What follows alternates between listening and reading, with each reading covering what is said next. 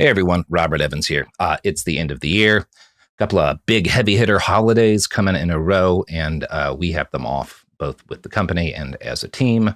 So since there's not a new Bastards episode this week, and also since Henry Kissinger just died, we figured this would be a nice time to rerun the original 6 Henry Kissinger episodes. These are great, I think, are a useful introduction if you or perhaps your friends and family don't know why a lot of people are happy that Henry's no longer in the world. I want to thank, again, the Dollop guys, Dave Anthony and Gareth Reynolds, for being wonderful guests for this. I checked in with them before we did this just to see if they had anything to plug. Dave Anthony has an album out that you can find. It's a Hothead by Dave Anthony. You can go to daveanthony.bandcamp.com. I probably don't need to spell Dave Anthony for you, right? That's a simple enough one. And then we've got Gareth Reynolds, who is going to be touring, quote, all over the place in February and March of 2024. They have too many links to promote as one, but if you go to GarethReynolds.com, that's GarethReynolds.com, you can find their schedule for live shows. Gareth is wonderful. Check those out too. Anyway, nothing else to say. Here are the episodes. Man! Yeah. How we all... This is behind the Dollop bastards. Dollop, right. Dollop the bastards. This is those Dollop bastards. Mm-hmm. So, I don't know. What do you guys think? Out of all of the characters y'all have covered, who do you think Kissinger gets along with best? Oh, my Dave's God. Better than I mean, that's a tough one. That judge in Texas with the bear? I mean, the judge in Texas with the bear, he definitely gets along with. There's definitely guys like, the guys who did the filibustering, Walker and those guys who just love to just take over other countries. Yeah. Kill many people. We've never experienced this level of casualty. No. Yeah, we haven't. This is quite a few. This is, I mean, like there are evil. It's the spray of your evil that is so remarkable about this. The ability to have your finger on this button with this level of darkness is, I don't know. It's a little, I wouldn't say it's, we've covered evil motherfuckers, but I don't think they've been able to scattershot in the way that, Kissinger's. I mean, it's a rare talent at a rare time on a rare team. I would put Jan Peter Zoon Cohen, who was the the Dutch colony guy, the East India Dutch colony guy. Right. He did a lot of fucking killing. Yeah. And he definitely had the same sort of attitude, very casual about there's been a lot killing of people. Yeah, the killing because we're white Americans. Yeah. Or just white people just, for land has been, it's a theme. Andrew Jackson I would put up there with this. Jackson, he's at that level of like monstrous national leader who believes in a fucked up thing. Like in terms of his death role, Andrew Jackson and his white supremacy, Hitler and his Hitler stuff, Mao and some of the weird things he believed about crop rotation or like whatnot. He's at that level of like death toll, but he doesn't believe in anything. Like he's not trying to do a thing. He's not like he's not like attempting some new version of society. I guess that's the weirdest part of him, because this sort of death count usually comes out of ideology. Yes, that's exactly what I was trying to get at. Yeah. Imagine if his childhood affected him, what he would do. Yeah. Well, that might have an impact, right? Imagine if that had actually impacted him in any way. Yeah. And it's so fucked up that like it's fucking crazy. Again, we keep getting back to like Walter from The Big Lebowski logic, but like at least those other war criminals had an ethos. Yes. Yeah. Henry Kissinger, baby. You could negotiate or talk down, or at least there would be like an angle. At least like, oh, you are a person like, not to morally compare him negatively to Hitler, because for the record, folks, Hitler's worse, than basically. But there's at least, you can grasp onto a level of understanding with Hitler, because it's like, well, I believe in things, and I even believe in things that, like, I think it would be okay to, like, use violence in order to because of those things that I believe. I think there are situations that justify violence, and those are based on things that I believe about morality. And Hitler had things that he believed about morality that he felt justified violence. And so you can grapple at least with what must have been going on in the man's head when he did some of the terrible things he did. I cannot get into the head of a man who is willing to do this to keep a gig. Yeah. Right. Yeah. It's for a gig. Yeah, it's for a gig that he didn't even need. He didn't even need this job. No. He's almost as bad as Dr. Phil. Yeah. I mean, yes, that's a little bit hyperbolic, Dave. But. I don't think that's hyperbole. Dr. Philian levels of evil. It's also just the idea that 60 Minutes was like, take the keys, Hank. Have the keys, Hank. There you go. Yeah. Here you go, buddy. Yeah, just the continual normalization. It's like... Now, yeah, when it comes to the folks who will defend Henry Kissinger or even call him a great statesman, and those folks do exist, I have read some of their books. When you get to those people, there are generally a couple of achievements that they will trumpet. It's like, well, you have to give him, these things, right? Oh, God. And they sound impressive on paper. In 1973, he and North Vietnam's Lee Duc Tho won the Nobel Peace Prize for their work in the negotiations that became the Paris Peace Accords, right? Winning a Nobel Prize for stopping the Vietnam War. Impressive sounding on paper, if you don't think about the fact that he extended the Vietnam War, like it helped to, right? Was a part of that. He did negotiate the first strategic arms limitation treaty and anti-ballistic missile treaty with the Soviet Union. Those are good things. Yeah, but he yes. The whole thing is it would be like nukes are great. It's like congratulating Sully Sullenberger if he threw the geese into the jet. If he had been breeding geese in that exact airfield for decades. Geese and he was making bang noises to scare him into the plane when he landed it on the Hudson. Yeah. And they were like, wow, what an amazing achievement. Yeah. And yeah, it's one of those things like, yeah, he got, and part of like the arms reductions that he secured with the Soviet Union are less impressive than they sound. I was just talking in the last episode about that documentary Command and Control. And one of the points it makes is that like these Atlas II missiles, which nearly killed half of the people on the East Coast through radioactive fallout, were obsolete and not effective and recognized as not being useful. But they were kept in the arsenal, not because we needed them, but because we were going to have a treaty with the Soviets soon, and we wanted to have something we could give up that wouldn't actually cost us anything. Oh my God. Like that, like it's that kind of shit. Like that's all of the fucking, He fucking got rid of spent fuel rods. Basically, yeah. How about the garbage? Yeah, and he does this. He helps negotiate reductions in nuclear arms after pushing the missile gap myth for the JFK administration, right? He did help pass an international convention against biological weapons, which is cool if you don't think too much about the defoliants that he ordered spread out across Southeast Asia. Jesus Christ. We need to stop people like Henry Kissinger. We have to stop. I must be stopped. We must stop me. This is the only way to appease me.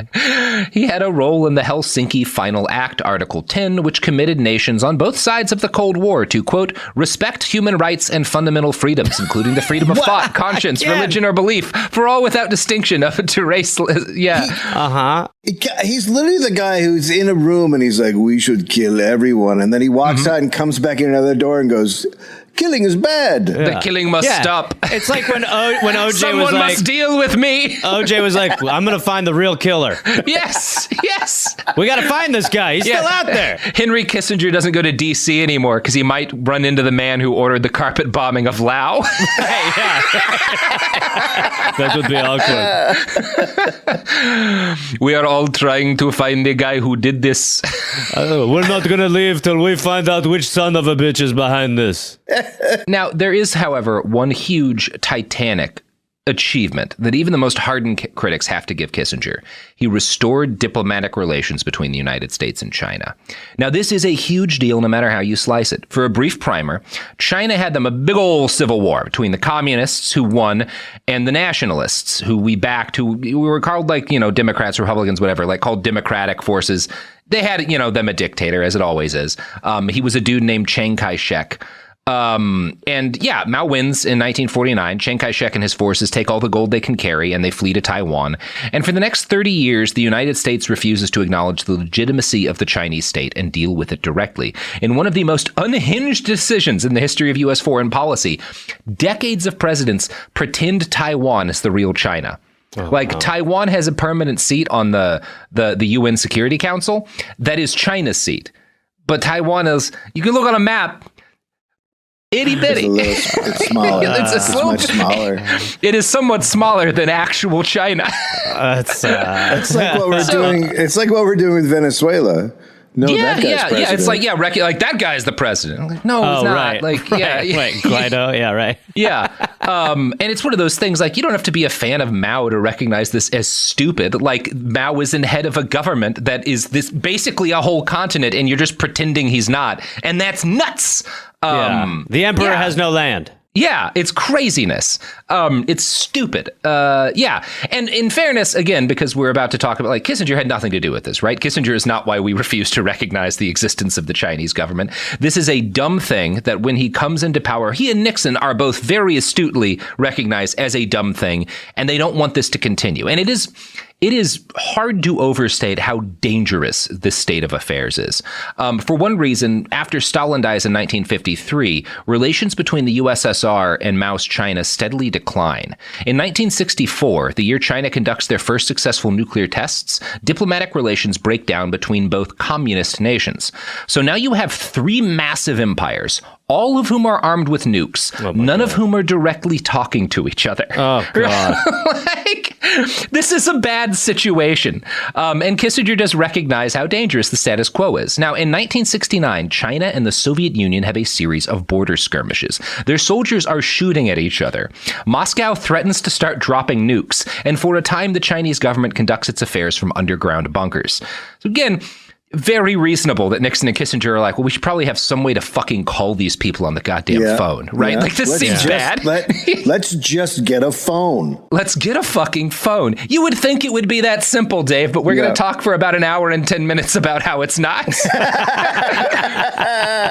So by the time 1971 comes around, Nixon and Kissinger were also both looking for a major diplomatic coup that could distract from the fact that they hadn't quite managed to end that whole Vietnam War thing, and had in fact made it all very much worse. There's also some rational self-interest in here. You know, whatever else you can say about them, I don't think either of these men want to die, and they recognize, like, well, this could cause a nuclear war that ends all life on Earth, including us. We should probably deal with this. Yeah. They finally realized that life is actually has purpose once it's there. Yeah. It's also one of those, this is getting a little off topic, but like, people talk about, you will see, at least on the right, people say like, well, you know, if the nationalists had won the Chinese Civil War, a lot less people would have died. And it's like, well, the specific things Mao did that killed a lot of people wouldn't have been done.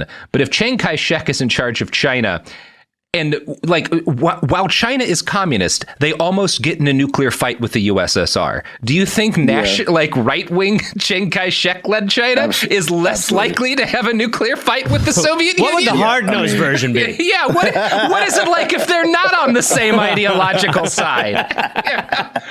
Yeah, people don't talk a lot about the fact that the USSR and communist China nearly nuked each other, just like the US and the USSR. Yeah. And also Mao killed landlords. So are those people? Well, fair. Yeah, some of them were landlords. It's not the landlords we're complaining about. It's the people who didn't have grain.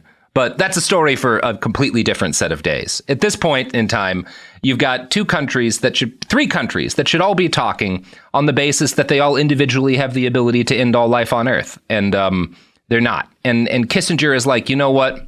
I can get in here. You know, I can make this work. And also, it'll help us win an election. So it just so happens that 1971 is also a time in which China is willing to sit down with the United States. Mao wants U.S. help negotiating with the Soviets, which is very strange and like the does not make a whole lot of I can't talk to these guys. I can't talk to these guys. You know, I needed someone who else can't talk to these guys. Nixon, you love communists. Get in here. You know, it's just you've got like the way the Cold War is portrayed from the 1,000-yard view to people like watching the propaganda of whatever state. And then you've got like Mao being like, hey, Nixon, I need your help to deal with these Soviets. I need a rational partner. And Nixon being like, you're drunk. you know who's gonna get me, cinch me, Richard Milhouse Nixon, the election in 72, Mao Zedong.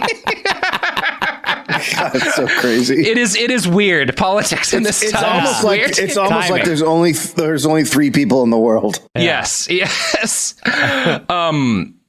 So this is, and Nixon, Nixon's very much down to talk with China, but it is not that simple because since the diplomatic situation has been dumb for so very long, there aren't like U.S. diplomats in China that we can like send a message through, right? Like you literally don't have those ties. So the U.S. does have ways of communicating with the Chinese government. They're through back channels, though, because you can't admit publicly that you're doing it because Taiwan is your ally and Taiwan doesn't want to acknowledge that the Chinese government is a legitimate government. Very dumb.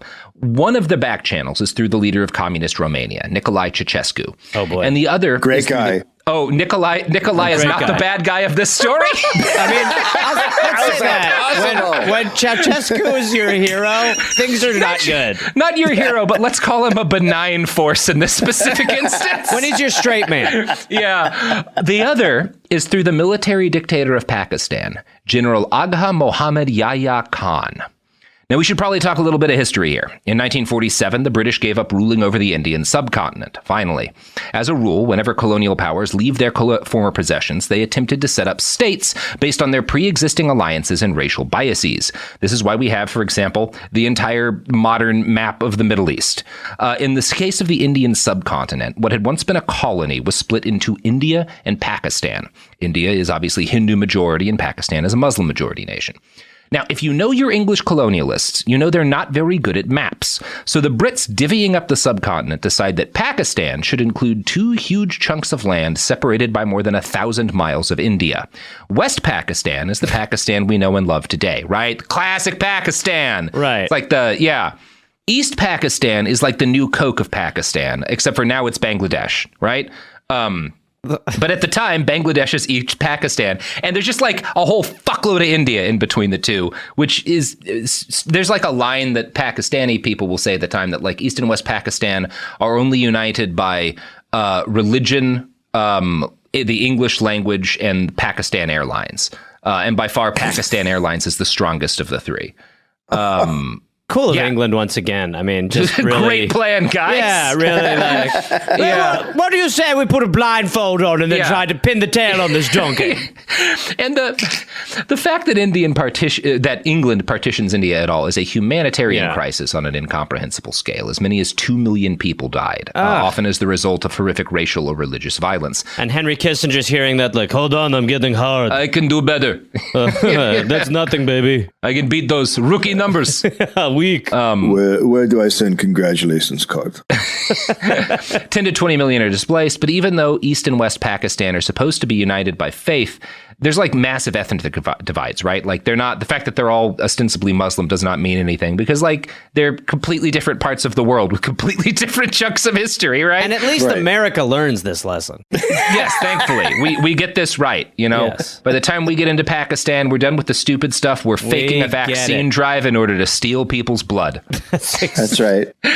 As it should be. The good CIA. guys. Yeah, the good guys are back. I know how to fix this. Yeah. Yeah. Here's the Smithsonian Magazine kind of laying out the relationship between East and West Pakistan by the time Kissinger and Nixon take office.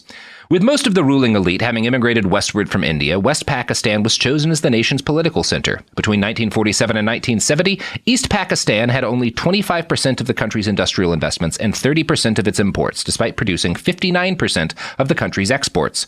West Pakistani elites saw their eastern countrymen as culturally and ethnically inferior, and in an attempt to make Urdu the national language, less than 10% of the population of East Pakistan had a working knowledge of Urdu, was seen as further proof that East Pakistan's interests would be ignored by the government. Making matters worse, the powerful Bola cyclone hit East Bangladesh in November of 1970, killing 300,000 people. Despite having more resources at their disposal, West Pakistan offered a sluggish response to the disaster. As French journalist Paul Dreyfus said of the situation, over the years, West Pakistan behaved like a poorly raised, egotistical guest, devouring the best dishes and leaving nothing but scraps and leftovers for East Pakistan. Well, that's not cool. It's not great. It's not great. And Pakistan's military is what's in charge, right? It's a military dictatorship. They run everything. And they are hyper-focused on India, who is their primary geopolitical rival. In 1965, Pakistan attempts to invade Kashmir, sparking a vicious conflict. And I'm not giving you the whole detail of the conflict between India and Pakistan. Please don't take this as me throwing all of the blame on one side or the other. This is just like the barest Cliff's Notes because we have a lot to cover in this episode. And the U.S., it's worth noting, had been selling arms to both countries in 1965. What? Yeah, I know. Very disappointing. No. America? Yeah. Strange. Come on. So, Gosh, our history is so different. LBJ's administration was forced by public outcry as a result of this to issue an arms embargo on both nations. Pakistan saw the embargo as unfairly harming them, and as a result, there was bad blood among the high command towards the Democratic Johnson administration. By the time Kissinger and Nixon are in the White House, the president of Pakistan is, again, this guy Yahya Khan. We'll just call him Yahya because it's fun to say. Yeah. It's very fun to say. Yeah. He took power in March of 1969 by forcing out another general and instituting martial law. Kissinger once wrote of him, "Yahya is tough, direct, and with a good sense of humor. He talks in a very clipped way, is a splendid product of Sandhurst, and affects a sort of social naivete, but is probably much more complicated than this." Now, Sandhurst is like the British Royal Military Academy. It's like, broadly speaking, British West Point. Okay. Yahya affected an English air. He carried like a swagger stick. He dresses like he's a British officer. He acts like he's a British officer, right? He is also a raging alcoholic. One Pakistani politician noted, he starts with cognac for breakfast and continues drinking throughout the day, night often finding him in a sodden state. Nice. So he's always on spring break. Yeah, he's just a drunk dude who always carries a stick for hitting horses. It's very good. I'm going to con whack him. Yeah. I mean, Churchill drank a fuck ton too, right? Yeah, I mean, yes, absolutely. So there is just something about JFK was on meth for a decent chunk of his early presidency. Oh, wow. So great. It's we're like when we point out that a guy like Yahya is drunk, it is not to contrast him with Western leaders who are why don't also you just point some out the kind ones of who aren't fucked up. drunk? I think what's his name? The guy who came after Nixon but not right after. Carter. Probably pretty sober in the White House. Yeah, but his brother was sober. making. His brother Billy's was making beer. Billy was like, "I'll tell you what, I'll drink for Jimmy, no problem." Oh, Billy.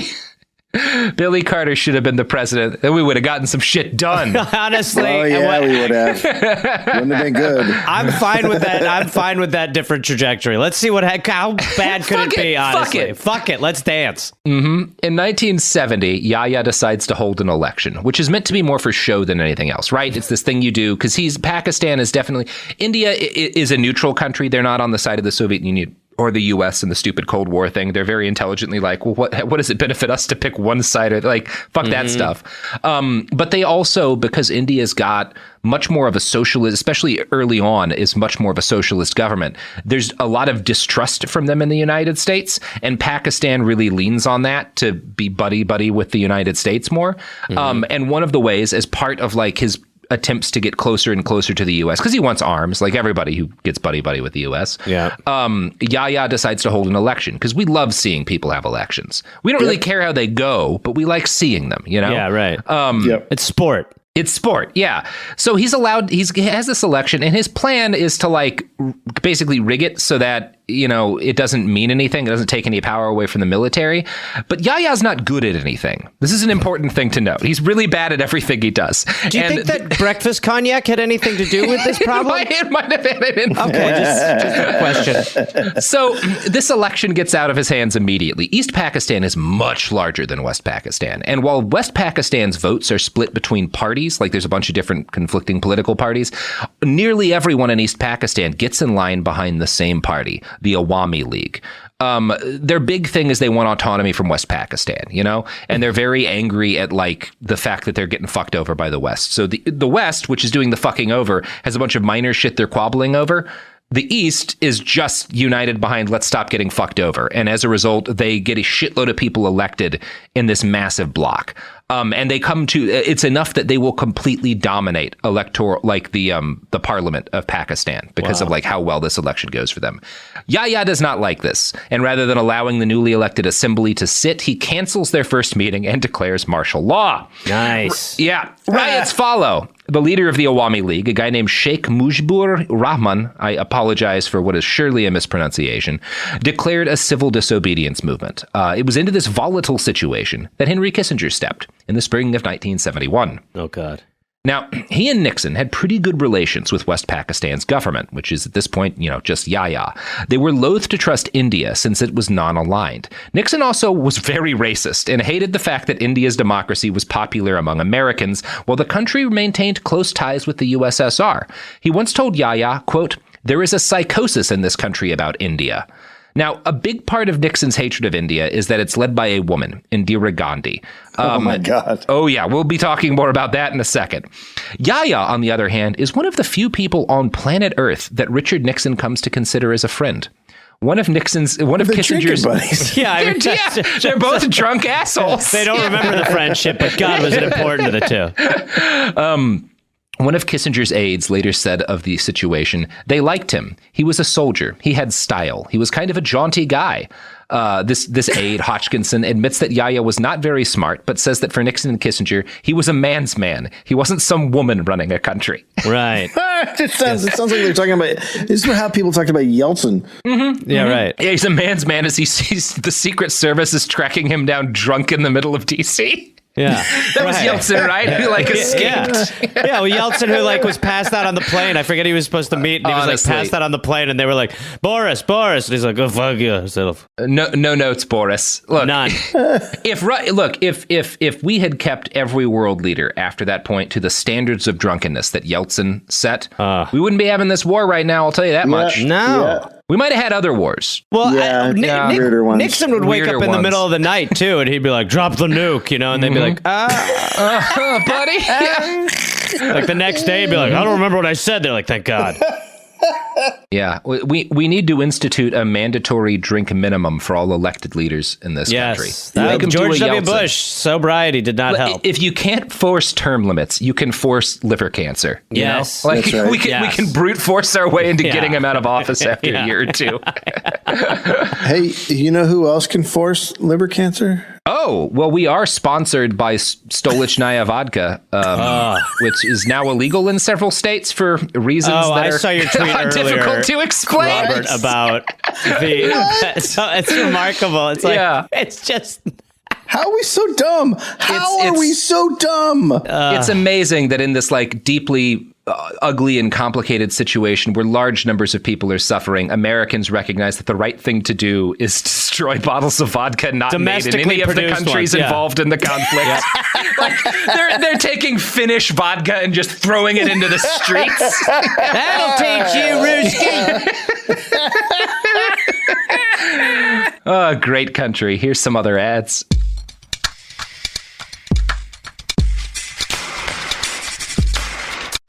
We're back. Man. That was a good set of ads.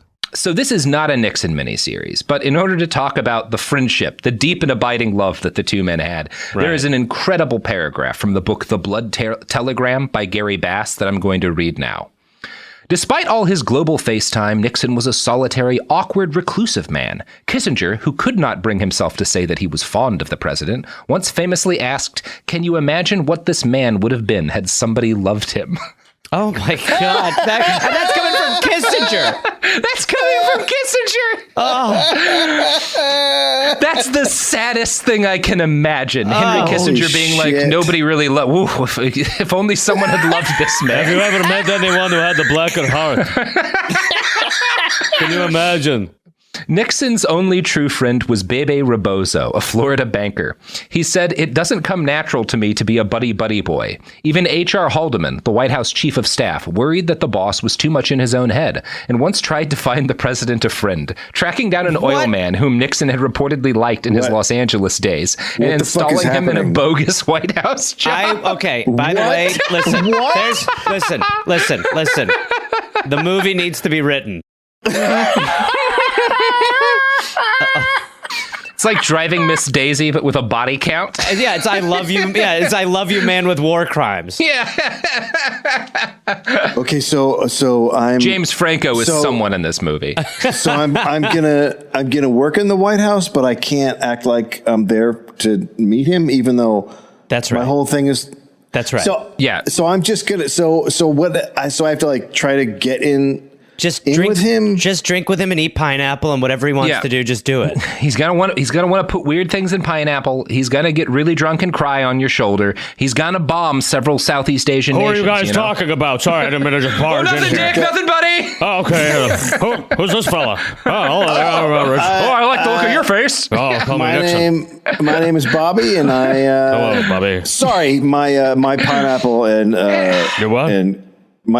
For lunch, I have pineapple and cottage cheese every day, and it just got out of the The microwave. best meal is absolutely the best lunch. Oh, you like that too? That's all I eat. Well, yeah. In between just guzzling vodka, that's generally what I have.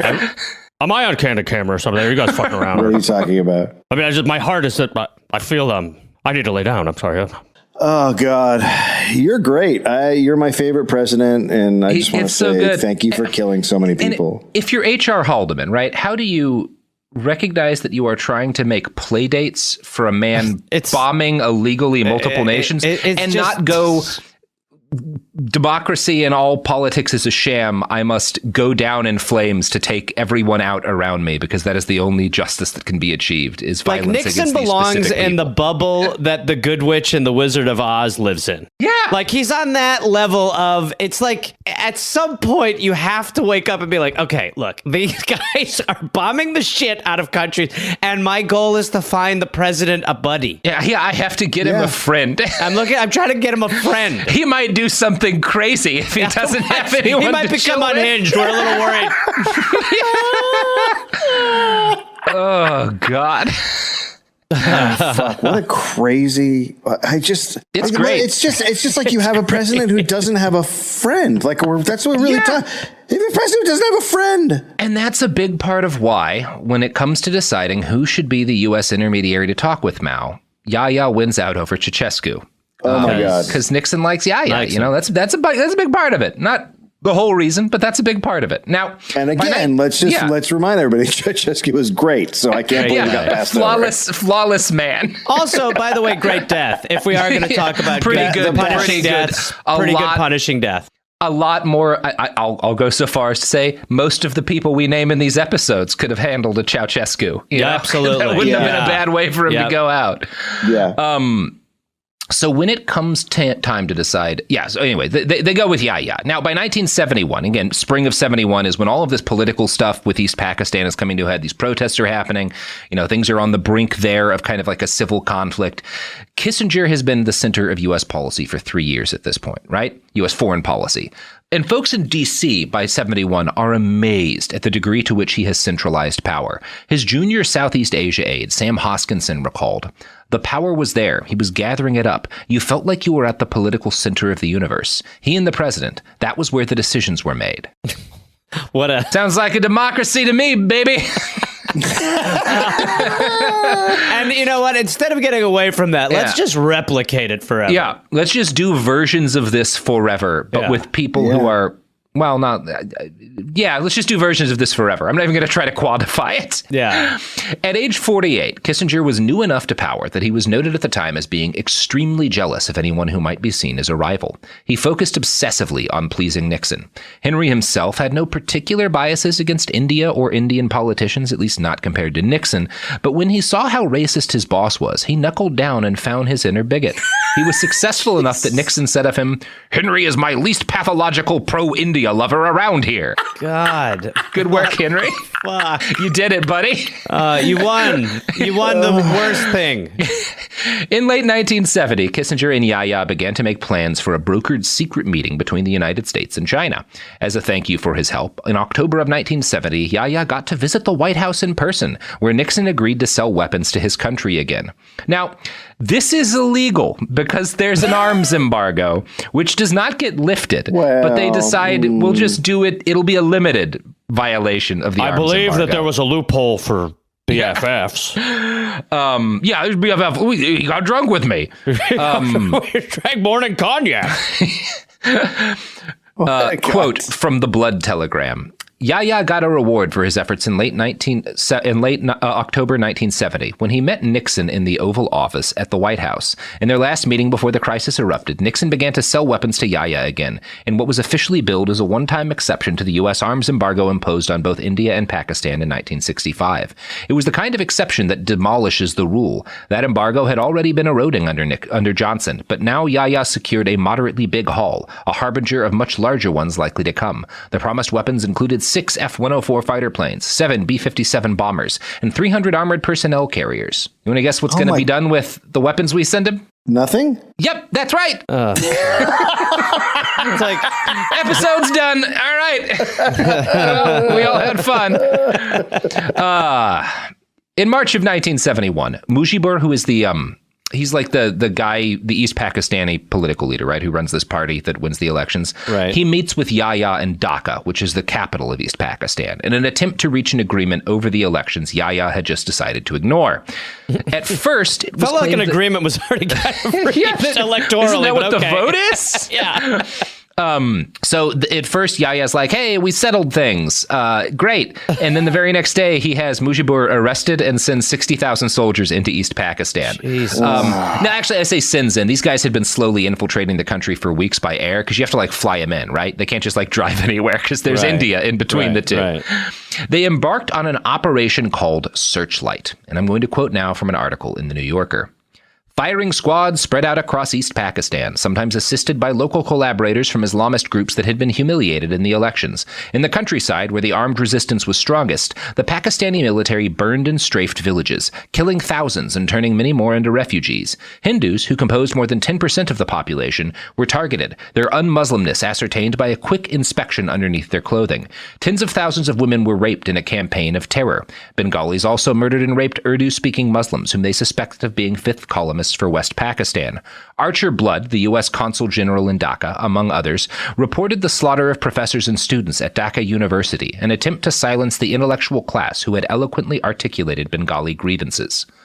So, Archer Blood is and the Blood Telegram really goes into detail about this guy. One of the very few cases of a powerful State Department or of a State Department official with some power who's like a genuinely good person. Blood works all over for the State Department He's got as a such an diplomat. evil name.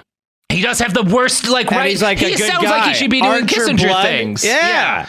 Sounds like he should shoot fire arrows. He has opportunities to be in like what are considered more prestigious postings, including Greece, but he doesn't want to be in Greece because it's a CIA-backed dictatorship at this point. And Bengal, what becomes Bangladesh, is like, he feels like I can do something there, right? It's this place that has a lot of like legitimate problems, but also there's this like burgeoning democratic movement and people are like taking, and he's renowned in the area for like being incredibly social with Bengalis, like his kids make friends with local children who live around. They invite them into their home and have slumber parties. Like he's just like a nice person. Right. And you're not going to rise to, who wants that guy? Blood sends a telegram to Nixon and Kissinger. Dave, when we tweeted about this, you asked, will there be blood? And I said there was going to be a blood telegram. Yeah. This is what that is. In the blood telegram, Archer Blood attacks the Nixon administration for their deafening silence towards the violence in Bangladesh and moral bankruptcy in the face of what he termed a genocide. And this gets signed by every diplomatic official who's in Dhaka.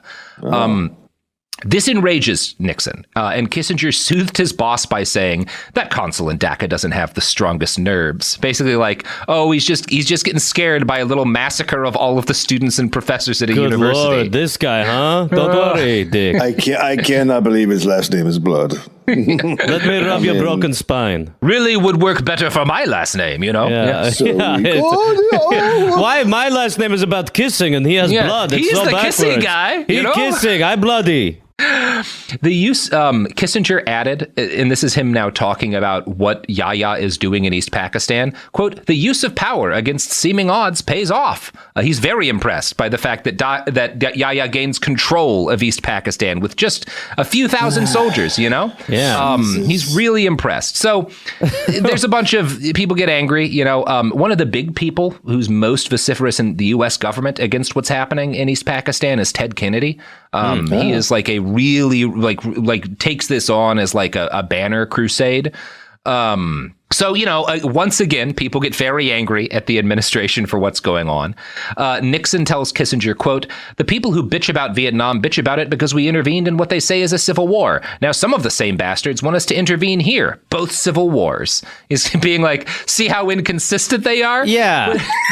You know, Pick. What do you want? Like, Henry, do you think selling arms to one side in a civil war might be intervening? Yeah. Like, is it possible They want us to put our thumb on the scale. We're not going to do that. We have integrity. We're not going to do that. Oh, Yahya needs how many more missiles? Absolutely. Sure. We'll give us some missiles. Absolutely. So Kissinger writes up a policy paper in which he urges the U.S. to, quote, make a serious effort to help Yahya end the war he'd started. And again, this isn't even really a civil war. East Pakistan isn't like mobilizing a vast army to fight for their independence. They voted. And then Yahya sent soldiers to kill them all. Yep. Civil war. It does. Like, there start to be guerrillas, and like the Indian government starts sending weapons into like the guerrilla fighters in East Pakistan. But like the massacres start first. Well, and again, I mean, like to what you're saying, he held an election. I mean, this would be like if David Cameron just like had tanks the day after Brexit. Yeah. Oh God, that's not a bad idea. That's not. I would have. I mean, marginally better, I guess. Britain somehow colonizes the EU. Oh my God, Britain finally colonizes itself. I say there, you work for us. Well, we already bloody work for you. No, you don't. Now you do. No, we already did. We're British. You work for the British now. Oh yeah, and because of their Sandhurst educations, Gareth, your same fake accent can work for Yahya. Oh, lovely! 'Tis I, no. So, bit of cognac on the mind, I think. Nixon responds to Kissinger's policy paper with a handwritten note that he adds to the paper saying, "Don't squeeze Yahya at this time." Do you want to Which kill is good Yahya? advice under normal circumstances. In May, India. Pass this to Richard. And this is, you know, India, there's a degree of legitimate concern among Indian people for like the humanitarian crisis. There's also politically, there's tons of refugees, right? And so there's also this like very blunt political, like, well, we can't let this be happening because refugees are a political problem for us, right? There's states, you know, nations don't make decisions ever because it's the right thing or the wrong thing to do. But India is broadly speaking on the right side of this one. I think that's fair to say. So because they're watching what's happening, India starts massing troops on the border of East Pakistan in order to potentially intervene. But they don't do anything yet. Nixon tells Kissinger to cut off economic aid to India if they intervene in this genocide. And Kissinger responds, quote, the last thing we can afford to do now is to have the Pakistani government overthrown, given the other things that we are doing. This is a clear reference to their plans to meet with China, right? He's very directly saying the reason we can't let anything happen to Yahya's government, even though they're carrying out a genocide, is because we need him to get to China. Now, Kissinger follows this up with a sop to Nixon's racism, calling Indians, quote, the most aggressive goddamn people around there. Jesus Christ. Again, I mean, it's obviously like the projection is obviously insane.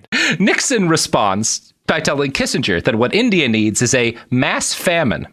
Kissinger does not. Jesus Christ. Kissinger does not disagree, and he follows up by saying India has no right to invade another country, quote, no matter what Pakistan does in its territory. Okie dokie, I'm going to take a 5. You guys can keep going. I'm going to take a 5.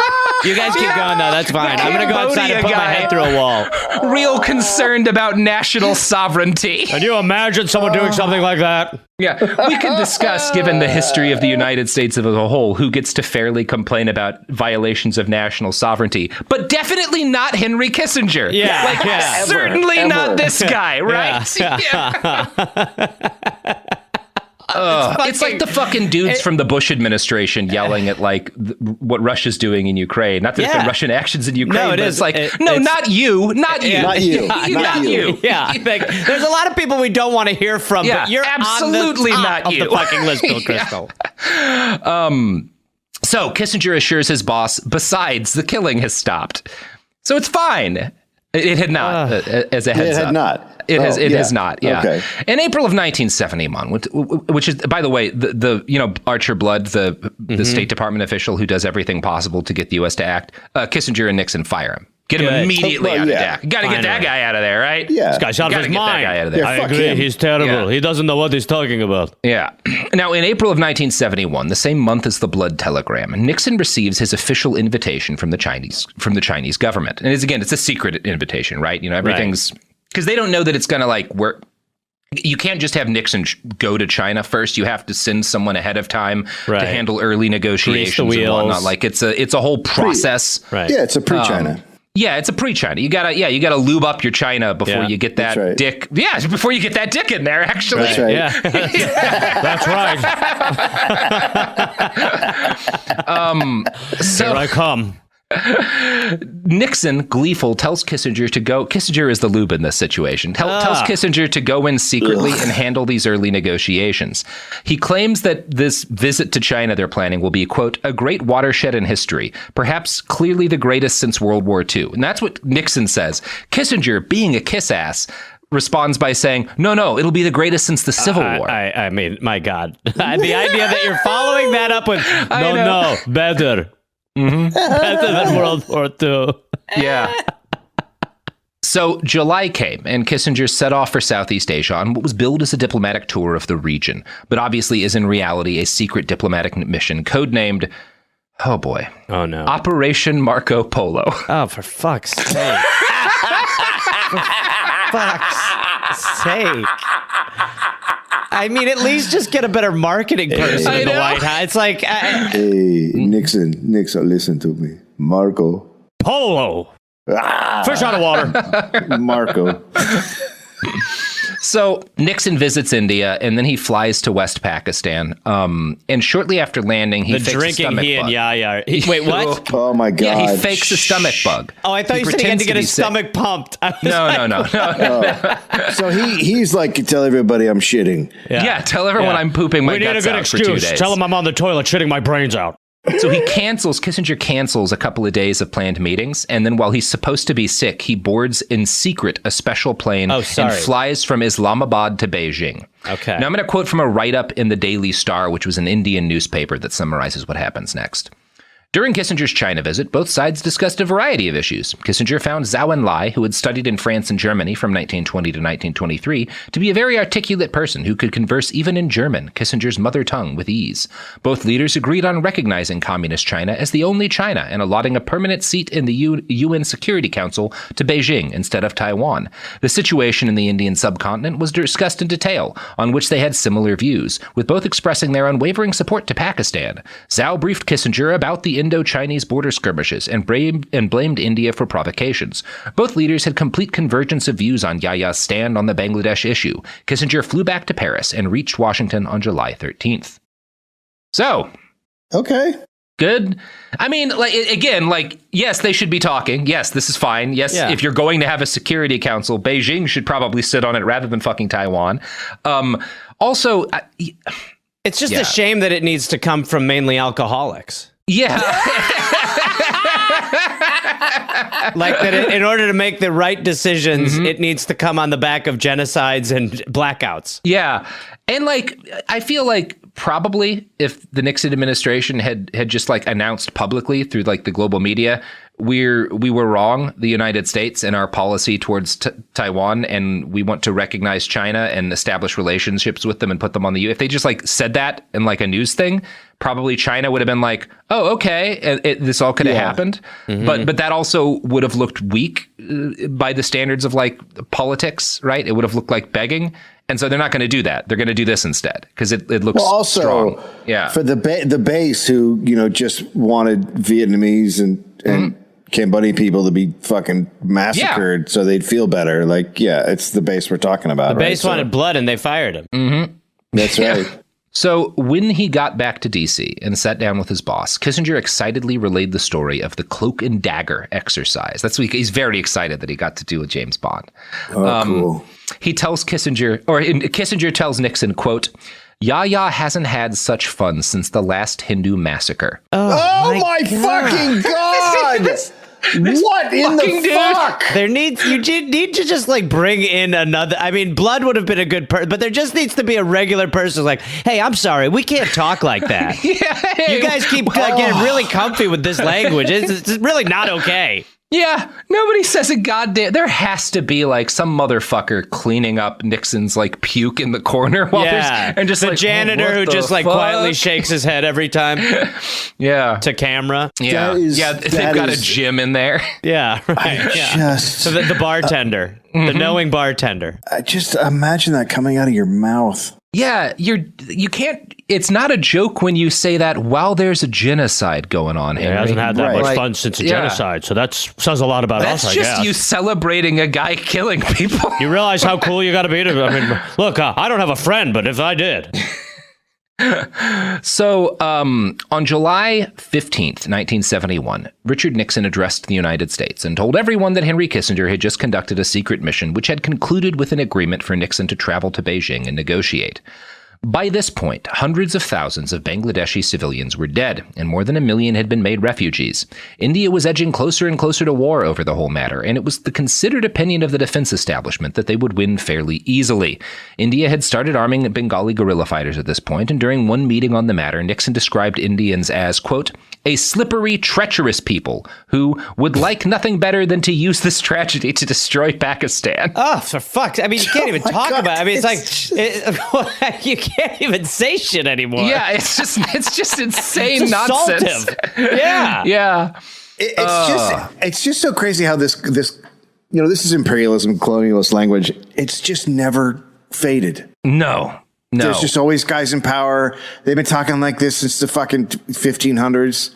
It's never stopped. This guy's not, you couldn't really call him in power, but it's that fucking journalist for whoever talking about like Ukraine and like, this is the first war between civilized nations. It's like, what the fuck, dude? Yeah. Like, it's quite different to see people who are white and European do it. That feels quite different. And the way he's carefully, that journalist you're talking about, the way he's carefully picking his language, and he's like, you're like, wait, this is your thoughtful version? He has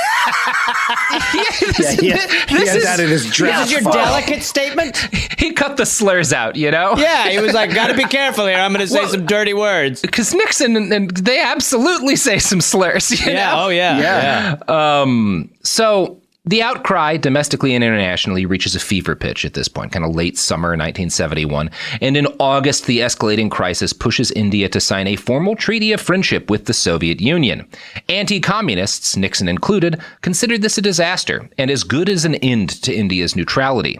But condemning Yahya or stopping the sale of U.S. weapons to a country committing genocide was not considered an option. No. Yahya had to be kept in power until the China trip was conclusively locked down. Jesus Christ. I'm going to quote again from the Blood telegram.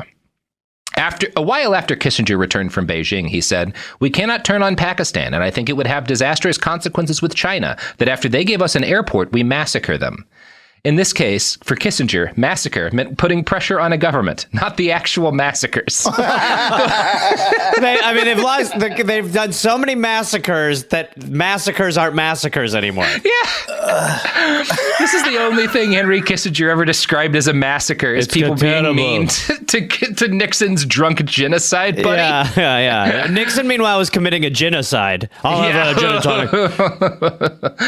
Oh, that's good. That's good. That, you know what? Somebody make a Nixon-themed gin cocktail. The genocide. It should be red in color. Pineapple. Definitely cherries. A little bit of your own puke from the first sip. So, also in August, George Harrison and Ravi Shankar organized a benefit concert in New York, supporting relief efforts in Bangladesh. Nixon brushed this off to Kissinger, saying, quote, "Biafra stirred up a few Catholics, but I think Biafra stirred people up more than Pakistan, because Pakistan, they're just a bunch of goddamn brown Muslims." Oh, for fuck's sake. Fucking Christ. Yeah. We need to bomb the Beatles. Yeah, Am I being we have to recorded? nuke the Beatles. We have to This kill the isn't being Beatles. recorded, right? No The one's only one we recording could keep is Ringo. He seems like we could maybe shift him. Yeah.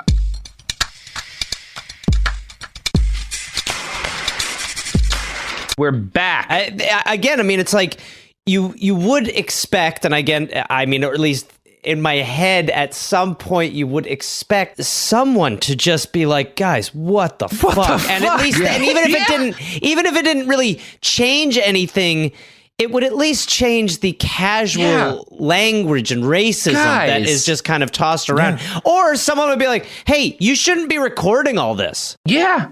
Yeah. Oh boy, you shouldn't be recording all this, Dick. Hey, I'm gonna hit That's stop why on we this. have all this detail. I'm gonna hit stop on this. Yeah. I'm gonna stop Nobody this real quick. infiltrated the Nixon administration. Yeah, here. Nixon did. Nixon was like, I think we got a mole and it might be drunk me. I think the blackout means recording us. We need to fight a war on night, Nixon. On October 25th, 1971, the People's Republic of China was admitted to the UN as a permanent member of the Security Council.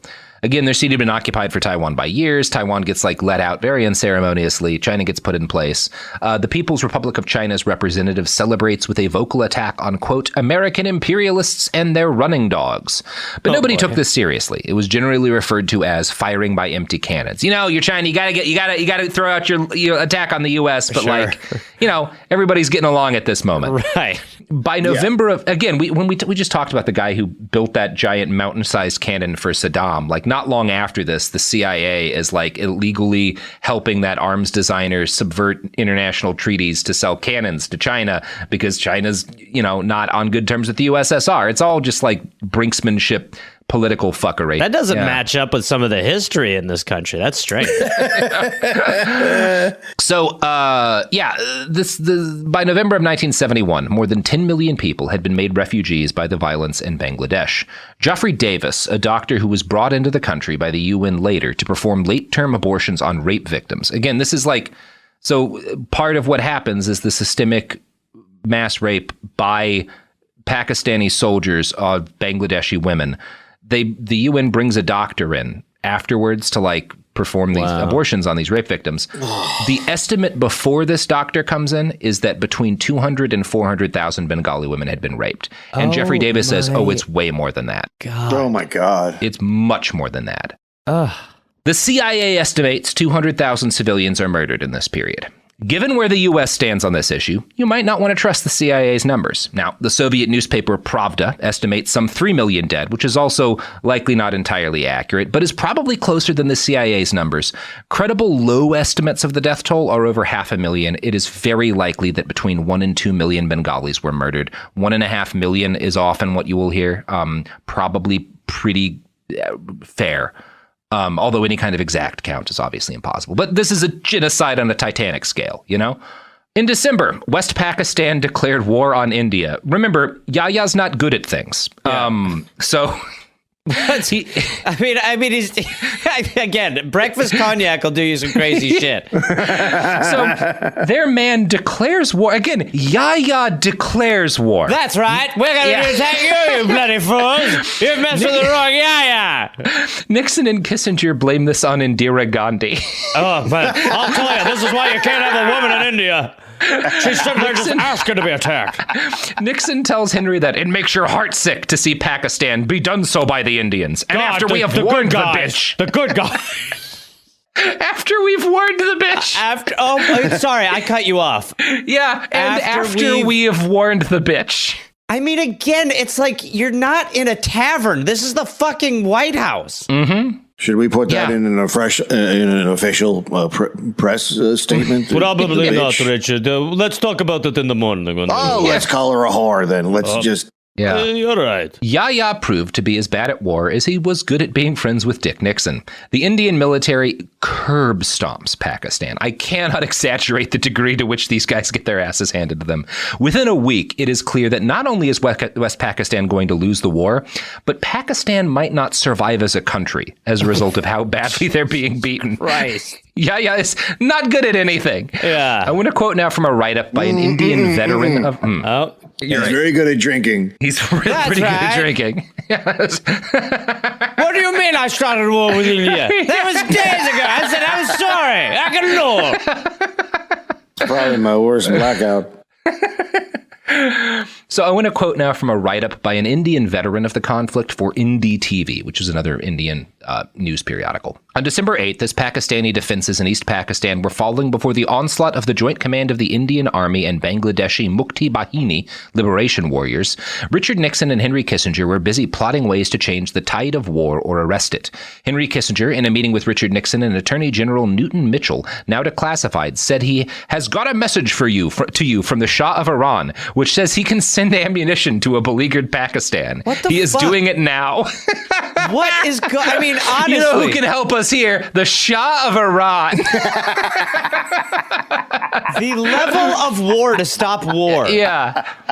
So who's another piece of shit we can bring in on this? The brilliant diplomat also revealed that Iran will send fighter planes to protect Jordan from Israel, while Jordan will send jets to Pakistan for the war effort against India. It's like what? Honestly, what is like? It's how like an NFL trade works. Yeah. How could you have thought this would work? I mean, it's a drunk game of Risk. Yeah, it is. Yeah. He's just wasted playing Risk. Yeah.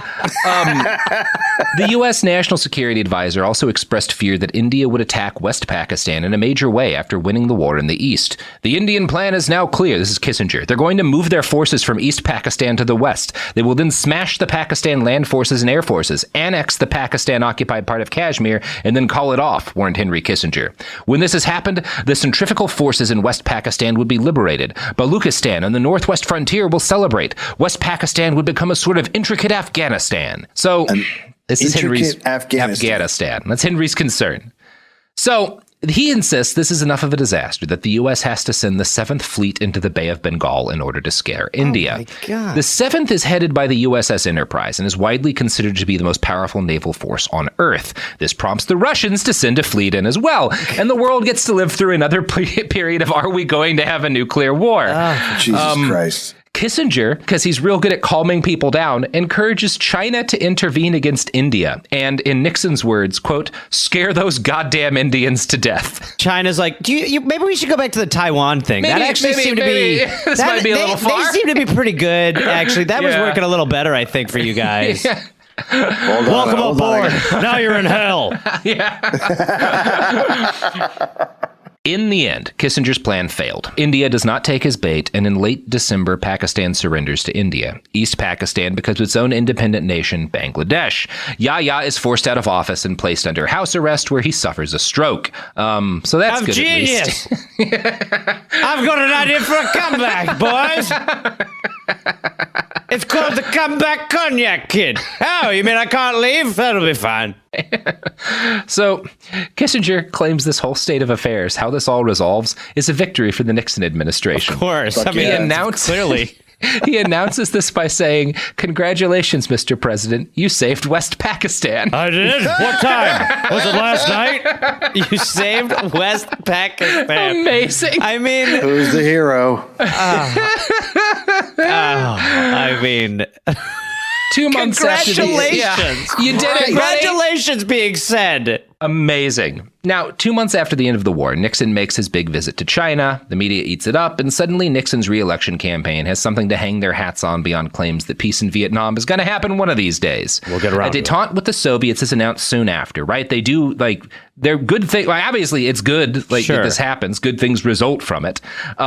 During a conversation later that year, Kissinger tells his boss, no one has yet understood what we did in India, Pakistan, and how we saved the China option, which we need for the bloody Russians. Why should we give a damn about Bangladesh? Well, there you go. That says that says it all, right? Yeah. There it is. Nobody's congratulating us on how good of a job we did. Yeah, well, I mean, in their opinion and their track record of foreign policy, it's all about egg breaking. Yeah. You know, for whatever version of omelet they insist they're serving. Yeah, and it's like, yeah, man, I agree. The U.S., Mao and fucking Kissinger, or Mao and Nixon should have sat down and talked. Like, all of these conversations should have been happening. Détente with Russia, good. Feel like you didn't need to back a genocide to make that happen. You know, like that wasn't a necessary ingredient. It's easy to look back on a genocide and go, was this right or wrong? But when you're in the middle of a genocide, you're like, this seems pretty okay. I mean, I'm getting a which genocide are you on? How else can I talk to people? I'm having cognac with Yaya before flying to China. And keep in mind, I'm good here. I'm pretty much blackout drunk for all this. So that's pretty good for a guy who can't walk in a straight line. Yeah. Anyway, that's how Henry Kissinger made peace between the nuclear powers. Well, Jesus fucking Christ. No asterisks on that one. Yeah. I mean, it is the most chaotic, insane fucking nonsense. It's just crazy. No, it is on a level where, I mean, it's been hard to process the whole time, but now it's like, it's normalized. And you're seeing the version when they're sort of, the training wheels have been taken off, how much they are actually doing and getting away with in way, like, again, I mean, just to have an adult in the room, but I mean, you fire the adult, obviously, but it just is absolutely fucking preposterous that this is not well known about, or even if it is well known, how the fuck Kissinger keeps showing up over and over again. With all these people that people are sycophants for in our politics. No, I can never get over the fact that Hillary Clinton was campaigning with him. Yeah, and that people were like, "Oh, look who's back." Shady. One of the things that's this doesn't really like mark on like the moral list of things that he did wrong, but I just find it so shameful that, like, again, you have all of these other people, like all of the folks we've talked about, like like Nixon, who do horrible things, but are like also getting to like exercising power, and like the big men, and like, you know, the dudes at the, like, I don't know, they're not like sycophants, whereas Henry is just sort of like sucking up to everyone around him in order to further war crimes, which again, it doesn't rate discussing on a moral level compared to everything else. It just is like, that's the guy he is. Yeah, like, he's just like a power guy. He is. He's just like he is not. I mean, and also, and I don't mean to keep beating this drum, but they're drunk. Yeah, well, I don't think Kissinger is, but Nixon for sure. No, that's what I mean. Yeah, and Yaya is. Yeah, Yaya is, and Nixon is, and Kissinger is not, and he's still like, that's a pretty good idea. Yeah. You know, it would be like if you're around like you're in a car ride to Florida with 3 drunk guys, and they're just like, "Hey, well, what did we drink last night?" And the one guy's like, "I haven't drank, but let's go to Florida." God, it's, man. And the blatant racism as far as like who you're willing to sacrifice. I mean, you know, as usual with this country where you really do not give a fuck. They really just literally do not care about anybody who's not white. Would they just don't fucking care. Why would they? I mean, if you're them, there's no referee in this game. So foul as much as you want. But to fucking, you know, grow up with the Nazis right there and watch the Holocaust, and then Dave, be able to his childhood was not affected by this childhood. That's true. Sorry, no impact on going back to that, but that again, we've sort of knocked that domino down. That did not happen. Like it never occurred. It didn't happen. Clearly, it is. You know, that's why, look, that's why he's fine with what's happening in Bangladesh. He knows it's not going to affect those kids, the ones who survive. Those who lived through history are doomed to repeat it. Because it was fine. Yeah, because it was fine. It was completely fine. It was fine. Why? Because I said so. Yeah. Anyway. I just typed in Kissinger's name into Google, and the first thing that comes up is UK. Pile of vomit. Oh God, what did he say? Fucking hell. We don't need to settle the Ukraine crisis. Start at the end. I don't even want to know. Oh, that was 2014. What the fuck? Okay. Still nonsense. Like, of course, yes, it would be great to start at the point where there's not a war, but that's not really helpful, Henry. Thanks, Henry. Thanks, buddy. Yeah, okay, whatever. He's on the same thing. Yeah, he's doing kiss. Like, it doesn't matter. Like, obviously, when you say like, there's things like the fucking nuclear disarmament, where like you can find moments in history where he's right. It doesn't matter if he's right or wrong about a specific issue, because we see what he actually does, which is whatever it takes to keep himself close to power. Like, he doesn't believe anything to the extent that he's ever right or a part of something good, like arms reductions. Yeah. It's because that's the thing that the people who he's sycophants to want to do. And it doesn't matter that he supported the opposite thing for years, like, because he doesn't care. He Yeah, just because wants it's to a be parasite powerful. just looking for a host. Yeah. Yeah.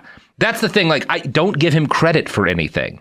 Like, No. Well, Like, it's funny. yeah. It's funny you say that, because all these articles about what he said about Ukraine in 2014. So people are going back to like, he said, and you're like, yeah, no, that guy's a fucking war if criminal. only so who he'd cares what thought he to said? start at the end of the war. If only we'd thought of that, Henry. Great point, Henry. Solid. Thanks, buddy. We're gonna start a GoFundMe to get you bones. Yeah. Oh, God. Oh, I hope Lord. if he doesn't die immediately, obviously him dying immediately is my primary hope, but I hope if he doesn't die immediately, he lasts long enough to get sucked into one crypto scam. You know, just one good cryptocurrency scam. Can we get that at least? I want him to start his own crypto called Hank Bank. Hank of America. I am now blockchain. You can buy a piece of my skin. Each NFT represents an individual time Richard Nixon vomited into my lap late at I've night. become an NFT. Oh, God. Wow. All right. Well, Well, you guys well want done to again. plug anything here? I mean, again, it's getting harder. Woo, all right. We are the Dollop, and you can go to dolloppodcast.com for tour information. We will be all over Australia and America this summer. And and then you can go to my website, which is GarethReynolds.com, for stand-up dates domestically and in Australia. And go to Parasite.com, which is just pictures of Kissinger. Yeah. Go to his Parasite. Go to his Parasite. I have a novel. You just Google AK Press After the Revolution. It's for pre-order now. You can still get it signed. Every copy, I will spit on Henry Kissinger's grave once when he dies. So make me dehydrate You're gonna need myself, an IV. folks. Robert's getting woozy. Everybody, hurry! Look, like all politicians, I won't entirely keep my promises. Some of that spit's gonna be piss. You know, some of it's gonna be piss. Here we go. Already breaking it. Yep. Sad. Thought I knew you. Oh, God.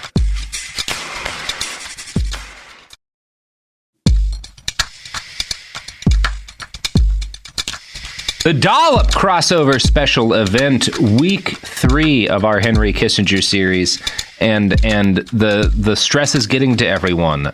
David and Gareth fighting viciously. I'm not. I mean, I've been quite calm. I just when I'm attacked. Like constantly. Henry Kissinger, I am attempting to maintain a balance of power between you and the state of detente. You get it. You have the answers. Yes. Our podcasts are now bombing Cambodia. Finally, a show that I relate to. Oh boy. Well, this is week 3. Can y'all believe we're already in the home stretch of this series? Is it week 3? Yes. Wow. Episodes 5 we've been and 6 living together today. for 3 weeks. I know. Most podcasts don't make all of the guests live together, but How do they do it? What do they do? Yeah, I think with like the internet. I'm gonna have to look that up in my dictionary. Yeah, so, well, I've enjoyed our time here. I've really I don't want to leave. So I mean, but Yeah. we should. I got to go back. Dave has a family. We could do another couple of episodes on Henry Kissinger, but Let's just do one a year for the next 5 years. There we go. We'll just be like a reunion show. Yeah, what's Henry Kissinger up to? A revival. Yeah, there's probably more chapters coming. Yeah, hopefully just dead soon. Hopefully dead is what he'll be up to. I don't think that ends it. Somehow I feel like that's not going to be enough. Yeah, we'll be doing the episode about how Henry Kissinger brings the army of hell back through a portal to somehow fight on both sides of the Ukrainian war. And the army of hell's been misled as to the rationale. They're like, you said that there was going to be a lot more slavery here. Guys, wait, follow me. Come with me. I'll show you where they hide the WMDs. Henry Kissinger. I should have studied Kissinger's accent before this. I totally blew it. Yeah, You do have an ear for accents. it's all I really right. do. This will be so iconic that it will retroactively become Henry Kissinger's accent. Kind of like the Nazis are now British. I do one Kissinger accent. I nail one thing. Hello, governor! That's the only Really good. Perfect. Wow, it's like we're there. It's like we're in the Oval Office. I am excited for when, what's his name? The guy who did Vice, that director. What's his fucking name? You know the movie I'm talking about, the Cheney movie. Yes, Adam McKay. When Adam McKay does his Kissinger movie in 10 more years, he'll use that accent, David. That'll be great. Dave will be on set coaching Christian Bale. Yes. You know, you're saying hello, and it's really more aloe. Like aloe vera.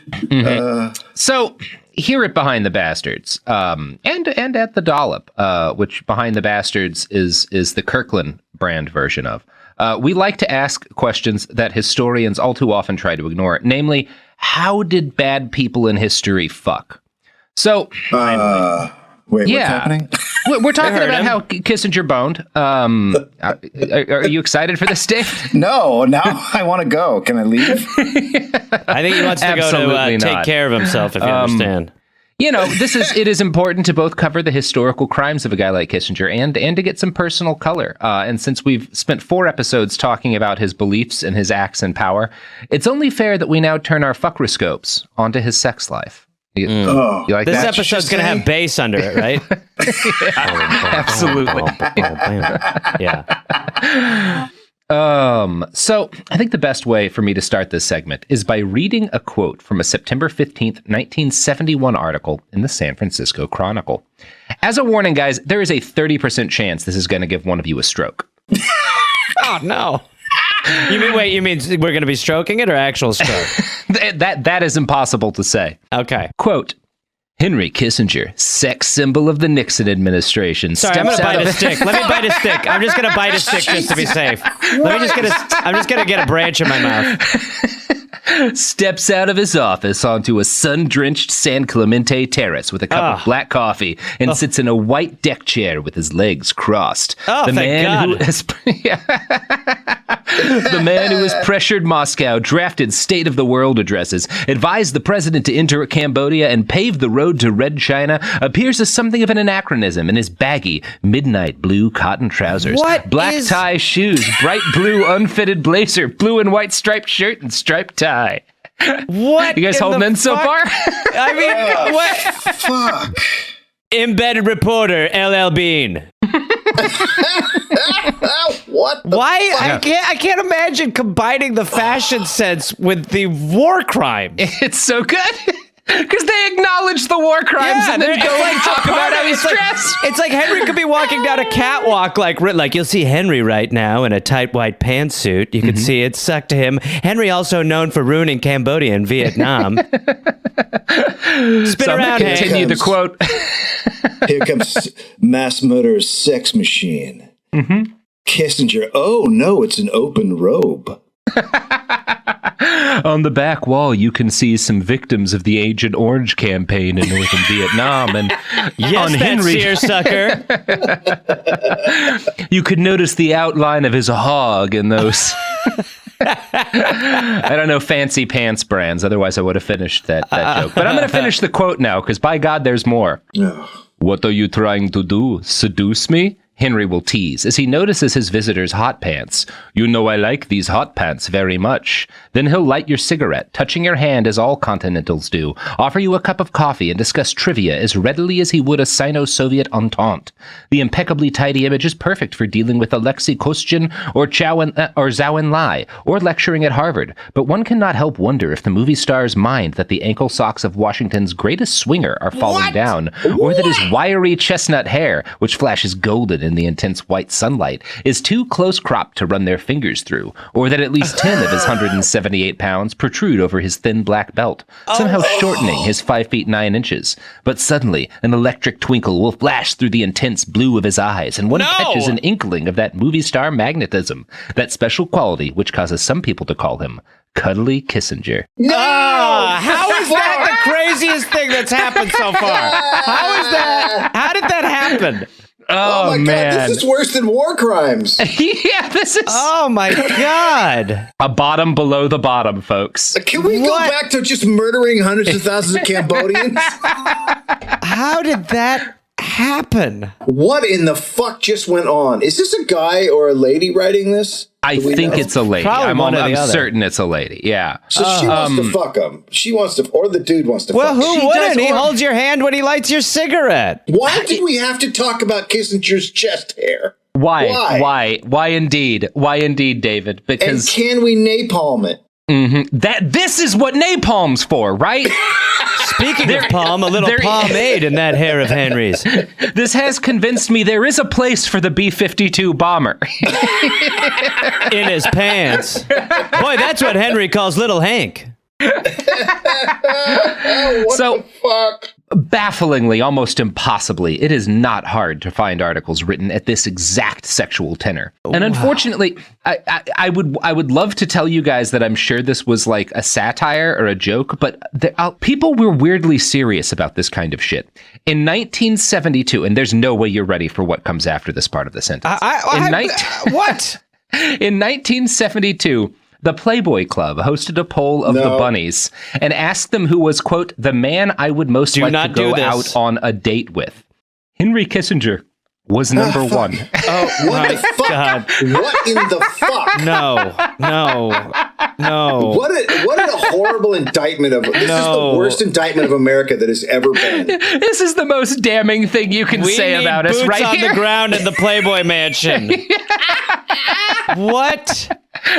How is that? I can't. It's like we're in the Back to the Future Biff timeline. Well, hold on. The man who massacres hundreds of thousands knows how to fuck. That's just an old saying. That is an old saying. I want to fuck you like I fucked the people of Vietnam over.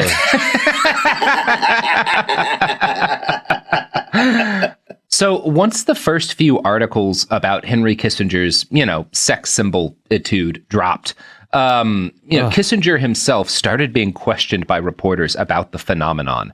His standard reply became one of his most famous quotes. Power is the ultimate aphrodisiac. Ugh. I mean, people are attracted to Yeah. psychos too. Like Ted Bundy had like a fan club, and I've been compared to Jeffrey Dahmer a number of times, looks wise, Yes. which has always been a pleasure. And you're both very handsome young men. And yes, thank you so much. And both still in the primes of our youth. Absolutely. But it's like you feel like there is a separation with him and what. It just seems very like a very strange connection. It's baffling. Other than that, here's the sad thing.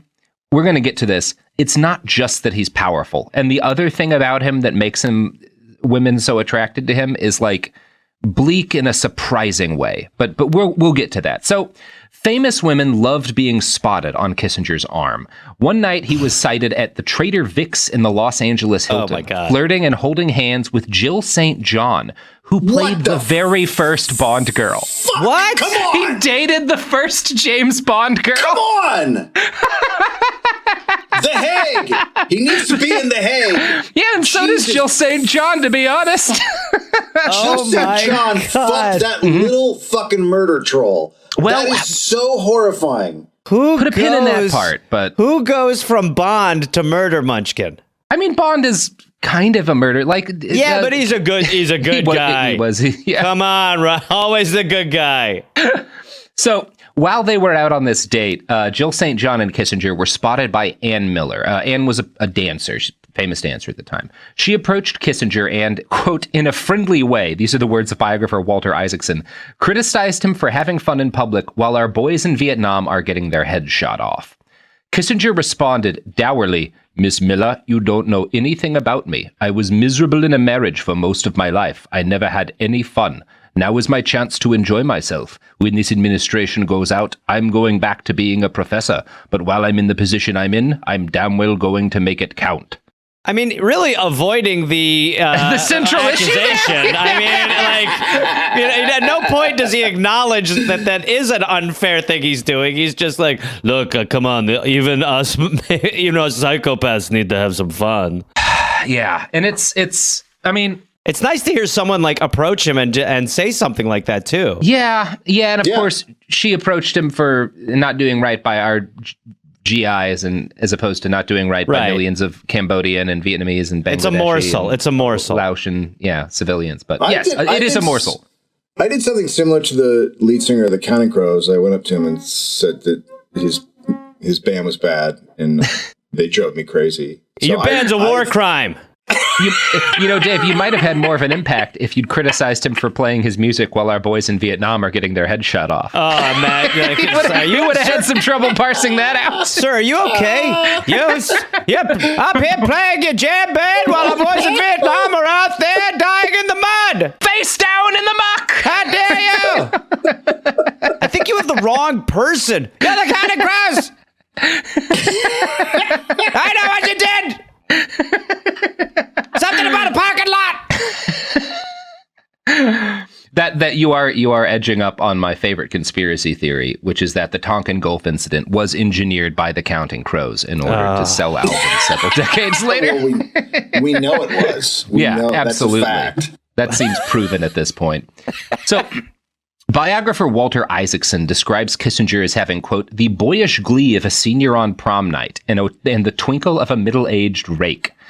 He regularly had, quote, striking blonde women come with him into the White House on lunch dates so he could show them off to his colleagues, telling a coworker on at least one occasion to eat your heart out. So he's very much like bragging to other dudes about the fact that being Henry Kissinger has turned him into a sex symbol. He just had a gun and he was like, no, literally, eat your own heart. So it was known that Kissinger's notorious temper could be somewhat offset by tossing young women in front of him. When his staffers fucked up and had to give him bad news about a scheduling issue, they'd send the youngest female secretary they had to go and give him the news. The White House press office used Diane Sawyer for this purpose. Oh, my God. Eventually, the two started dating. Oh, my God. Fuck. I mean, Jesus Christ. she should not be allowed to still be doing news. I mean, I know, right? You need to have your news license revoked. Do you think he just comes pure poison? Oh, Yeah, it's like yes. sarin gas. Yes, It's just like a gas slowly releases. Yeah. We could harness Henry Kissinger's cum to get Europe off of Russian crude. They're going to drop the Kissinger goo on us. Diane Sawyer later told New York Magazine, quote, the power of Henry working a room is still seismic. All of a sudden, everybody wants to step up their game and say something he'll find interesting or funny. And, I don't know how much of this is just like he's clearly a charismatic man, right? He clearly has... It feels like it's Yeah. dinner for schmucks, and he's like the rube. Like it feels like Everyone's it's not just doing like this as a bit. Everyone's just doing a bit. Like it's just like it's incongruent with the person that I see and hear about. That you're like, oh my God, if you could get in a room with Henry Kissinger, just get right next to him. You will not leave his side. Yeah, not only obviously he's sexy. Obviously he's sexy. Who wouldn't want to fuck Henry Kissinger? Of course. Who wouldn't want to? Now, this is all profoundly upsetting, but it gets bleaker. So, if Walter Isaacson, who's probably Kissinger's best biographer, if Walter Isaacson is correct, the reason all these women liked hanging around Henry wasn't just that he was powerful. And no, it was not that he had, incredible dick game, which I'm sorry for saying that in the context of Henry Kissinger. Don't ever Thank you. say Thank that you. again. I appreciate it. We just lost. I appreciate it. We just plunged in the rankings. I believe that's a fireable offense. I'm going to quote now from Kissinger, a biography by Walter Isaacson. Kissinger's secret with women was not all that different from his one with men whom he wanted to charm. He flattered them, he listened to them, he nodded a lot, and he made eye contact. But unlike the way he was with most men, Kissinger was exceedingly patient with women who wanted to talk. Very few men in the 1970s actually listened to women, according to Betty Lord. Henry talked to you seriously and probed for what you knew or thought. He was someone who could and would make a Jill St. John feel intelligent or a Shirley MacLaine feel politically savvy. Next to Ingmar Bergman, he is the most interesting man I have ever met, said Liv Ullmann. He is surrounded by a fascinating aura, a strange field of light, and he catches you in some kind of invisible net. Over long dinners at public places, he would listen with sympathy while women talked about themselves, their lives, their hopes, and even sometimes their slightly wacky New Age philosophies. He would call them on the telephone late at night and talk for an hour or more at a time. He was a great friend, especially a telephone friend, always there when you needed him, said Jill St. John. The dirty little secret about Kissinger's relationship with women was that there was no dirty little secret. He liked to go out with them, but not home with them. His fascination with affairs tended to be foreign rather than domestic. Henry's idea of being romantic was to slow down his car when he dropped you off at a date, said Hauer. He may have been, in fact, the most celibate lecher in Washington. People say, yes, he doesn't do anything with these girls, his friend Peter Peterson once remarked. Wait. Well, yeah. What the fuck is happening? So he's a little asexual. I don't know if he definitely had sex. He had relationships. He had kids. But I think the being seen with women, the being seen as a sex symbol I don't think he had a particularly high sex drive. I don't think he's going out and like fucking his way through like famous people. I think he likes being seen in public with beautiful women. And I think beautiful women, number one, he's safe. Like he's not gonna pressure you for anything. And number two, he'll actually listen to you. Like he's good company. It's an extremely low bar. So, it's really bleak, right? There is like something to that. You know, it's like he's doing. Yeah, I think that even now with guys, like when I'll hear like guys talk, you're like, yeah, it's like just be respectful, and it'll probably get you like. I mean, it at least makes you not an asshole. Yeah. I mean, he's. You know what it is? I think. The women in this situation are getting something out of it, right? Being with Henry Kissinger gets you in the news. It raises your profile. He's extremely famous and powerful. And you get taken maybe even more seriously, you know, as a woman who's a journalist who wants to be seen as kind of intellectual. Being around Henry Kissinger, he's a very serious public intellectual. It's good for your career. And also, he's just, men in power were so much worse than they even are now, that he was like the best dude in that world you could hang out. He's kind of like it's almost like a Batman villain again, in the sense that like he's this evil piece of shit, but yet he is also able to hold a conversation and not be a prick. And you're like, wow, who could pull off such opposing forces? Yeah. He treats women like humans. That's his magic. Yeah, literally that is his magic. He will look a woman in the eyes. Yeah, he is makes the only Jill St. John feel smart. The guy is a magician. Yeah, he is the only man in power in Washington D.C. who will like sit down with a woman and listen to what she has to say. Right, and as a result, he is the primary sex symbol of 1970s Washington D.C. Is so low. I mean, it's incredible. It also again it comes down to what we've talked about before with him, which is media normalization, and how it is just once you kind of create that bubble, most people just acquiesce, and then you're just like, you know, you kind of like Diane Sawyer's just like, oh yeah, well people don't throw bricks at him when he's outside, so he's okay. Now, Isaacson gives an example of a typical relationship, Kissinger's friendship with Jan Golding, who's a New York socialite he dated from 70 to 71. She was 22. He's like 50. And Kissinger had been given her name by given her name by Kirk Douglas. Oh, Jesus Christ. Kirk Douglas is the fucking hookup in this case. Oh my God. So Henry calls her one day without warning and asks if she wants to come out for dinner. When she flew down to D.C. to meet him, she was met at the airport by one of Kissinger's military aides, who drove her to a fancy club where he was dining. The two sat down to eat, and midway through dinner, Henry got a phone call and stayed away for 40 minutes. When he came back, he apologized and said that the Secretary of State had needed his advice. But whenever he was present, he paid close attention to her, and he asked her opinion on issues of the day. She found the overall experience heady. The two dated for half a year without any romance ever developing. Isaacson writes, quote, only once did they go back to his apartment, and when they arrived, an aide was there fielding telephone calls. By Golding's count, the phone rang 40 times. You couldn't do anything romantic in that place, even if you were dying to, she recalled. Who's dying? Nobody's dying to. She wants to get fucked by the old weirdo. Oh. Yeah, she's into it. I must warn you, my cock is horned. Yeah. Yeah, she said, I just don't think Henry was interested in sex. When it came time to perform, well, I just think he was too preoccupied for it. He didn't have time for it. Power for him may have been the aphrodisiac, but it was also the climax. Oh my God, that's what he... God. I know, that's a line right there. That's what he was doing in the bathroom for 40 minutes. Oh, Henry. So on one occasion, Henry was more honest than usual with one of his female friends, Oriana Fallaci, who's an Italian author and a former World War II partisan. She's actually a pretty fascinating person. He said, quote, "When I speak to Lee Duc Tho, who is the Vietnamese negotiator for North Vietnam, I know what I have to do with Lee Duc Tho. And when I'm with girls, I know what I must do with girls. Besides, Lee Duc Tho doesn't at all agree to negotiate with me because I represent an example of moral rectitude. This frivolous reputation, it's partially exaggerated, of course. What counts is to what degree women are part of my life, a central preoccupation.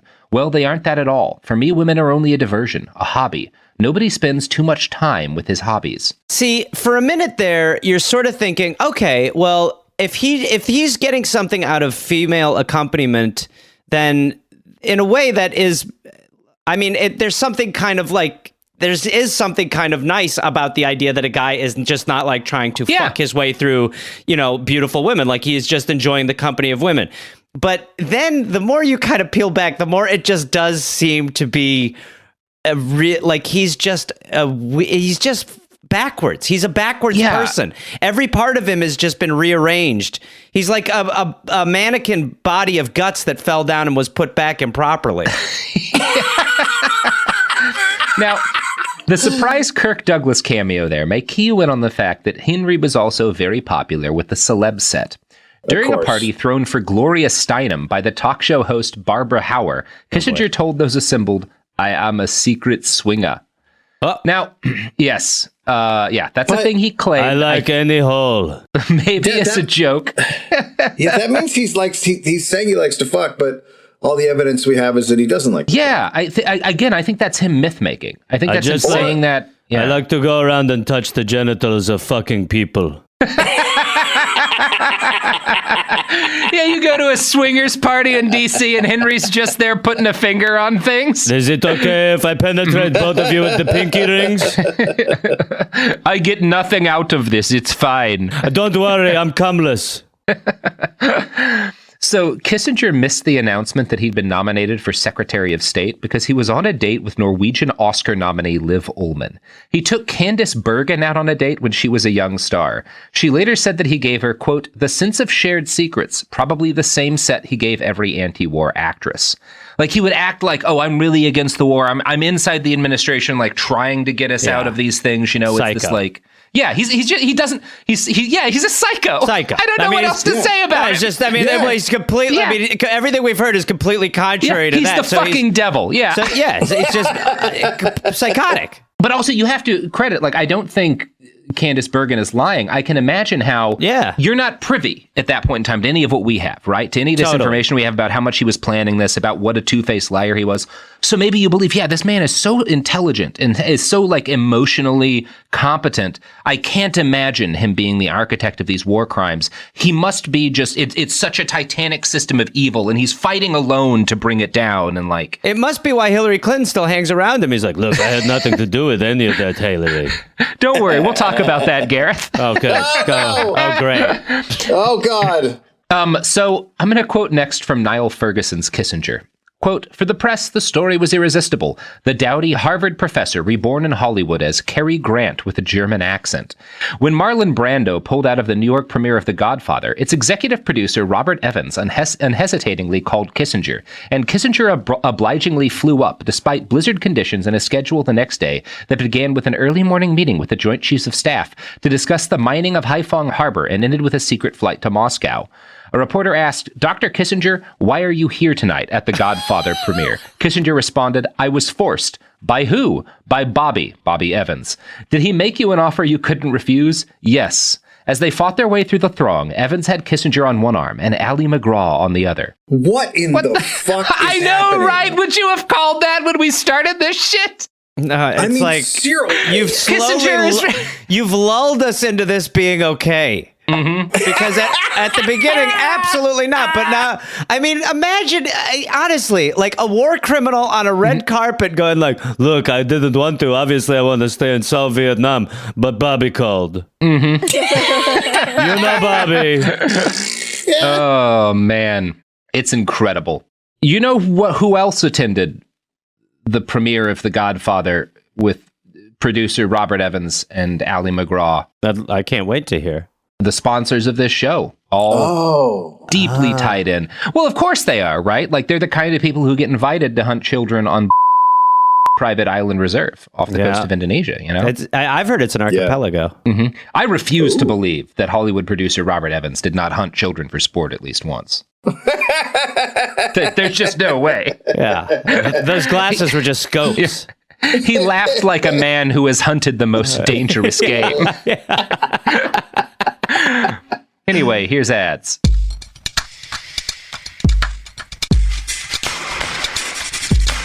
We're back. Now, in our Cambodia episode, I mentioned, and by the way, we're done with the sex stuff. You made it through. Wow. We did it. I ripped my sweatpants. My sweatpants half ripped. God. Please get back to the killing. Well, don't worry. In our Cambodia episode, I mentioned that the illegal bombing of Cambodia was leaked to the New York Times, and this was a big story, and it prompted Nixon to suspect that Kissinger's liberal staffers had been the ones who had done the leaking. And so after this gets leaked, Kissinger and Nixon worked together to orchestrate a wiretapping program. While Kissinger initially ran the whole program, he was actually in charge for only like a day. Nixon decided pretty quickly that he didn't trust Kissinger after all, namely because Herbert Hoover expected that Kissinger was the one leaking things. And this is because Kissinger absolutely was leaking things. Now, he was not leaking the bombing of Cambodia, right? But Kissinger had his favorite journalists that he'd leak things to. Some of them were guys he wanted to write a book about him, you know, and so he wanted them to give him positive coverage. Some of them were like leaks in order to hurt other people in the administration, because there's just it's Nixon's, we're not getting into this enough, but Nixon's administration is just like an endless series of power struggles. Everyone is fucking over everybody else, right? Yeah, right. Like that's the Nixon administration. Right. Yeah, it's incredible. Yeah, it's really quite a tale. So yeah, Kissinger's absolutely leaking some stuff. And that's it. Nixon is pretty aware of who Kissinger is leaking things to. And as Walter Isaacson writes, the real reason why he pulled Henry from overseeing the program was that the two were having one of their periodic feuds. Nixon actually made the call to pull Kissinger from the wiretapping program right before he flew to Camp David and like stopped returning Kissinger's phone calls for a week. It's this like thing it's like fucking 19-year-olds fighting. It's very Tell him I'm not here. Yeah. They literally had just little tiffs, and they have little tiffs. You know, they got their Send him to voicemail. Put him to voicemail. There's so much petty bullshit between Kissinger and Nixon, and they're very much like, if you've ever been in a codependent relationship, the Kissinger and Nixon will seem extremely familiar, because they'll be fighting over some stupid bullshit, and then things will get bad, and they'll like come together and be like all collapsing at the same time as they're propping each other up. It's very funny. Look, I mean, millions die, but I'm sorry that I said that to you earlier. Well, I've been waiting for your apology. I can't stay mad at you. That's how I Who feel else will I about bomb you. Cambodia with? Look, we have too many people to kill to stay mad at each other for this long, huh? So Get over here, you piece of shit. Despite Nixon periodically being angry with him, throughout the duration of the wiretapping program, Henry Kissinger retained the ability to pretty much wiretap American citizens at command. He would submit names to the FBI who would start a wiretap on that person. When the secret wiretapping program was leaked in 1973, and it blew up into a big congressional inquiry, Nixon took the blame, defending Kissinger by saying it was his responsibility not to control the program, but solely to furnish information to the FBI. So what they claimed is like, Kissinger wasn't ordering wiretaps, he was giving the FBI information on people we thought were suspicious, and they would decide to wiretap. And it's a coincidence that all he would do is hand them a name and they would immediately start the wiretap. Right. It's like he would give the garment to the bloodhound, but he wouldn't hunt the person. But he's not hunting the child. He's not looking for him. On So it's also, though, like, this might be the moment that proves Dick Nixon was actually a better person than Henry Kissinger. Because, oh my God. Because he did, like, kind of take a hit for his team. Not that he wasn't responsible for the wiretapping. It's a very low bar, Kissinger but you're surely right. was Like, too. Yeah. In the land of no respect, a man with 1 ounce has it all. It was like a tiny dollop, if you will, of honor from Henry Kissinger. And we just never see that, or from Nixon, and we just never see that from Kissinger. It's kind of like saying that like a cheese grater is better to fuck than the blade of a jigsaw, but you know, It's something. Boy, that got really. Well, no, now that I think about it, I mean, if someone laid it on the table, gun if to you your had head, to you'd pick, be like, right? Yeah. well, let's Hand me that cheese grater. Yeah. let's grate this cheese. What do we say, gentlemen? I'm going to drop trout. Let's get grating. So here's how the secret wiretapping program worked. Kissinger and another Nixon dude, I think it was Haldeman, would submit names to the FBI, which the FBI viewed as requests, right? The transcripts of that person's conversations then would all be sent to Kissinger's desk. So he got direct transcripts of every wiretap personally. And he would decide what to bring to Nixon. He wasn't the only guy. Because again, Nixon had multiple people kind of competing through this program, right? Right. He's like the head writer. Yeah, exactly. Yeah. So James Adams, head of the FBI's intelligence division, later told a biography that he did not think there was, quote, more or less wiretapping under Nixon than under previous presidents. What made things unusual then was that the wiretaps Nixon and Kissinger ordered were on NSC staff, individuals that were part of the White House family, in Isaacson's words, right? Quote, in other words, previous wiretaps had mainly been on suspected spies, potentially subversive union leaders and the like. A regular program of wiretapping one's own aides was, according to Thomas Smith, another top FBI official, unprecedented. Oh my God. It's amazing. That's what's amazing, right? It's like, well, no, it's not unusual to ask for this many wiretaps. Yeah. It's just normally on people that you're worried about, attacking the country, not people who you've hired. The FBI is like, we're okay with spying on dissidents, but they made us spy on their friends, and we feel gross about this. Did you see Henry Kissinger's wiretapping Nixon? Yeah. He's getting very catty. Kissinger's just asked for a wiretap on himself. Okay. I want to see what I'm up to. I don't trust myself. You were joking, but you have accurately predicted where the story goes. No! What the fuck? What? This is such a weird chapter of American political I don't trust history. me as far as I can throw myself. Oh God, I am such a fucking asshole. Look at what I was saying. Oh my God. So these wiretaps were all considered legal at the time. Although the Supreme Court did later determine that they were illegal, it was kind of like one of these, at the time they were legal, and because of how gross they were, the Supreme Court was like, you know what? No. And thankfully, the U.S. never wiretapped people again. That's the end of it. That's the end of it. Mm-hmm. Famously. That's why Edward Snowden is famous, for his reveal that no one was ever wiretapped again. That's why we don't know who Edward Snowden is. Yes, famous private citizen living in Ohio, Edward Snowden. Pull a name out of the air. Random guy. So a tremendous amount has been written on the subject of the wiretapping in the Nixon administration. I'm not going to go too into detail on it because, as sleazy as it is, wiretapping your friends doesn't quite measure up to war crimes. It's gross, but it's also not that gross in context. It's super weird. Yeah. Yeah, it's just weird. It's a weird thing about them. There is something I should read here that reveals something meaningful about Henry's character. William Safire was a New York Times op-ed columnist and a Nixon speechwriter. He later said that Kissinger was, quote, capable of getting a special thrill out of working most closely with those he spied on the most. So, Safire's attitude is he was doing this mainly because he thought it was, kind of hot to be wiretapping a guy that he was working next to. This is how he orgasms. Yeah. Finally. It's the power thing. It's the power thing, yeah. He knows, he loves that he's, fucking over someone he's just hanging out with and talking to, and they don't know. It's like Sliver. He gets this crazy thrill out of it. Yeah. He knows secrets about them. Oh God, it's so fucking weird. I'm going to wiretap that ass. So he gets that quote from Kissinger, power is the ultimate aphrodisiac. It's usually translated to him being that's why women are so into me, right? Because power turns people on. But I think it literally means that he kind of gets off on exercising power, right? 100%. That's his thing. Oh my God. I can even fuck my friends over. It is also worth noting that Henry wiretapped himself. Once he took office, he had a secretary. I was kidding! I know, but it happened!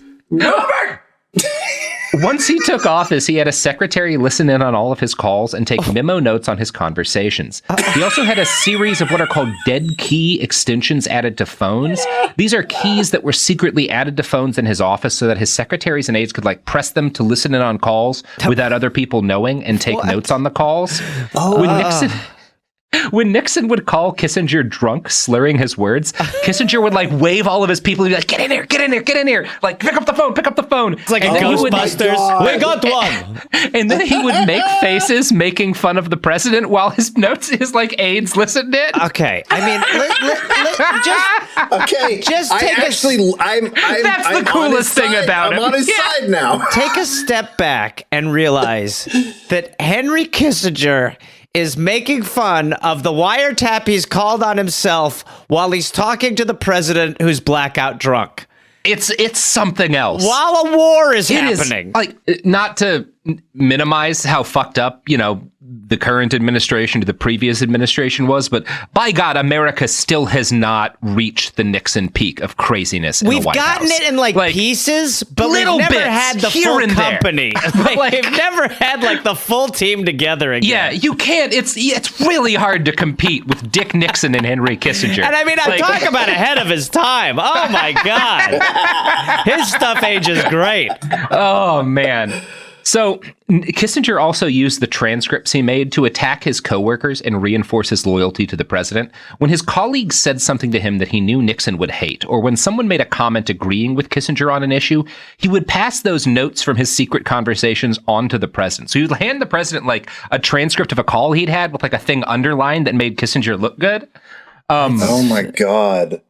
From Kissinger, a biography, quote, William Sapphire, who dubbed the transcripts the Dead Key Scrolls, said he once saw Kissinger altering one to shore up a point he wanted to make to the president. He had been chewing out a reporter from the Christian Science Monitor for writing a story that was unfavorable to Nixon. In doing so, he also tossed in occasional complaints about the perfidy of Secretary Rogers. Since he was planning to send the transcript to the president, Sapphire said, he had taken a draft and edited it, adding to the fierce loyalty of his own remarks. So he would like mark it up to make him like be more of a kiss ass to Nixon. I mean, Fucking incredible. Nixon's also like hammered. It's like, how hard do you have to work to like convince this guy? You know what I mean? Yeah, hand him a Mai Tai. Like, Yeah, it's just be like, easy. Here you go. This is from Trader Vic's. Like, you're my best friend. I love you, Henry. I've never had a closer friend than you, Hank. Look at how much of your bitch I am. The existence of these transcripts was revealed by the Washington Post in 1971, but Kissinger insisted they were just for the president's files. In reality, he used them as notes to write his 2 books that he published after leaving power. But he was canny enough to know they had damning information. So when he considered quitting the Nixon administration in 1973, he had them all shipped to a bomb shelter at Nelson Rockefeller's house. I mean, listen to what you just What the fuck said. just happened? Listen know, to right? what you just said. I mean, every third sentence you have to write about these guys. You know, it feels like magnet fridge poetry. Yeah, he illegally hid government files in Nelson Rockefeller's private bomb shelter. It's just like, it feels like. Rockefeller, may I use your bomb shelter for storage? I need to put my biography notes there. Of course, Henry. That's you know what I always say. My bomb shelter's yours. These are what, short stories, right? Yes. Sure, yeah, whatever you need to tell yourself. I need them safe in case there's a nuclear war.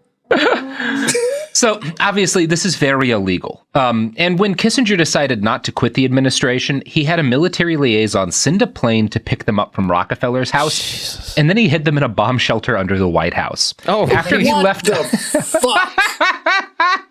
Nobody There's cares no rules about- for these people. Yeah. It's their fucking notes. They don't need to survive the fucking nuclear holocaust. How great though if a bomb is incoming towards the White House and they all go there and it's just stacked with Kissinger papers. Yeah. Wow, this guy was a real piece of shit. This is awkward. I think we're all going to perish. Yeah, he's just sitting in the corner. I don't think you should read those. So after he left office, Kissinger donated the papers to the Library of Congress under the restriction that they would not be made available until he had been dead for 5 years. Well, he's come been on. dead for 5 years. We should be able to read him Come now. on. Who makes that deal? It's not a great thing. The Library of Congress. Jesus Christ. By the way, most people do like the after I die. He wants the 5-year buffer, which sounds a little unique. Yeah. He wants time negotiate. for people to get things out of the country. Yeah. I want to make sure I'm pure bone. Yeah. So Kissinger was also convinced that Nixon's chief of staff, Haldeman, had Nixon wiretapped, Kissinger was also convinced that Nixon's chief of staff, Haldeman, and Nixon had wiretapped him, which they absolutely had. So Kissinger was kind of tapping himself, but Nixon had also wiretapped Kissinger. And when he passed Haldeman in the hall, Kissinger would say, quote, "What do your taps tell you about me today?" It's almost, remember that? What was it? I don't remember what it was on where Lily Tomlin was the one ringy dingy operator who keeps plugging in. Yeah. It's almost like that with wiretaps, where you're just like every wire is getting plugged and crossed. Nixon's wiretapping Kissinger, who's wiretapping himself, who's wiretapping Nixon, who's also wiretapping Haldeman, who's wiretapping Kissinger, who's also wiretapping Nixon. And that's why we know so much about not just like the crimes they committed, but like what they were saying in the meetings while they committed the crimes. Yeah. Because unbeknownst to Kissinger and to everyone else, Nixon was also wiretapping himself. Like he recorded every conversation that he had in the Oval Office in secret. Is the most that to me is like one of the most. I mean, it's why we know so much, because if you are able to, like, if Trump or if any of them, if you had the Bush tapes, like they would be fucking incredible. But it's also that Nixon recorded himself and then was like, "Okay, take him," and everyone's like, "The fuck, are you drunk?" And he's like, "I am actually." I am so drunk. My Secretary of Defense has a contingency plan in case I try to nuke everyone. Checkers You've never around been the that country. drunk. No one has. So this was a secret until the Watergate scandal was revealed at the end of 1972.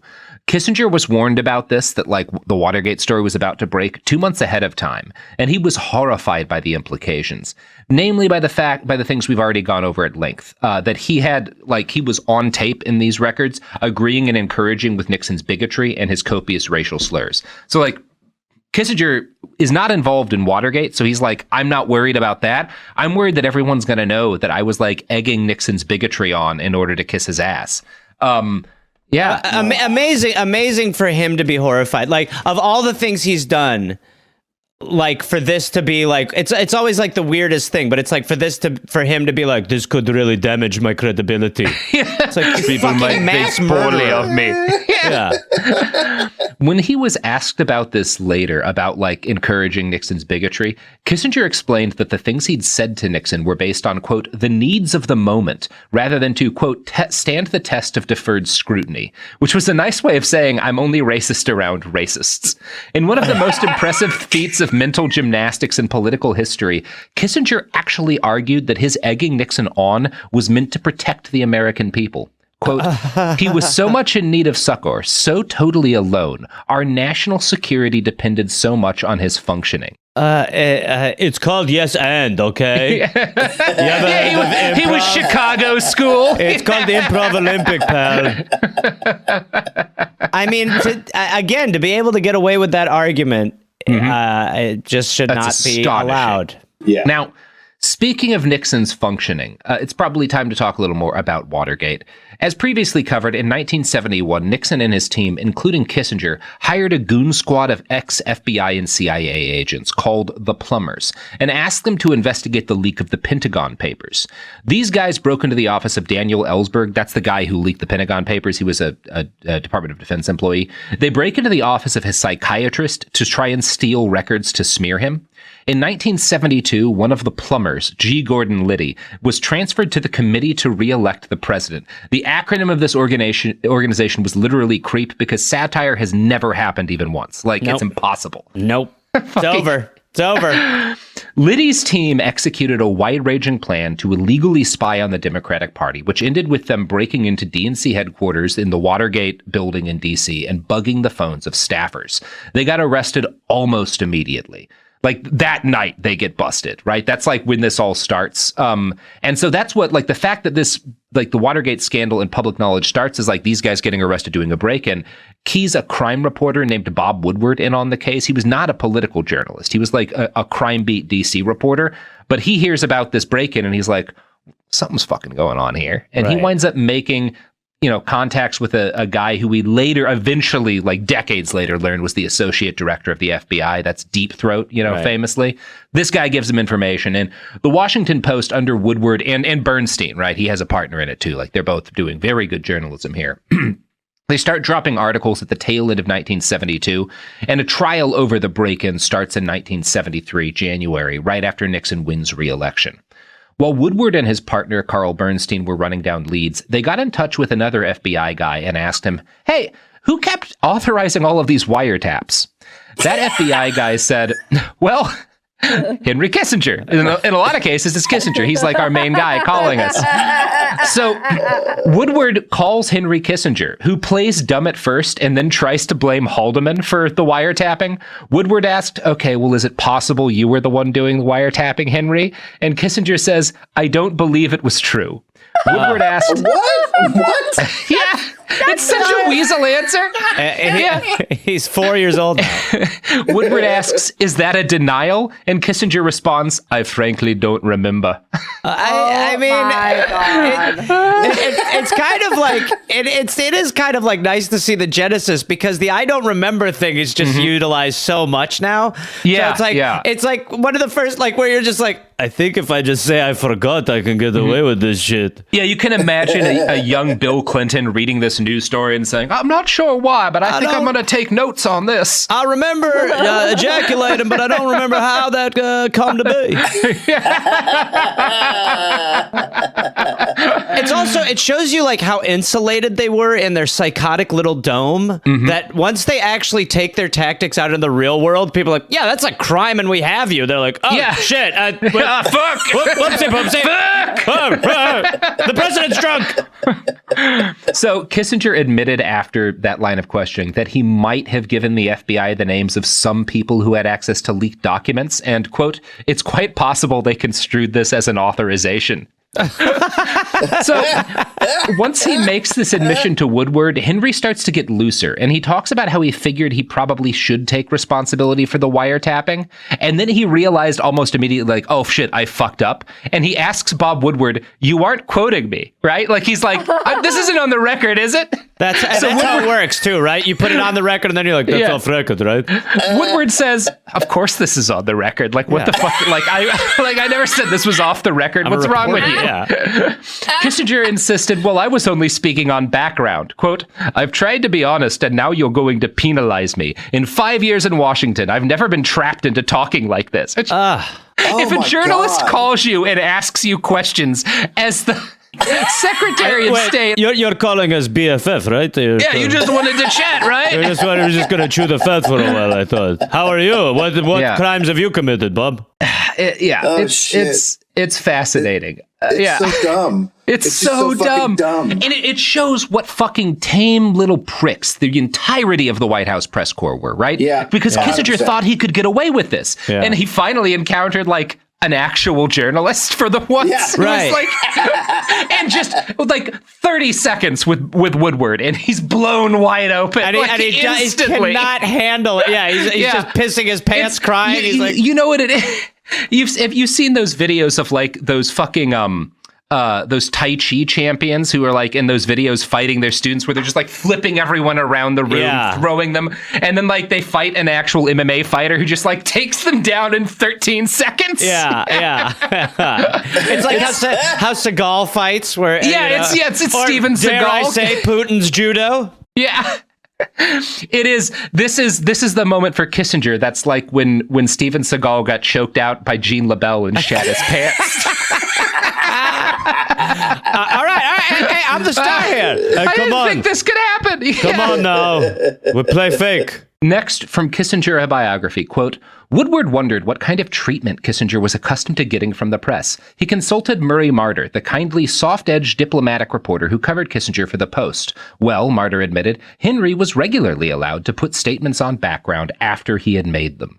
I mean, it does. And what's so frustrating is that it's like, you know, they've all kind of learned from the mistakes of this time in ways where it's kind of the same shit. I mean, everything is kind of a fluff piece. You're allowed to be in the White House press corps if you ask softball questions. You know, it like this was like a major fuck up. and they all were like, well, the lesson we've learned here is don't let good reporters around you. Yeah, don't let journalists exist. Yeah. It's one of those, God, there's so much going on here. It really is. This is like we are peaking.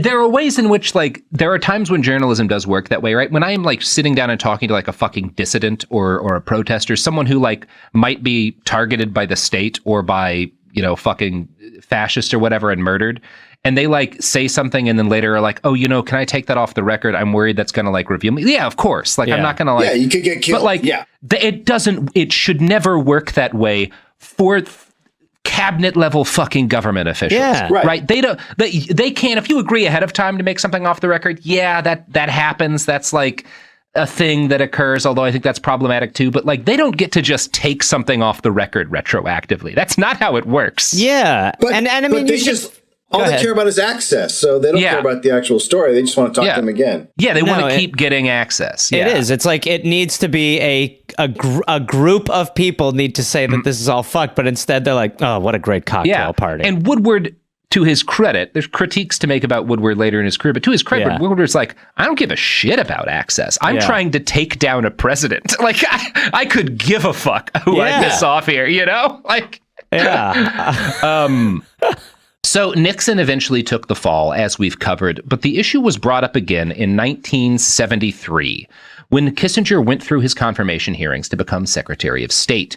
We don't need to cover the politicking he did to secure that job, but I should note all the fallout over wiretapping and the disaster in Cambodia didn't do shit to reduce Henry's popularity at home. In 1972, he had ranked 4th on the list of most admired Americans. In 1973, he was number 1, largely because Harry Truman had died. Which is also pretty bleak. What the fuck? Yeah, like, baby. We are, I mean, and that's when you're like, we deserve it. I mean, if you are that incapable of deciphering reality from fiction, to some extent, you want to be taken advantage of. Yeah, yeah. You're the rube who opens the door to the vacuum cleaner salesman. Yeah, we're an incredible pour some nation dirt of on my rubes. floor. I want to see how this thing sucks. You need my social security number, of course. Okay, and you promise I get $500,000 in the mail. Okay. So one congressman proposed a constitutional amendment to allow foreign-born citizens to run for president because of like how much he liked fucking Kissinger. I don't like Henry received a figure at Madame Tussauds Wax Museum in London, which quickly became the star attraction. Miss Universe pageant contestants voted him, quote, the greatest person in the world today. Is it possible that we just put a heart in the Madame Tussauds figure and melted it, and that's what's walking around now? Yeah, that's... But we just left it in the sun for a week? Like, you bring up the media, like, this is just so, like, they just normalize monsters. They act like monsters are great people. Yeah. And people don't actually hear the fucking heinous shit that they're doing. No. And they just hear he's a smart guy, but it's... Because that's other what people matters. said so. He can, like, quote smart dead people that you haven't read, but you know they're smart because their name sounds vaguely familiar. And so you're like, well, this guy's read all these smart dudes. He must be a good guy. Because smart people don't do bad thing. Well, and smart people don't like go out with reporters and, you know, it would just be like, look at Frankenstein at the Playboy Mansion. Gosh, he's got those bolts on his neck and the girls love to twirl him. So it is perhaps not surprising, even though the Watergate scandal had built to a fever pitch by 73, that Henry Kissinger was a shoo-in to be appointed as Secretary of State. On the day of his first congressional confirmation hearings, someone in the press asked, do you prefer to be called Mr. Secretary or Dr. Secretary? He replied, I do not stand on protocol. If you just call me Excellency, it will be okay. Excuse me? Pardon? And again, as a journalist, the proper response to that is to throw your handheld recorder at his face. Like, try to take a chair to his nose like they did to Geraldo. You know? Right, like, break his face. Oh, I'm not hung up on titles. You can just bow and call me Your Majesty. So Kissinger was extremely nervous going into the confirmation hearings because, again, Nixon is being torn apart for Watergate right now, and he was expecting that he'd be interrogated about all the shady wiretapping he'd done. Sure. But as it turned out, all he had to do was lie and say he'd never recommended wiretapping. Everyone decided that was fine, and he was confirmed as Secretary of State, 78 votes to 77. Jesus fucking Christ. And here's the thing, even among the people who voted against him, there was not always strong antipathy. George McGovern voted against confirming him, but he called Kissinger afterwards to privately endorse him. To be like, hey, publicly, I gotta pretend I don't like you, but like, we're cool, right, bro? And don't worry, someday I'll be the president, and I got my eye on you, Henry. Yeah, I mean, honestly, that might have happened. Yeah, probably. So when he was sworn in on September 21st, 1973, a family friend presented Kissinger with a copy of the Old Testament that had been published in Firth in 1801 for him to be sworn in on. Kissinger decided instead to use Nixon's copy of the King James Bible. They just open it. It's a bottle of bourbon. Oh, sorry. That's actually it's just a bottle of liquor. Oopsie poopsie. Let's use that other one. Let's use that Firth one. So, alas for Dick Nixon, 74 was an even worse year for him than 73 had been. In July of that year, 3 Southern Democrats on the House Judiciary Committee announced that they were voting to impeach him. On August 5th, a transcript of taped conversations between him and Haldeman was released, which proved his involvement in the cover-up of the Watergate break-in and proved he'd lied under oath.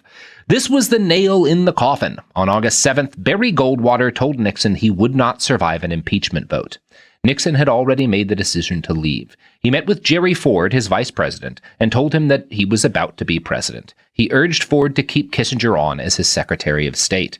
Then Nixon made his big announcement to the American people. Next, from History.com, after the speech, Kissinger accompanied Nixon to his living quarters one last time.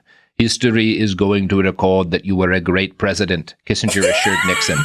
Henry, the president said, that will depend on who writes the history. Can you imagine a wasted Nixon showing Gerald Ford around like, so this is the vodka, you probably put that in your Wheaties in the morning, this is pineapple, you should eat this with cottage cheese every day. Now here's a Dick Nixon secret, if you pour a little Diet Coke in the bourbon, they can't tell you're getting drunk at 9 in the morning. When you're confused, just nod. When you're throwing up in the toilet, say something disagreed with you and it's diarrhea. The Secret Service agents have to let you puke down their sleeves. That's what I've been doing. This is the vodka room, and this is the vodka room, and this is the vodka room. This drawer here's for letters and things like stamps like that, and this is the drawer you can puke in, but just bend over and pretend you're looking for something. I'm going to be honest. I've been shitting in the fireplace a lot. It's hard to find the bathroom when you're turned in the oval. Look, if you're worried, just lift this cushion up. This chair's actually a toilet with wheels. Sits behind the desk. Trying to think what else. These are laws. You can wipe your ass with them. By the way, this is all being recorded. Everything is. Wait, this chest here is actually a tape recorder. Kissinger's sorrow over his boss stepping down was sopped somewhat by the fact that, right around the same time, he'd succeeded in overthrowing an actual democratically elected leader. Oh, good. Dr. Salvador Allende. Now... Oh, fuck! This makes me mad. Yeah. We're not going to talk about this in a lot of detail because we have gone into detail on the coup against Allende in both our episodes on the Dulles brothers and on the School of the Americas. It's just like this is the thing to like cut out of our Kissinger story because we've covered it a lot before. But I will give an overview of Kissinger's involvement. For the listeners who maybe aren't familiar, Robert. Yeah. So I know we are all on the same page, but you're Gareth's or whatever. Salvador Allende was a socialist-y dude who was elected in 1970. Like all kind of socialists the U.S. overthrows, he was not nearly as radical as they pretended he was, but he was like solidly left-wing. The U.S. backed a military coup that overthrew him in 1973. Allende committed suicide and was replaced by General Augusto Pinochet, who tortured and murdered tens of thousands of people over the next 17 years. So I'm going to be brief here, and I'm going to read a summary of Kissinger's role in that kerfuffle from the Transnational Institute. Less than a week after Nixon received the disappointing news about the presidential vote, he decided to annul the Chilean vote. A quote widely attributed to Secretary of State Henry Kissinger explained Nixon's morality. I don't see why we need to stand by and watch a country go communist due to the irresponsibility of its people. The issues are much too important for the Chilean voters to be left to decide for themselves. I mean, like, you need to be like so far gone to be comfortable speaking in that way. Yeah. Yeah, you that's ghoulishly evil. I mean, it's just like you could come up with a version of that would also probably sound effective, but to basically be like, look, the people have fucked up voting. They've wrongly voted. Oopsie poopsie. We can. We'll do it for them. We'll figure out. I mean, we'll take care of this again. for them. United States policy, pretty much. All the time in perpetuity. Yeah, and it's good. Yeah.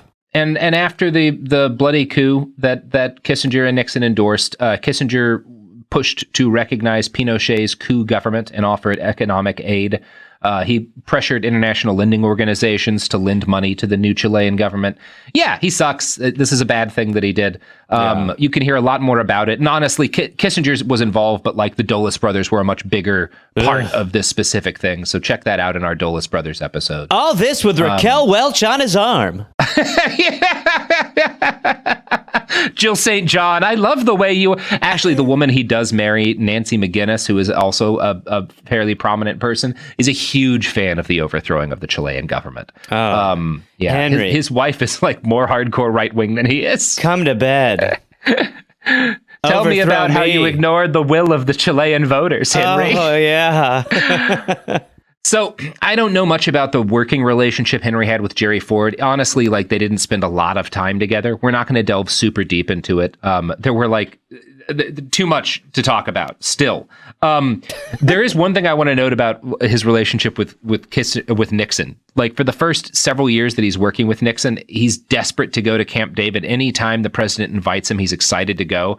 But then when the Watergate thing is going on and Nixon feels isolated and alone, Kissinger spends like the whole Watergate hearing time jetting around the Middle East and stuff doing diplomacy. And Nixon begs him like, do you want to come hang out at Camp David with me? And Henry's like, oh, buddy, I'd love to, but you know, sounds so great. I just got so much work. I'm swamped over here with stuff, you know. It's like he's such a worm. Right now. Gosh. It's amazing that there's a moment at this where you're like, oh man, Dick, he did you dirty. Yeah. That's not, you like were such a good like friend to him. A little bit of sympathy for Nixon. Like, do you want to come to summer camp David with me? I can't. I could really use a friend. I broke my arm. I can't get any merit badges or anything this summer, my mom said. So. Oh man, it's amazing. Yeah, there's so much to talk about. I will note that one of the first things that Henry did as Secretary of State for President Ford was to deliberately enable another genocide, which put him just one genocide away from earning a free coffee at the Pentagon Starbucks. Oh my gosh, so close. I know. He's close. He's close. Oh. We're going to talk about that. But you know what we got to talk about right now? Products and services that support this podcast. Finally. Hey, including Starbucks. Commit 5 genocides and Starbucks will fund a 6th if it reduces the price of coffee beans. Make sure it's a venti.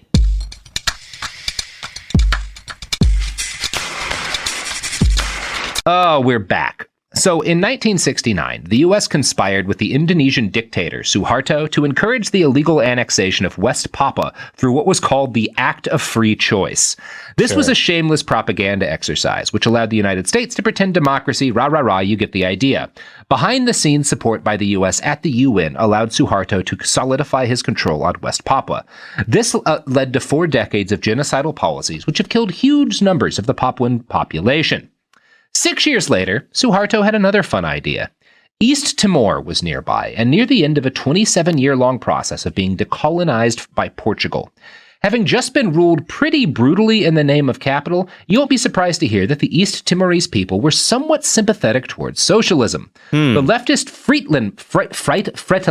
Fretilin Party began to gain ground as freedom grew near. In 1975, it had a brief civil war with the much smaller right-wing pro-Indonesian party.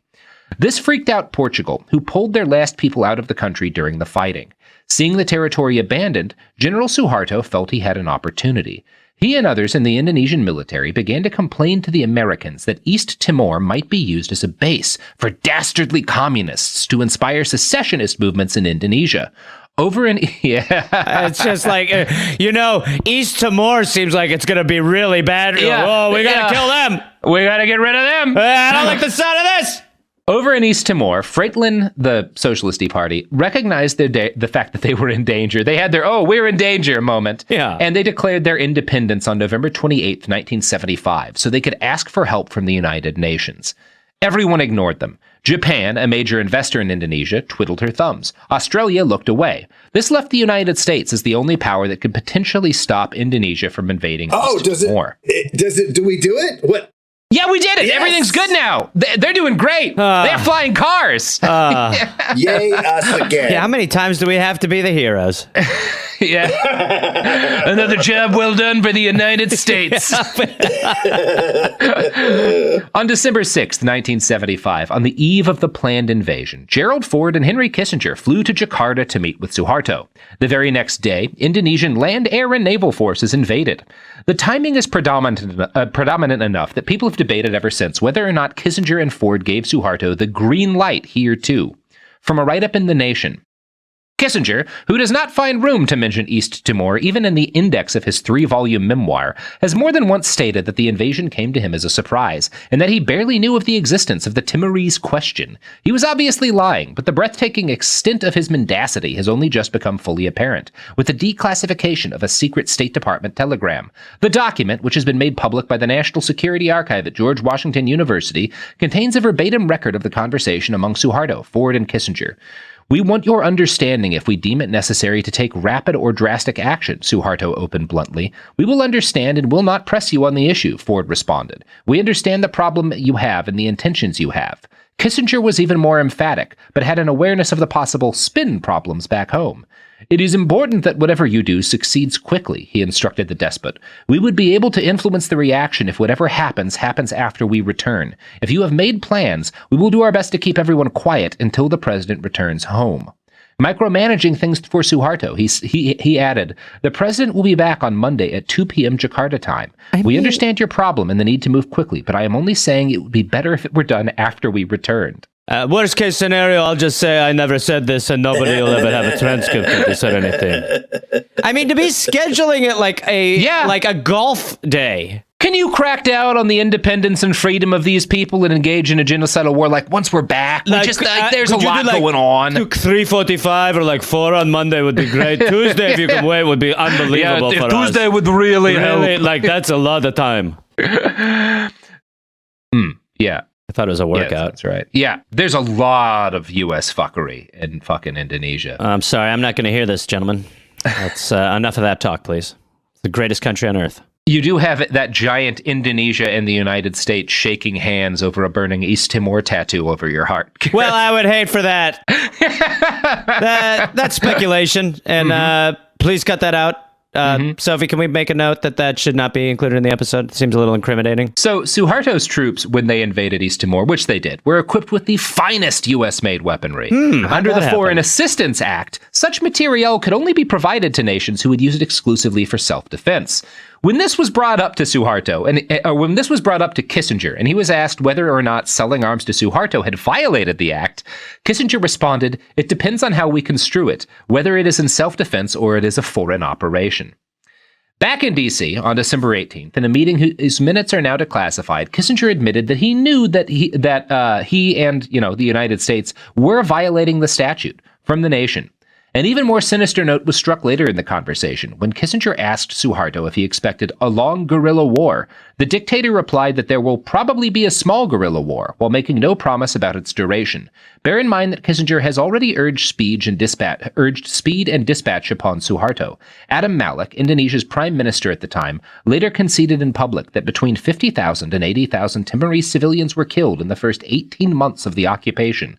These civilians were killed with American weapons, which Kissinger contrived to supply over congressional protests, and their murders were covered up by American diplomacy. So, I mean, we did it again. We did it again, guys. It really is like it's like a serial killer who just gets very comfortable with killing, gets kind of cocky about it, starts leaving clues, but in this case, there's no cops chasing anyone. There's nobody who's really trying to solve the case.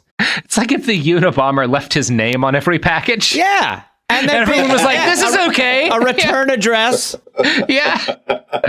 Ted Kaczynski, Shack 9. Roughly 300,000 East Timorese civilians, roughly half the population, were forced out of their homes and into camps during the fighting. By 1980, the death toll was at least 100,000 and possibly as high as 230,000. Thomas Meany, writing in The New Yorker, has tried to make sense of this all. Kissinger's sign-off on the Indonesian President Suharto's genocidal campaign in East Timor was meant to signal that America would unquestioningly reward those who had decimated communists within their reach. In retrospect, the notion that everything America did would be duly registered and responded to by its opponents and friends seems like an expression of geopolitical narcissism. At the time, the 33-year-old Senator Joe Biden accused Kissinger at a Senate hearing of trying to promulgate a global Monroe Doctrine. That Kissinger is that guy to where repeatedly terrible people will be like, well, you're in the right here, but only because you're talking about Henry Kissinger. Yeah, right. I mean, he's like, it's like... In the next episode, we're going to have a moment where the CIA is a voice of reason to give you an idea of where things go. And how many people have to be the voice of reason? I mean, it just is like, he's like cocky. I mean, it's just, they're just no shit's given. At this point, to have no... I mean, it's not like he's had a soul throughout all of this, but you would think that once you have a soul for such a long period of time, you would start to notice the absence of a soul and at least start to act like you had a soul. Well, good news, Gareth. Nothing like that ever happens. Oh, fucking great. Yeah, awesome. We're going to have fun in episode 6. But, now it's time to just chill out, have a drink, just a nice sip of the blood of, I don't know, East Timorese dissidents, and go watch the Theranos documentary. This is Henry Kissinger get cooked by a fucking grifter. You need only like, I forget who said it, but that's true. That's our hero. Mm-hmm. She's our hero. Yeah. This psycho who was like, hey, we can do this with your blood at Walgreens, because she got Henry Kissinger involved in I mean, just it's not like he's not a genius. There's just not a lot of genius it takes to just be awful and indiscriminate. Yeah, he's just like the best war networker of all time. Yeah. And here's the thing. Episode 6, we're going to talk about his political downfall, because he does get his comeuppance, but it's from people who suck maybe even worse, at least as bad as he does. And so there's no satisfaction in it. Like, of course. And it's also like if Hitler had gotten assassinated by Hitler too, who had then like expanded the Well, and it's also by people who are like, they're there because of him. Like they like he had to walk so they could run. Yes, exactly. Yes, there's someone needs to paint a picture of like Henry Kissinger, like kind of on the bow of the Titanic, holding up Dick Cheney with his arms spread wide. Oh, that feels nice. That feels real nice, Henry. You love your form. Mm-hmm. Let me paint you. Kissinger walked so that Donald Rumsfeld could stagger. Yes. But that's gonna be part 6. Wow. Until then, Dave. What? Gareth, you got any pluggables to plug? I want to drink like Nixon. Yeah. We again look at what capitalism gets Australia, us. We will be invading the shores of Australia, searching for their WMDs, which we believe are north, south, east, and west. Mm-hmm. You can go to dolloppodcast.com, and I'll be also doing stand-up when we're there, and you can go to GarethReynolds.com for those stand-up dates. And we're also touring America this summer. We're touring the best country on earth this summer. And you can go to dolloppodcast.com for all that information. Now, I should note here, y'all, that you guys have an ongoing argument over whether or not Gare is an appropriate nickname for you, Gareth. And I felt like maybe we could bring in a negotiator to help us deal with this question. Sure. So I'd like to introduce to the call Dr. Henry Kissinger. Oh my God! This is. I'm sorry I said all those horrible things. Gary's a fine name. I think Gary works great. You look like a Gary a little bit. He's got his nice shorts on. He's got those nut huggers. You can see the outline. You can see the whole bread basket. Looks like a baby bird in a nest now, but it becomes a python when war starts. They should call me Dick, shouldn't they, Dick Nixon? Once the bombs hit the soil, I'll rip these babies. I really hope people stopped listening at this point. I so desperately. I stopped listening and I'm talking. All right, everybody. All right. We'll see you on Thursday.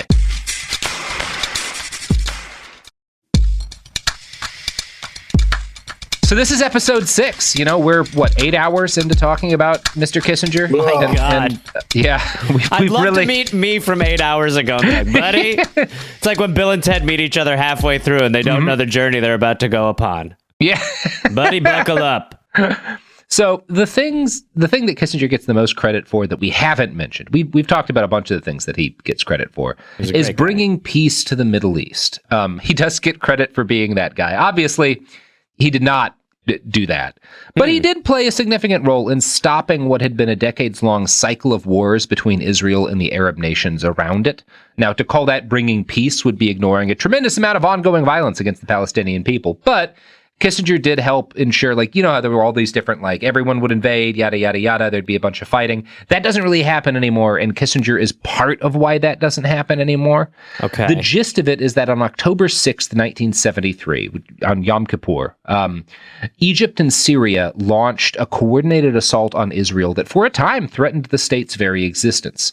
Kissinger had not spent much of his time working on Mideast-related stuff up to this point. This was partly because Nixon thought having a Jewish man negotiate with Arab countries would be a bad idea. Sure. It was also because Kissinger was kind of buried in Vietnam stuff, right? But by October of 73, negotiations with Hanoi had been concluded. U.S. forces had stepped back from an active role, and Kissinger had been awarded a Nobel Peace Prize with his Vietnamese counterpart, Lee Duc-Tho. What? Yes. Absolutely.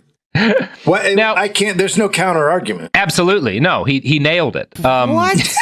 I mean, the Nobel Peace Prize really doesn't. I mean, they must hit sometimes. I'm just familiar with a lot of the no's, though. It seems mostly to be misses in my experience. It's when he got that's called the Nobel Peace Prize. And you know who felt that way, Gareth? Lee Duc-Tho, who was also awarded the Nobel Peace Prize with Kissinger. I don't want mine. I don't want mine. Yeah, he literally was like, no, I'm not going to take it. The war isn't over yet. All we've done is negotiate the U.S. no longer murdering people on the scale they had been. And he was in charge of it. Yeah. And specifically, he was angry because right before the armistice was signed, in order to try and force Hanoi to agree on some points, Kissinger orchestrated a massive nighttime bombing campaign on Christmas of Hanoi. They didn't bomb on Christmas Day, just the day before and a bunch of the days after, but it gets called the Christmas bombing campaign. We're worried we'll hit Santa. I don't want that jolly blood on my hands. So Lee Duc-Tho was like, I'm not going to take an award for peace with this guy. Yeah. Fuck him. Yeah. So Kissinger accepted it alone. Oh my God. Good for him to not He's such a cool dude. He's such a cool dude. Wow. More credit for me. I can't believe I'm the only one who got it this year. I must be really good at this stuff. So, yeah, he's like the Kanye of the Nobel Peace Prize. Yeah, right. Sorry, you did great, but Kissinger had the best war of all time. It would have been really funny if Henry Kissinger had shoved Taylor Swift off stage. Excuse me. You had a great war. You did great with peace, but come on. You're talking about the GOAT here, baby. So by October of 73, Kissinger is free and clear and ready to get it on in the Middle East. And this actually went better than you might think. Weirdly enough, Henry Kissinger was probably one of the fairest negotiators the United States ever sent into that conflict. In fact, he was more or less in constant tension with Israel because he would do stuff like try to halt arms shipments there. Like during the Yom Kippur War, right? Israel's on a back foot. They're in real danger of being overrun. They want U.S. weapons and like U.S. arms and a bunch more F-4 Phantom planes. And Nixon agrees to give them to him, but Kissinger's like, we're not giving them anything until they can arrange for commercial flights to ship the weapons to them, because I'm trying to negotiate with Syria and Egypt. Wow. And if they see U.S. military aircraft landing in Jerusalem to give the Israelis weapons, that's going to fuck up my negotiations. Oh. So like, he's actually really unpopular with a lot of folks in Israel because he does stuff like this. And in fact, Kissinger's, and obviously, like every U.S. negotiator in this conflict, Kissinger is more on Israel's side than anyone, but it's probably fair to say he's less on Israel's side than any other negotiator we ever put in there, which is like weird. That's fascinating. It sounds like he's the most progressive because, I mean, like, obviously we could give a fuck now. Well, he's not a Zionist, for one thing. He doesn't have, there's not a, he's Jewish, but he's not really that, like, there is some amount of, like, as a Holocaust survivor, he believes strongly that, like, Israel needs to exist. So he does have that going for him. Again, he eventually agrees to ship them weapons on U.S. planes after it becomes enough of an issue. But he, like, still, is that moment of principles. The fact that there's, like, any of that at all is weird. Yeah. He probably had like a little Nixon on his shoulder who was like, I know you're just going to be a Jew about this. And he was like, no, I will not. I will not devil Nixon. It's weird how plugged in you are to how Nixon reacts to everything. Because that's exactly what he was the spirit president. Yeah. Oh, man. So Kissinger's best relationship in the Middle East wound up being with Anwar Sadat, the president of Egypt. The two, like, were legitimately good buddies. They would kiss each other on the cheek. Like, they liked each other. I finally found the one. Meanwhile, Kissinger and Golda Meir, which was the leader of Israel, had a really contentious relationship. At the end of the day, Kissinger, again, would always side with Israel on existential issues, but he wound up giving them a lot more shit than you might expect. Now, the fact that the U.S. eventually sends in arms turns the war around for Israel, which allows their forces to deal decisive blows to Egyptian and Syrian militaries. But once Israel was out of kind of the period of most risk for them as a state, Kissinger starts to push back on them even harder. He's particularly enraged at the fact that they kept attacking while he was trying to negotiate a ceasefire. And again, his main concern here, this is not because he just like wants to stop the bloodletting. It's really important to him to negotiate a peace and it be seen as Henry Kissinger brought peace to the Middle East. Right. So he's pissed that they're fucking over his negotiations. Yeah. And he cares more about his reputation than he does about Israeli military success. They're forgetting about the people of Kissinger. Yes, exactly. The real chosen people. So when Israeli forces surround the Egyptian Third Army and encircle it, violating a ceasefire, Kissinger is livid. And he's particularly angry.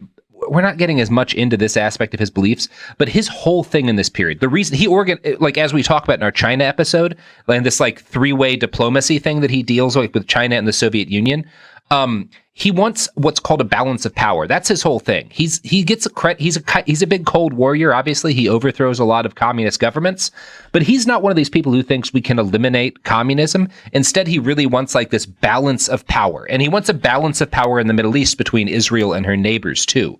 And he's livid about, in part, that they violated the ceasefire, but he's also worried that, like, well, if the Israelis wipe out the Egyptian Third Army, that's going to mean Egypt is humiliated, and if they're humiliated, Sadat can't actually make peace, and there's going to be another war, and I want to try and stop the next war. Plus, we're BFFing so hard right now. Yeah, we're so good friends. But he is like broadly on the right side of this. Right. Yeah. Over the course of several chaotic days, he makes numerous trips between each of the belligerent nations in this war, negotiating with their heads of state. And one of his primary tactics is to mock whoever he'd just been talking to when he's in front of the next person. So, like, yeah, I mean, he is that guy. He's an MC. Yeah. When he's dealing with Hafez Assad or Anwar Sadat, this means talking shit about the Israelis and often Jewish people in general to get on their good side. Wow. So when Israel violates that ceasefire, he is heard to complain at a meeting, quote, "If it were not for the accident of my birth, I would be anti-Semitic." Oh my God. Wow.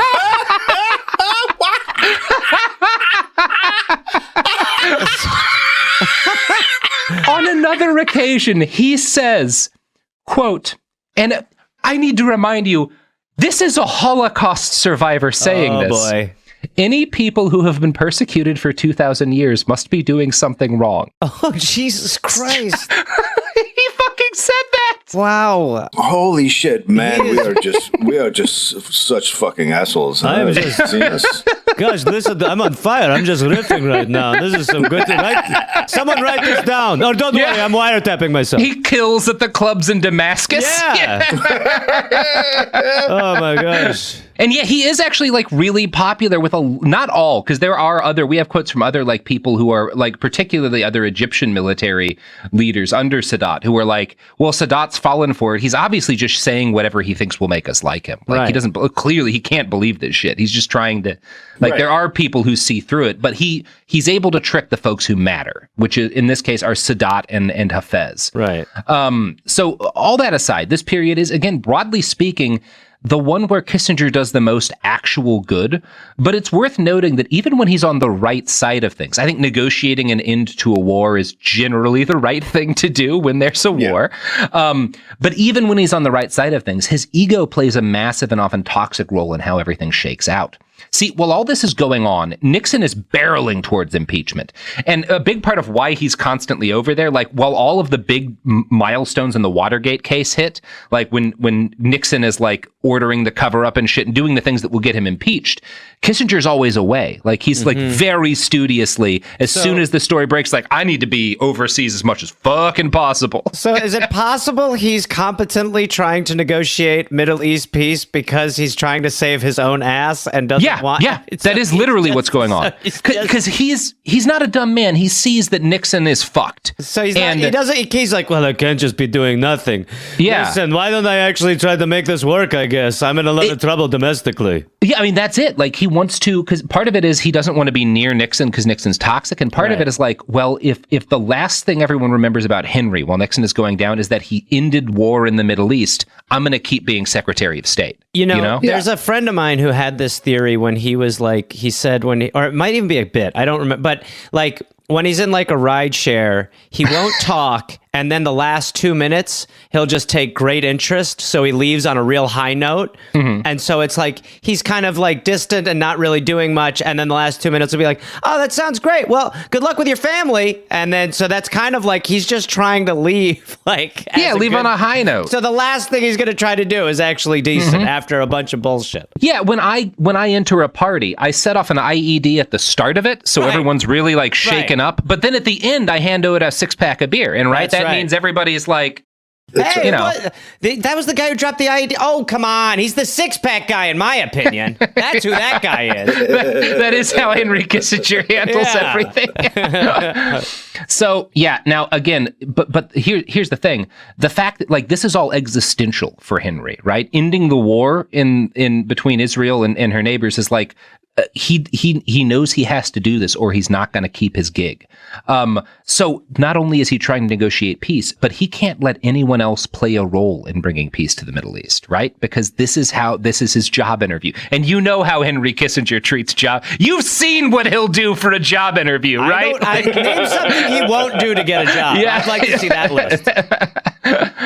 So this becomes a problem while this is all going on, this Egyptian and Israeli general, you've got this massive encircled Egyptian army, the Egyptian general in charge of that and the Israeli general, like, meet each other in the field between their armies and like sit down and start negotiating a ceasefire and figuring out how to pull, like they start like talk like people, like it's one of these weird moments in military history where these guys are like, I think we can work something out. Like we don't need to be doing this anymore. Guy running? Quiet, you guys, be quiet! Go back. Shut up! No more talking! Shut the fuck Shoot up. a bit! Kill them quick! So Henry is enraged when he hears this happening, and he And he starts, again, all these people who, like, in any other situation, neither, like, an Israeli general or an Egyptian general in the 1970s, not guys you would expect to be the voices of reason, but because Kissinger's in the story. Yeah. Oh, my God. So he starts maneuvering to make these guys shut the fuck up. He sends a letter to the Israeli ambassador asking, what is Yarev, Yarev's the Israeli general, selling here? Tell him to stop. Suppose Yarev comes out a great hero on disengagement. What do you discuss on December 18th, which is the next round of negotiations? My God. He's such Yeah, I mean, it's just what a heinous asshole.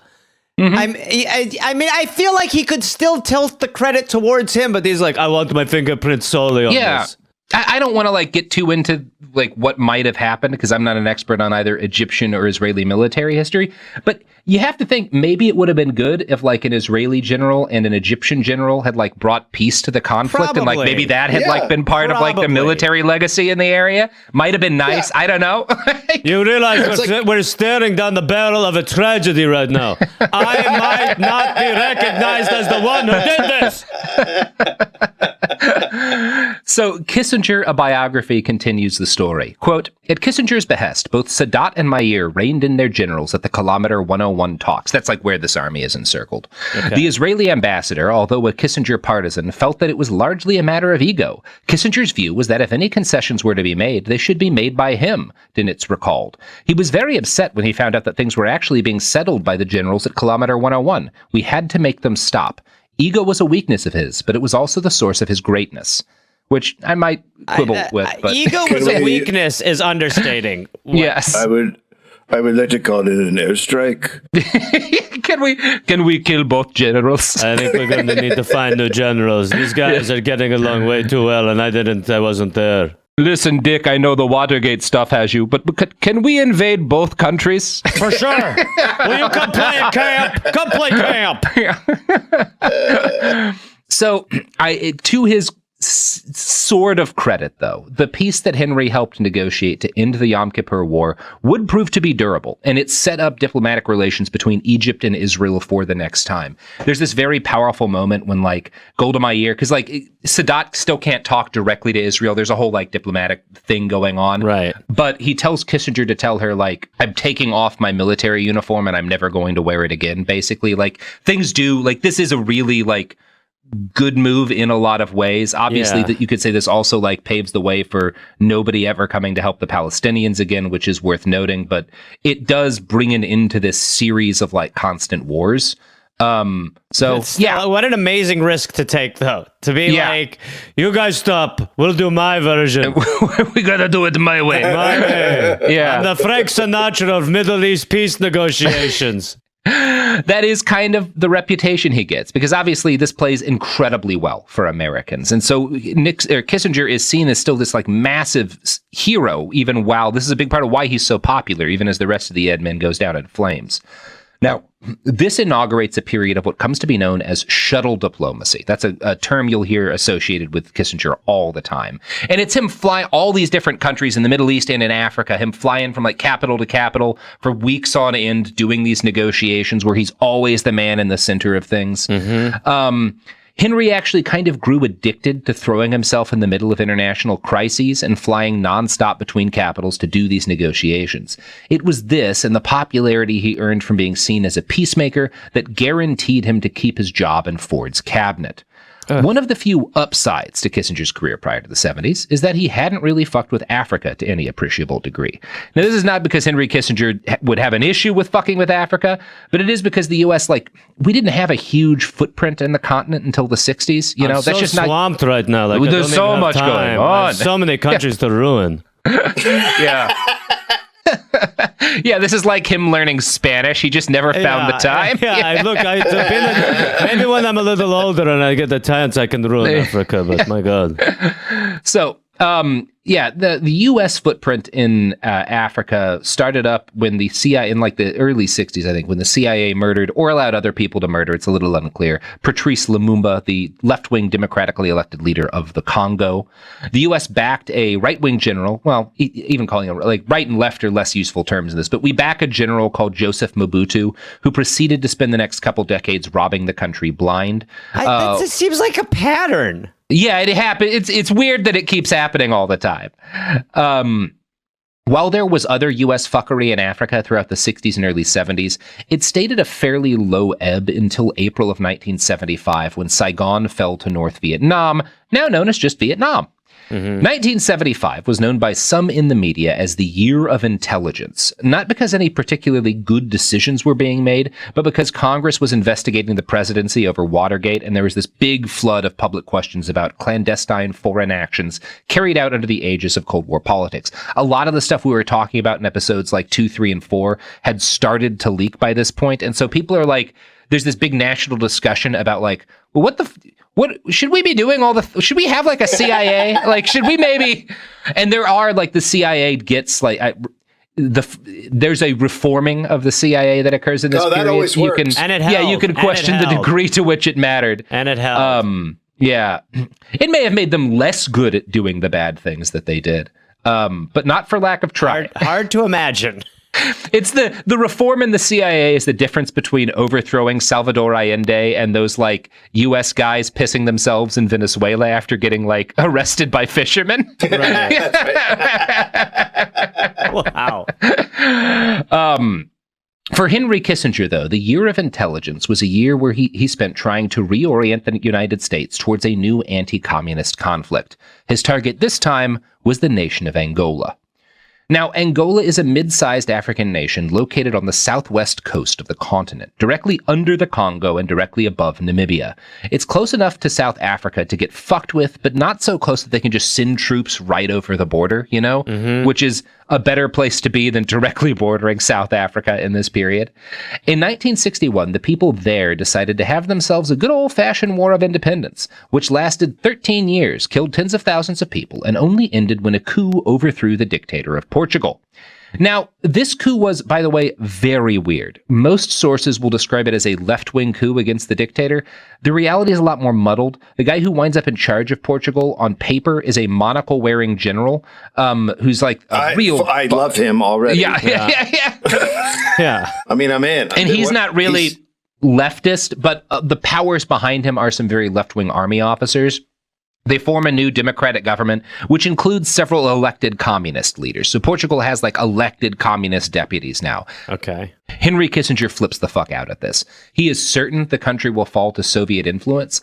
Interestingly, like this détente he's worked at with the Soviets, a big part of it is this idea that like, well, the Soviets have their sphere of influence in the East, and we have like the West has its sphere of influence in Western Europe. And the Soviets kind of hold to that here because they don't get involved in Portugal. They don't like try to push things further in their direction. Henry is like convinced they're going to, and is absolutely wrong. He caught paranoia from Nixon. He was like, well, yeah. Portugal eventually elects other people. Like, again, the government stays fairly left-wing by his standards, but like it does not, as you might notice, it does not join the Iron Curtain, you know? Yeah, right. Kissinger is just like, we have some quotes from him. He's absolutely certain that like they're about to go full Stalinist. Because again, he's wrong about most things, actually. He does not have a good understanding of like what's going to happen anywhere. No, it's just almost at this point he's hung around so long that you're kind of just like, I guess he must know. I mean, he won a Nobel Peace Prize. Like, you're like, he must know something. I think it's worth looking at like what happens, like Henry's expectations for what's going to happen in Portugal versus what happens, and then think back to Chile, where like Henry's like, oh, Allende is going to lead to, they're going to go full communist, and it's going to be, you know, no, maybe if Allende had stayed in power, there just wouldn't have been a dictator, and things would have been fine, and they would have had a lot less problems than they. And let's see the communist version play out. How many people die in the communist version? Yeah, probably less. The puppets that we put in power are not like these amazing like peacekeepers. It's just like we're like the Midas of genocides. Yeah, exactly. So the biggest international result of the coup is that the new Portuguese government had no stomach for colonies, right? They negotiate a treaty with the three largest militant groups in Angola in 75. These were the FNLA, the MPLA, and UNITA. The non-acronym names of all these groups are in French. I'm not even going to try. Dave, that. You can do it. Dave has absolutely not. What you need to know is that the MPLA were Marxists, right? Kind of Marxists. They were formed, at least the organization had been formed by members of Angola's intelligentsia who were Marxist, and Marxism had like a big influence on the MPLA. Unfortunately, like yeah. Meanwhile, like kind of, so that's one faction. The FNLA and UNITA are generally described as being right-wing groups, but this is one of those things where like grafting Western political terms onto the civil war in Angola does not work great.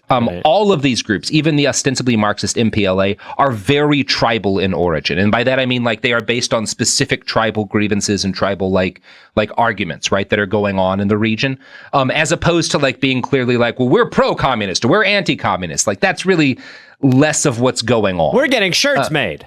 Yeah. Yeah.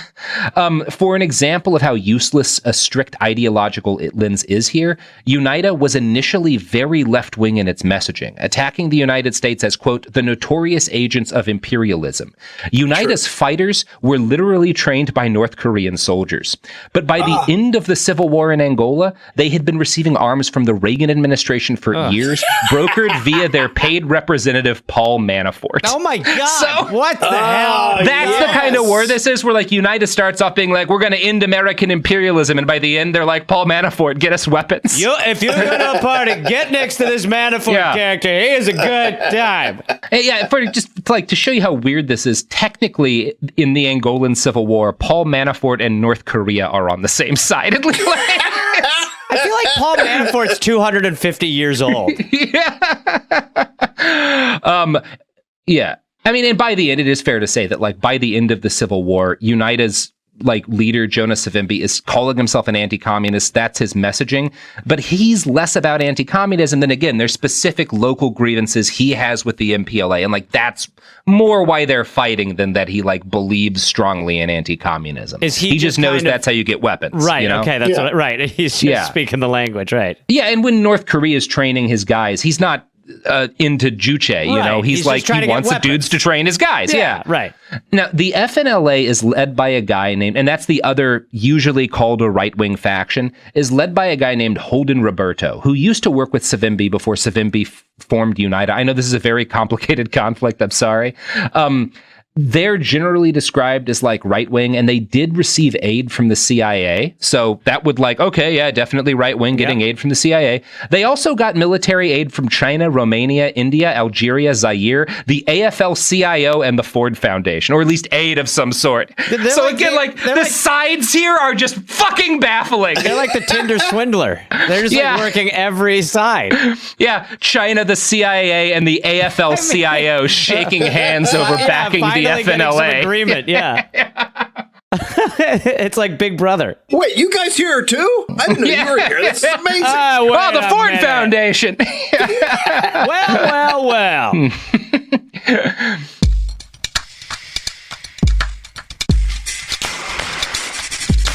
The MPLA, which these again are the kind of Marxist guys, and if you're of the three factions, they are the ones who most do believe in like a political thing that like we would recognize in terms of like left-right sides.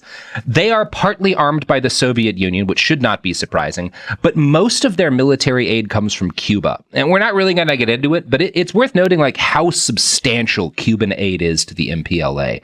Cuba starts sending soldiers to Angola in November of 75, and by 1988, they had more than 55,000 soldiers in the country. Wow. And like, that's a trek. I don't know if you guys know this, but Cuba and the west coast of Africa, not super close. Yeah. It's a bit of a jaunt. Yeah.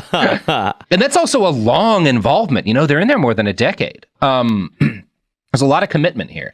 So as is generally it's actually the case, Cuba now, to be fair. So as is generally the case, all of the communists were not in agreement about Angola. The People's Republic of China did not particularly care about like a left-wing struggle in Angola. They wanted to keep Soviet power at bay on a continent where they were starting to do some business themselves. So China and the US worked together to support the FNLA and UNITA.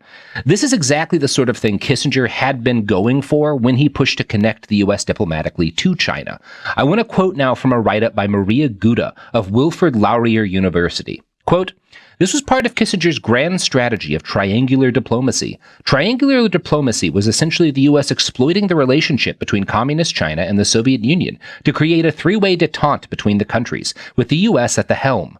Kissinger was not pushing for covert operations through the CIA in order to elevate American standing in China, because Nixon and Kissinger were orchestrating something larger. This was to use China as a counterweight against the Soviets. Kissinger's emphasis on triangular diplomacy caused him to view regional conflict in terms of involvement on the Chinese and the Soviets, not in terms of a local struggle. So he very much sees this as a battleground between different ideologies. But anyone who knows anything about the Angola Civil War knows that, like, no, that's not really what's going on. Like, everyone is in here, and it is certainly not like about what kind of political shit individual parties believe. Yeah, the side, you can't graph these easily onto like a Western axis. But as Isaacson writes, Angola became, quote, a vivid example of Kissinger's tendency to see complex local struggles in an East-West context. In all respect to Kissinger, wrote Jonathan Quitney in his study of the Angolan War, one really has to question the sanity of someone who looks at an ancient tribal dispute over control of distant coffee fields and sees it as a Soviet threat to the security of the United States. I mean, what a guy. Yeah. To be able to... It's like, I mean, it's also, I mean, it's so, again, I mean, the ego on this fucking dude to be able to just go into massive conflicts, have no clue, and make it that binary and think that he's doing anything. I mean, he's just so emboldened. Yeah, he's emboldened. He's so arrogant that he's like, well... Would you guys do me a favor? Could some of you wear red shirts and some of you wear blue so we can kind of start... Let's do shirt skins, huh? Yeah, I don't need to Henry Kissinger, don't need to understand the actual dimensions of why these sides are fighting. Yeah. I can just assume that it graphs onto every other conflict I've ever cared about. Yeah, knowledge is weakness. Yeah. And this is he's not the only American to be arrogant in this specific way about a conflict in Africa, but right? He's the last. He's the last one. He would be the last, he's the thank last. God. Since then. So CIA funding for UNITA and the FNLA was initially quite low, but Kissinger pushed for an escalation, and soon the agency had poured $22 million in covert support for both of these groups. Kissinger felt they were thinking small, though. He believed that after suffering a public defeat in Vietnam, U.S. foreign policy needed a comeback, and Angola was... Yeah, baby! Yeah! Yeah. And what a better place than Angola when everybody cares. Every American's like, what are everyone's we doing in plugged in. You're gonna love my new stuff. The problem with Vietnam is that it was too distant from American concerns. Angola! That's it. That's the problem. Now, so he believes that Angola is going to be our fucking comeback tour. It's the equivalent of, I don't know, one of the times Elton John did a farewell tour. I guess, something like that. He's on his ninth. Yeah, there's a lot of similarities between Henry Kissinger and Elton John's musical career. Yeah, bombing and the Jets. Yeah, actually, Tiny Dancer, that song is about about Henry Kissinger. Yeah, he is the Tiny Dancer. He is a little guy. So yeah, Kissinger wants to prove that the United States is still a global power, and he also wants to prove that Henry Kissinger is still a Secretary of State with some teeth. Oh, you know, God. He's just ceded a bunch to the fucking in these negotiations with Vietnam. He's we need to bring peace of mind to Henry Kissinger. Yeah. He is everyone is going to see Vietnam as an L for me. So I need a win, baby. So, yeah, you could kind of see his attitude in Angola as the powerful sociopath version of buying a sports car to impress 20-year-olds. Right. When you're, an old man. Yeah, right. He's in his midlife war crisis. And the people around Kissinger are a lot less bullish about escalating involvement in Angola. And in fact, this includes the fucking CIA. But they had really big shoes to fill, to be fair. Yeah, they're just we don't want any part of this right now. Wow, you guys are really negative. Yeah. You guys, it's Angola. It's Angola. It's a win. Gotta be a fucking hole-in-one, baby. In June of 75, Kissinger holds a meeting with President Ford, the defense secretary, the Joint Chiefs of Staff, and the head of the CIA. They discuss the invasion of Angola, and while most of that meeting is still classified, we know Kissinger urged what he called a diplomatic offensive. Quote, "If we appeal to the Soviets to not be active, it will be a sign of weakness." He played on stereotypes of Africa as mysterious and wild, claiming, "It is an area where no one can be sure of its judgments." Next, Gouda writes, quote, "Revealing his talent for manipulation, Kissinger used daunting and dramatic language to illustrate the situation in Angola as he saw it. By giving the impression that there was no way to tell how the Angolan Civil War would play out, Kissinger pushed forward the idea that the U.S. had better get involved in Angola through tangible or covert means before it was too late. The U.S., through the CIA, needed to support the FNLA and UNITA to prevent the dominance of the Soviet-backed MPLA. This view wholly disregards the idea that the Angolan Civil War was indeed that, a civil war. Kissinger was positioning Angola in a wider East versus West context." Oh my God! You got Biggie, you got Tupac. These guys. I mean, only the United States can want to be in, like, only the United States can be sold on getting involved in a conflict where he's like, we have no clue what's going on, so we got to get our hats. We had to really throw our dicks in this one. Come on, guys, let's get moving. It could be crazy. This is one where, like, the U.S. actually doesn't really want to get involved. Like, this Kissinger is the one pulling everyone else in here. He's a marketing wizard. Yeah. And based on his urgings, the CIA comes up with a plan called IA Feature. It was a covert paramilitary operation in which U.S. military advisors and special forces would be sent to Angola in a manner basically identical to how U.S. involvement in Vietnam started. Okay. Kissinger's literally like, let's do that again, baby. Let's see. It goes pretty good when we do it. This is how I get to bomb Namibia. That's on my vision board. He has dreams of flattening the Congo.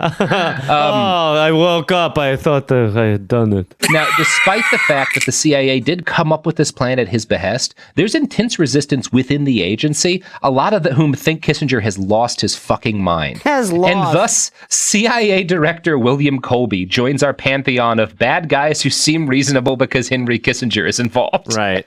So Colby is like pretty rattled by how Vietnam ended, and also by the fact that there's all these congressional inquiries into, like, the CIA doing a bunch of other terrible shit, right? They're actively being investigated right now. Right. So this isn't Colby being a good guy. This is Colby being like, well, I don't want to drive when I've got, shit in the car, basically, right? Yeah. Like, I'm holding right now. You know what? Honestly, any other time, I'm just fucking Angola up like crazy. Like, I'm just fucking going nuts. But it's just not the right time. We got a lot of people looking at us. Yeah. He's the guy who's like, Kissinger's like on a casino floor and he's been cheating and, like, the security's gathered and they're whispering and pointing at him. He notices and he's still playing. Yeah, he keeps going. He's going to let it ride on black one more time. How many times do I have to say hit me?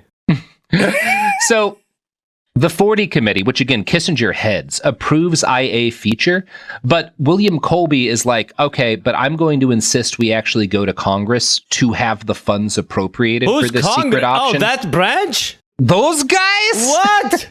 Are they still here? Oh my God. You are old-fashioned, Colby.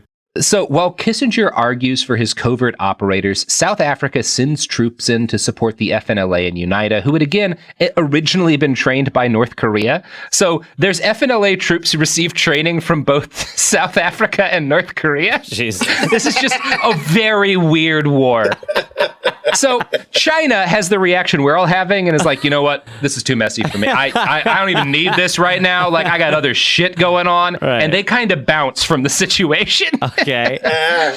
The Soviets and the Cubans, though, extend more aid to the MPLA, who win the war handily and install themselves in the capital, Luanda, by the end of 1975. So a few weeks after this, the CIA holds an interagency working group meeting with Kissinger to discuss how to ask Congress to send in U.S. advisors. And, like, at this point, the war is lost, and Kissinger's like, no, we got to get some guys in there. Come on, guys. No one else wants this, right? everyone else is like, this seems like way more of a hassle. He's showing up to the party at like 2:45 a.m. Come on, let's keep going. Let's do shots. What do you mean the keg's tapped? Yeah, the CIA is already puking from how much they've had to drink in Vietnam and Chile and shit. Who wants to do tequilas? Come on, I brought absinthe. Let's go. Poopers.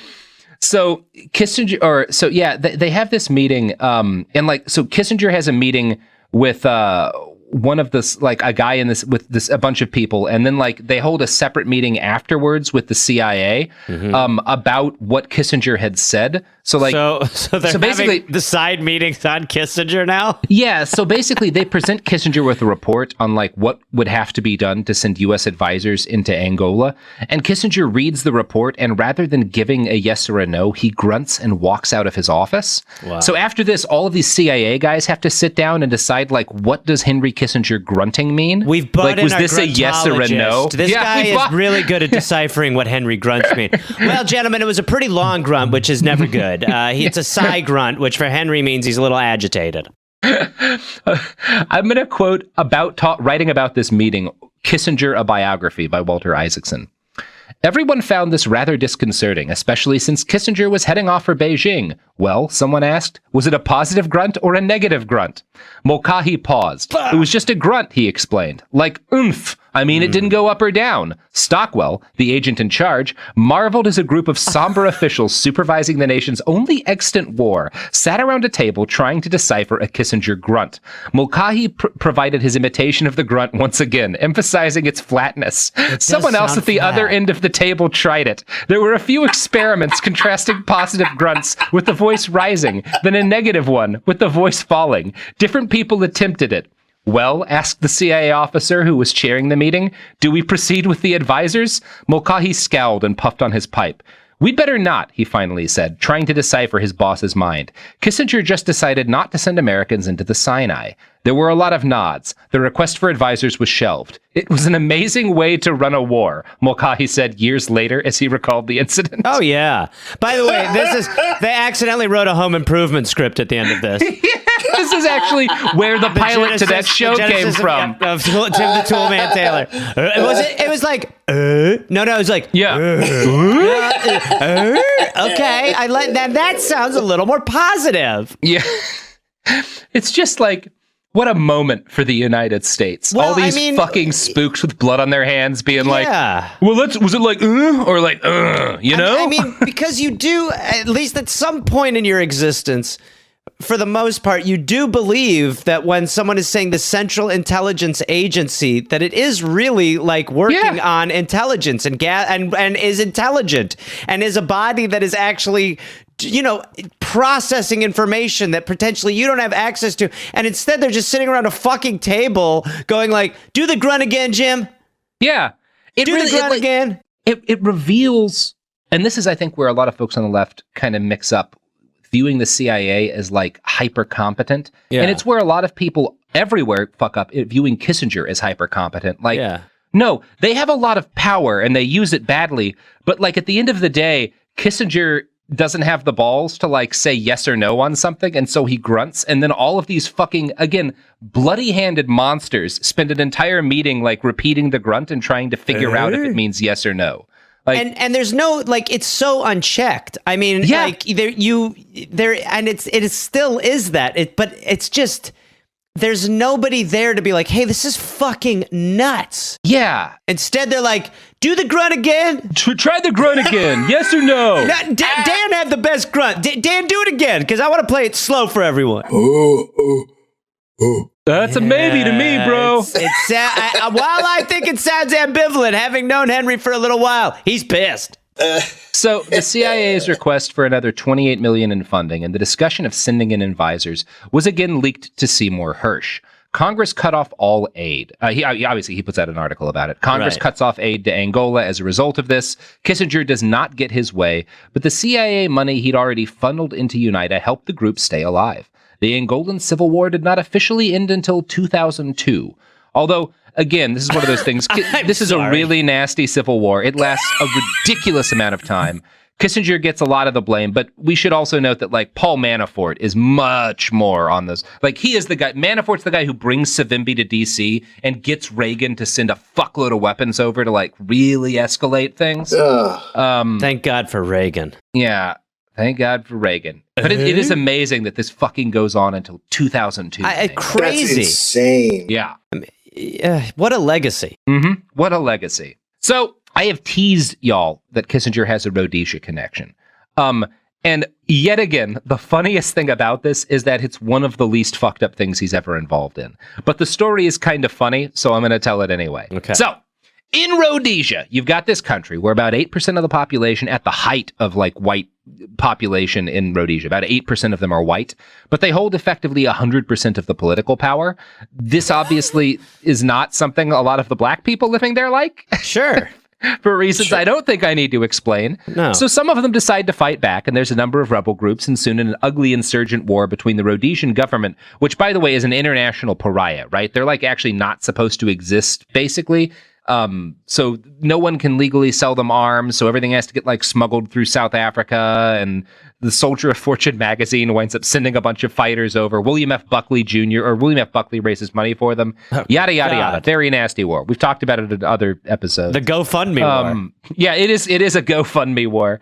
So by the time Kissinger is in office, the white minority government of Rhodesia has spent years locked into the losing side of a grinding insurgent campaign. The international community widely condemns Rhodesia as an apartheid state, and there's a bunch of arms embargoes. And in fact, pretty much everyone hates Rhodesia except for South Africa and the U.S. right wing, who see the Rhodesies as anti-communist crusaders. Sure. Kissinger was locked into an awkward position here. He wanted to negotiate an end to the fighting and an end to the white supremacist government of Rhodesia, but he also doesn't want to piss off his right-wing base too much, you know? This is like a really messy situation for Henry. Yeah, of course. So, tough. Policy towards Rhodesia in the Nixon years. There's a plan Nixon approved for South Africa in 1969 that is like U.S. policy in Rhodesia for nearly a decade, and it is literally called, I am sorry for saying this, but Nixon calls U.S. plans, like the U.S.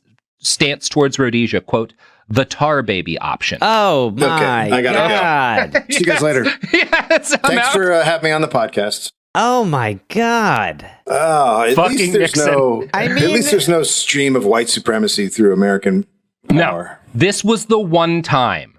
It's like, I can't believe the guy fucking recorded himself for, like, This is not just recorded himself. This isn't just like Nixon saying a slur in a conversation with his buds. no, yeah, this is official U.S. government policy. These are title pitches. Yeah. We write this out places. Someone wrote it down and was like, I'll hand it in if you're sure, Mr. President. Well, it seems pretty good to me. And this is not just towards Rhodesia. This is towards all of like South Africa too. These like white minority governments in Africa. And the premise is that, quote, the whites are here to stay, and the only way that constructive change can come is through them. So I mean, it's so, and it really hasn't changed that much. We just have fancier titles. yeah, we don't put the slurs right in the title. Yeah, no, we don't record the president, and we don't put the slurs in the title. So the policy is sold to American liberals and moderates by basically saying the only way to liberate black Africans is to improve their economic outcomes through trade, and that means dealing with the white governments, right? Because this is sort of just, I mean, it's really bleak. All we It's did, we really just changed bleak. it to tech. We've just changed it to tech, essentially. Yeah. We would maintain, the document declared, public opposition to racial repression, but relax political isolation and economic restrictions on the white states. I mean, it's fucking crazy. Like, the problem here is that people don't like the 8% white people that run the entire fucking place. It's one of those, we continue and we'll always have debates over like sanctions and like when they're good and bad ideas. Yeah. But the argument here is that like we can't sanction South Africa and Rhodesia because it'll hurt black people. And the degree to which that's a lie is that like, well, you're saying we have to start selling them fucking weapons so that they can oppress black people in order to improve economic outcomes for black people. Right. And perhaps that's fucking insane. Right. You know? Yeah. It's a little more nuanced than that, not by a lot. Not much. Yeah. to his credit, when Nixon is out and Ford is in, Kissinger kills the racial slur option, and he authors a new plan, one that is a lot better and that is actually focused on spirited opposition to white minority rule in Rhodesia. Kissinger gives a big speech in Lusaka that immediately enrages the right wing of the Republican Party. Basically, he's like, our plan, like under Ford, we want to bring an end to the government in Rhodesia. Like this government cannot be allowed to right wing is like unbelievable. Yes, Ronald Reagan. Over 7% of the populace. You can't disenfranchise 7% of Rhodesia. Have you seen the color of their goddamn skin? That is essentially what Ronald Reagan says.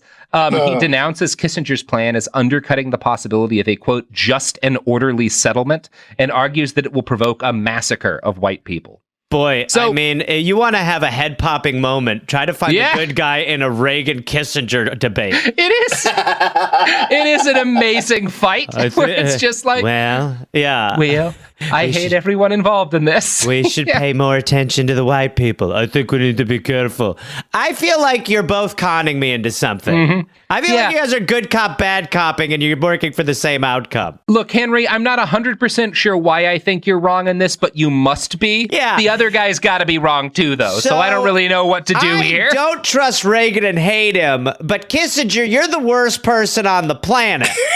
So I'm in what I'd call a bit of a pickle. Yeah. This is a doozy of an issue. I'm going to need to go in the other room and do some grunting. Yeah. So what's happening here is that Kissinger is trying to wrench U.S. government policy in Africa away from supporting explicitly racist regimes in Africa. And Reagan and the right wing under Reagan. He's trying to get like into a country club or something. There's got to be some angle of. I mean, obviously, it's the same reason he does anything, right? He wants to be seen as being the guy who negotiates into these big issues, and he's trying to. I think he recognizes by this point that, like, well, Republicans aren't going to stay in power forever, but I, Henry Kissinger, want to have a shot at being in power still, and maybe if I get rid of this bad government in Rhodesia, people will be like, Henry K., let's give him a gig, you know? Right. He accidentally stumbles into the proper outcome because personally he wants to end it. And so he sees the way to end it is actually the way that's good. It's like, we're lining up Henry's personal interests with a prudent solution, and that eclipse is very rare. Yeah, he's like a guy who like stops a home invader from murdering a family, but it's later found out that it's because he was hitting on a 15-year-old girl, like he was trying to flirt with their daughter and stuff. Like it's like that sort of situation where it's like, well, good, I guess. Like he stops a robbery because he was peeping through a window that he fell through. Yeah, exactly. Yeah, it is hard to find the moral lesson to take out of this. Obviously, the Reagan right loses their minds over what Kissinger's doing here. Pat Buchanan, a former Nixon speechwriter, writes in a column, quote, "It is too early to determine if Secretary of State Henry Kissinger's safari through Black Africa did greater damage to U.S. policy interests or to President Ford's hopes in the remaining primaries." I mean, again, it needs to stop where like this never ending, what does it do to your reelection chances shit. It's like we are so conditioned to that being how we operate and do everything, as opposed to actually just trying to do the thing that does long-term good.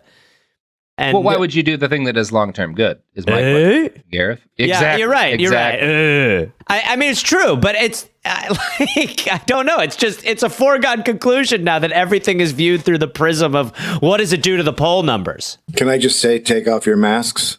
Yeah. So Kissinger did not achieve a tremendous amount in Rhodesia while he was Secretary of State. He got Ian Smith, who's the leader of Rhodesia, to agree to a 2-year turnover from minority rule to an actual democracy. But the way he did this was by assuring Smith that black moderates had agreed that during the turnover, whites would remain in control of the military and police. This was a lie. The black people in Rhodesia, the black moderates in Rhodesia, had never agreed to this. He's just lying to Smith to get him to agree to this. Awesome. It also feels like anytime there's like a 2-year deal that you're like, that's just your way of like letting it sort of settle so that you can continue the fuckery. Exactly. Yeah. And the story of the negotiations is classic Kissinger. He's telling everyone what they want to hear and then kind of weaseling his way into getting people to sign things that make him look good. This write-up from the New York Times sums it up well. Mr. Smith has said he agrees to the 5-point plan he made in public because he had received assurances from Mr. Kissinger that the black leaders had accepted the whole package, including Mr. Smith's addition on the white ministers. In his view, either the blacks have reneged or Mr. Kissinger misled him. The blacks, such as President Julius Nyerere of Tanzania, insist that they did not give their approval to the details of the 5-point plan, only to the general thrust of majority rule in 2 years, leaving it to Britain to work out details later with black and white Rhodesians. They say they would have rejected the proposal for white ministers. Mr. Kissinger and his aides have been evasive. On October 24th, Mr. Kissinger said on television that, "I think everybody is telling the truth." Wow! What an incredible guy! Wow. That is the best bullshit statement I've ever fucking heard. It's so much better than "I believe I'm not sure" or "I don't know." Everyone's lying. It's awesome. I think Who is the being... bad guy in Rhodesia? Nobody. I think everybody's good? Everyone's really cool. Why do you need a bad guy? In the end, the talks collapsed. The war continued on for 2 more years until the Rhodesian strategic fuel reserve was blown up by insurgents and the government was forced to the table. Kissinger and his supporters would later claim that the eventual peace was negotiated on the terms laid out during Kissinger's negotiations. That's kind of questionable. Sure. It is fair to say that that by coming in very strongly, and he was very unequivocal about condemning the government of Rhodesia, by doing this as the Secretary of State, Kissinger caused a shift that led to a significant increase in trust of the U.S. by black African nations. No wonder Reagan was so pissed off. Yeah, obviously. So it's one of his better moves from an ethical standpoint, but it's an ego move still, right? Everything is an ego move, right. And obviously, it's a sign of how much more fucked up things become. That doing this broadly good thing causes the beginning of the end of his career in politics. Of course, it's like you can't help the black people. That's it. You're done. Yeah. That's it for you, Kissy. But to be fair, it worked for me. That's why I did it. We know, Henry, but we know, buddy. But you know what won't fail to bring peace to Rhodesia? What's that? The sponsors of this podcast who orchestrated the destruction of the Rhodesian Strategic Fuel Reserve. God. Mm-hmm. That is, we are sponsored entirely by the Rhodesian rebel forces. Here's an ad.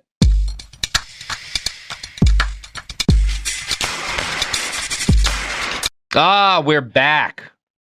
Good stuff. Yes. Good times. So, yeah, on the whole, Kissinger's last year or so as Secretary of State involved his least number of war crimes per month, which might point to personal growth, but probably points to the fact that he and Nixon had just exhausted the U.S. government's ability to do shady shit. We needed a breather, right? We had to take a breather. It took us a few years to get geared up for Reagan, you know? Sad. He's been... Go ahead, Dave. We've just killed so many. There's like no... Mm-hmm. Like, what do we dig them up and kill them again? Like, it's just hard. We're out of ammunition. He's like he's no longer a starting QB. He's being traded. He's riding the pine. Yeah, he's got like he got a wrist injury. You know. He's on IR for the year. Yeah. So the last one of his escapades we're going to cover then is Kissinger's relationship with the Kurds. Oh fuck. Yeah, baby. Jesus fucking Christ. The Kurdish people are the largest ethnic group on earth without a nation of their own. They make up large chunks of southern Turkey, southern Iran, northern Iraq, and northeast Syria. Now, if you look at this kind of broad Kurdistan region on a map, you'll notice a couple things. For one, it's all landlocked, which means if you were, and there was a lot of talk when like colonial powers started to leave the Middle East after World War II that like and promises were in fact made to the Kurds. One of the issues that comes up is that it's going to cause like severe economic difficulties because they would be landlocked. You'll also note that their territories all tend to exist in chunks of states that have wound up fighting each other repeatedly over the last half century or so, right? Turkey and Syria, Iran, exactly. And the Kurds were used on purpose by basically everyone as buffer zones and proxy fighters in these conflicts. Now, starting in the Nixon administration, the Shah of Iran had a problem. He was engaged in an escalating conflict with a new, sexy young dude on the block, Saddam Hussein of Iraq. Now, can I just say right away, I like both these guys. They seem like they're both going to go good places. So the Shah decides he wants the U.S. to arm Kurdish fighters in order to give Saddam some trouble and ease up pressure. The ostensible leader of the Kurdish people's struggle in Iraq at this time is a guy named Mustafa Barzani. Now, Mustafa had been leading his people in battle against the Iraqi state prior to Saddam taking power for like a decade at this point, and he had repeatedly begged the United States for aid. The U.S. traditionally did not like Barzani because he had spent a decade exiled in the Soviet Union and had some socialist-y tendencies. But the Israelis and the Shah had experienced great luck in using the Kurds to keep Saddam, who'd taken power pretty recently, off of their back. Kurdish rebels tied up 80% of the Iraqi military during the 1967 war against Israel and are probably a big part of the reason why Iraq did not join in that war. In April of 1972, Saddam signed a treaty of friendship with the Soviet Union. This finally tipped things for the Nixon Treaty of administration. friendship is just a great term. I mean, it is a nice term. We're like buds! it's like when I bros. started with my BFF when I was 7 in a treehouse. Yeah.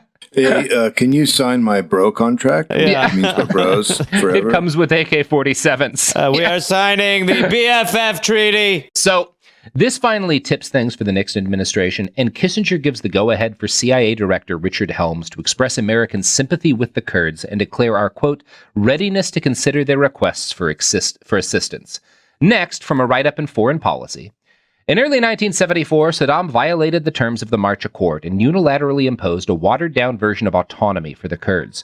Barzani responded by traveling to Iran, where he met with the Shah and the CIA's station chief to request U.S. backing for a plan to set up an Arab Kurdish government that would claim to be the sole legitimate government of Iraq. As Kissinger wrote in his 1999 memoir, Years of Renewal, Barzani's request triggered a flood of communications among U.S. officials focused on two questions: whether the United States would support a unilateral declaration of autonomy, and what level of support the United States was willing to give the Kurds. The CIA in particular warned against increasing U.S. assistance. But Kissinger was dismissive of CIA Director William Colby's caution, writing, quote, Colby's resistance was as unrealistic as Barzani's enthusiasm.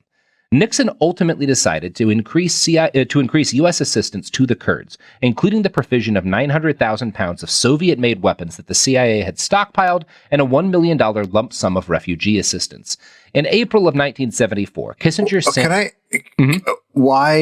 Why the Soviet weapons? Is that to confuse things? You don't want people seeing them with U.S. weapons. That's going to make it seem like we're involved, Dave. What an amazing move. So fucking... I mean... It's dope. I stole a car to commit a murder. Yeah. So, in April of 1974, Kissinger sent Nixon's orders to the U.S. ambassador in Tehran. This cable was important because it laid out a succinct proclamation of U.S. interests vis-a-vis the Kurds. The objectives, he wrote, were to A, give the Kurds capacity to maintain a reasonable base for negotiating recognition of rights by Baghdad government, B, to keep present Iraqi government tied down, but C, not to divide Iraq permanently because an independent Kurdish area would not be economically viable, and U.S. and Iran have no interest in closing the door on good relations with Iraq under moderate leadership. Yeah, but there are I mean, I'm not great, but there are landlocked countries that are economically viable. And Kurdistan has a huge amount of oil. Yeah. It's such a crazy thing that they're saying. Like, it's fucking insane. What they are doing, and what Kissinger is establishing in writing here, is U.S. policy towards Kurdish people for more than half a century. And the idea comes down to, we will provide them with aid and weapons when they fight our enemies, but only to such an extent that they achieve minor tactical successes, never enough to allow them permanent autonomy, because that's going to upset the balance of power, right? This has been ever since. This is what we do with the Kurds, right? And Kissinger is the guy who lays it out first. Now, Mustafa Barzani made the terrible mistake of believing that the U.S. actually supported his people's independence. For 3 years, the Kurds battled Saddam, sustaining thousands of casualties. But then, in 1975, the Shah and Saddam made peace, and the Shah asked the CIA to cut off all aid to the Kurds as part of a deal with Iraq. The weapons Kurdish fighters had relied upon suddenly dried up. Barzani's fighters were massacred. Thousands fled to Iran, but were turned away by the Shah. Desperate, Mustafa cabled Kissinger, whom he had gratefully sent 3 rugs and a gold and pearl necklace as wedding gifts just months earlier. Your Excellency, the United States has a moral and political responsibility to our people. Kissinger never replied. Later that year, the House Intelligence Committee asked him to justify this betrayal. He responded, "Covert actions should not be confused with missionary work." Oh my God.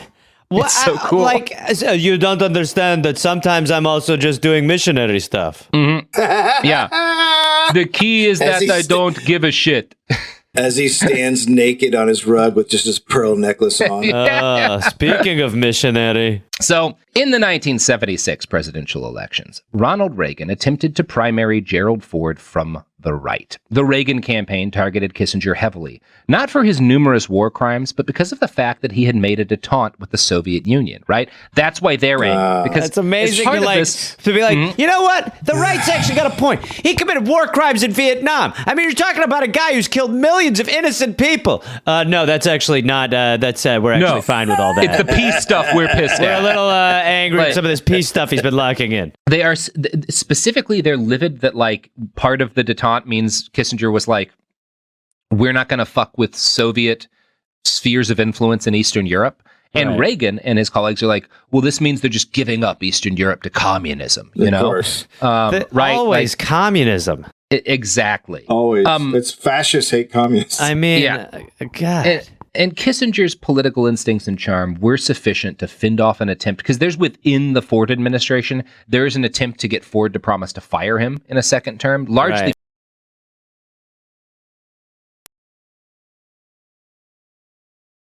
to be like, no, I would never fire Henry Kissinger. Nixon does? No, not Nixon. Kissinger succeeds in doing that with Ford. Okay, sorry. I thought, I was like, if you're listening to Nixon at this point. A cupboard in the White House still? Gerald, get me some gin. Also, keep Hank around. So the fact that Henry wins the fight within the Ford administration means that he becomes like a major marketing term for the Reagan campaign, right? Like they do not stop. In fact, they instituted a plank in the Republican Party that year that's basically the anti-Kissinger plank that says like, you will never accept that like communist states should exist anywhere. Essentially, that's kind of what they do. Okay. It's just stabbing him in the heart. Yeah, it is. It's amazing. And it's a mark of like how much he fucked things up that you can't even feel good about his downfall because he's replaced by people who just suck even more. Yeah. Yes. So Ronnie felt this.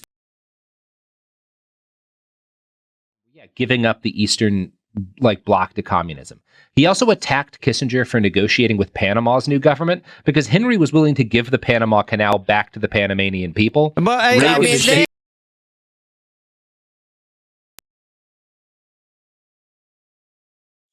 and Reagan wrote that thing, but they were so fucking mad come about it. on, no, there's they have no claim to that canal. Yeah, Reagan said in a speech, "We built it, we paid for it, and we're going to keep it." Oh my God! Refer to our two-parter on the U.S. and Panama for more on that one. So Reagan's primary attempt failed, but by struggling against the rising far right, Kissinger had hammered the final nail into his political career's coffin. In the Ford administration's last days, a dark alliance materialized, and, smelling blood in the water, they acted to cut Kissinger off from any future career in Republican politics. The 3 main members of this alliance were Paul Wolfowitz from the CIA, Vice President Dick Cheney, and Secretary of Defense Donald Rumsfeld. Oh my God! Oh, baby! Yeah! It's like there's 4 Kissingers. It's like killing Satan and then 3 winged demons fly out of him.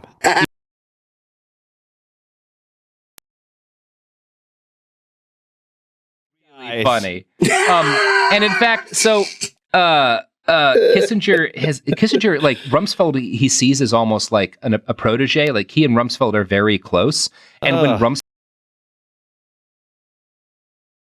person I've known in government, which is Henry, from you, utterly meaningless. Honestly, like absolutely meaningless from you. I mean, you're not 100%. allowed to. Yeah. It's so funny. It's so funny. So it's not funny for all the people who are going to die, but it's funny in like an existential sense. Like if you're an alien looking at all this like a TV show, it's pretty funny. Yeah, you'd be like, well, why don't they Yeah. get a good guy? You're like, well, it's. If you can't laugh at all the people dying, are you an American? Yeah. No. The answer is no. By the way, the first time that Nixon heard that Kissinger was working with a guy named Rumsfeld, he was like, well, pour him at a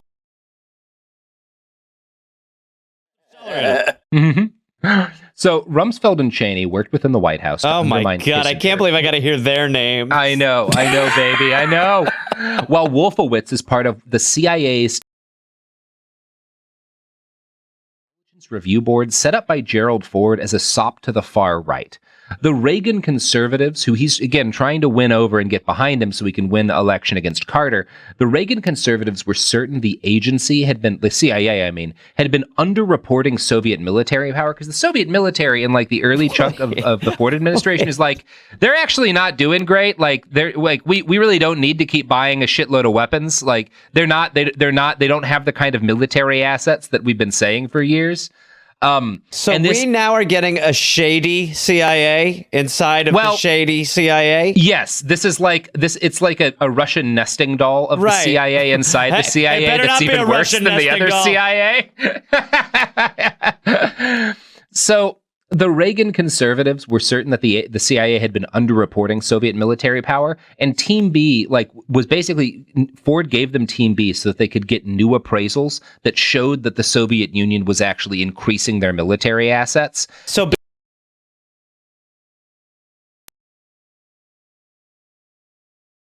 look, I'm not liking the the non-distilled information. Give me a bunch of bullshit. That's exactly what's happening. And one of the things that's fascinating here is that, in essence, this is a return of missile gap logic, right? Which Kissinger helped get off the ground. But now, because he supports this détente policy, and that's like his big claim to like fame within, his career, that he reached détente with the Soviet Union, he's on the opposite side of like a missile gap bullshit myth, right? Oh man. Like, this is that the moment for him. Leopards ate my face. Yeah. I never thought it could happen to me. Yeah. And then they came for the Kissingers, and there was no Kissingers left to speak for me. It's the same thing as like Dick Cheney speaking out against the Trump administration and watching his daughter get slandered and stuff. And it's what it's going to be in 20 years when Trump is welcomed at a president's funeral, and we're going, Trump really wasn't that bad. I like the way he said we shouldn't nuke everyone on Earth.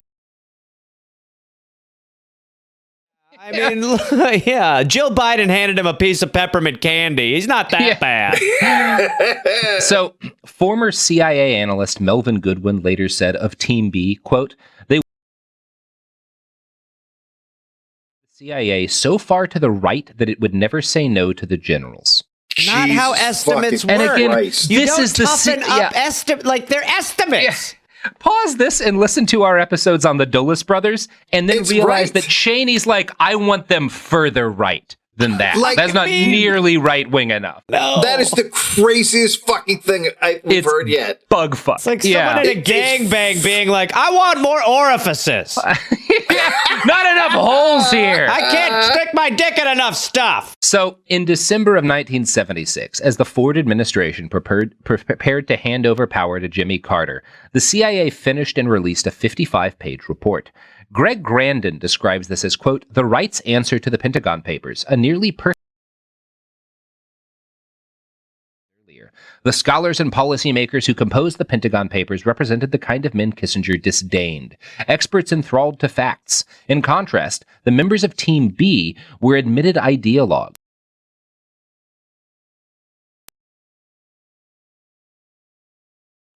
But as a matter of faith, Ugh, what kind? I mean, you just, it's a church.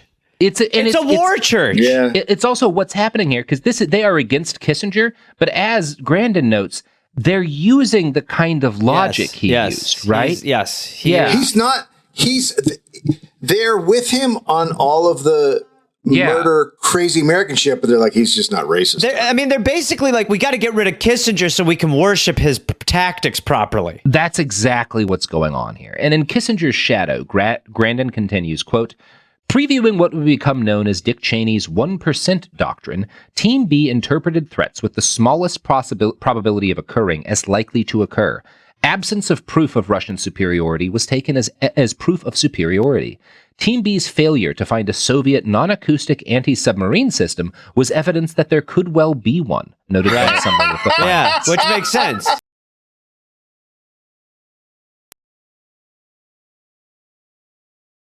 EGOT it and won an Emmy and an Oscar and a Grammy. So that's pretty solid evidence that I in fact have all of them. Yeah, you just need to understand you have all of them. Yeah, absolutely. Mm-hmm. So published a front-page story on the intelligence findings of Team B, which provided legitimacy to the bogus estimates and ensured the next decade of defense spending was geared towards stopping a rising Soviet titan that did not exist. Oh my God. Jesus fucking Christ. Thanks, New York Times. Nailed it on that one. Star Wars on top of that, which is Star Wars proceeds directly from creation. Yeah. Like, and it proceeds directly, like Team B is laying the groundwork for Star Wars, right? So while Team B's tactics ran directly counter to Kissinger's current positions, they rested directly on what Grandin calls his philosophy of history. Henry had been an advocate on the value of intuition in assessing threats and guiding responses. Historian Anna Hessen-Kahn writes that they used Kissinger's own philosophy to, quote, belittle... Had to be a tough spot for Kissinger where he was like, it's a shame that I've been vilified, but... God damn, do I love the way they did it. So me.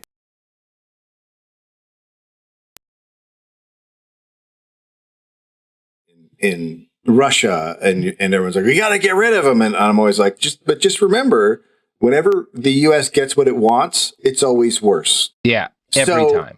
That it can be worse. Like, he can be gone. He's a fucking monster, but don't be surprised. If what comes after is really fucking bad. And the idea of not questioning shit. Like, we're the country who cried war. At some point, you have to be like, look, sorry, everybody, you're really going to need to step up with a lot of evidence because you constantly just fucking invent. I mean, if you are forming organizations inside of bullshit organizations meant to bring, like, that if there's no submarines, it means there are submarines. I mean, it's just kind of like, and the fact that it's still effective, it's constantly effective. It's never stopped. This is just a continuation, and it's even like this is a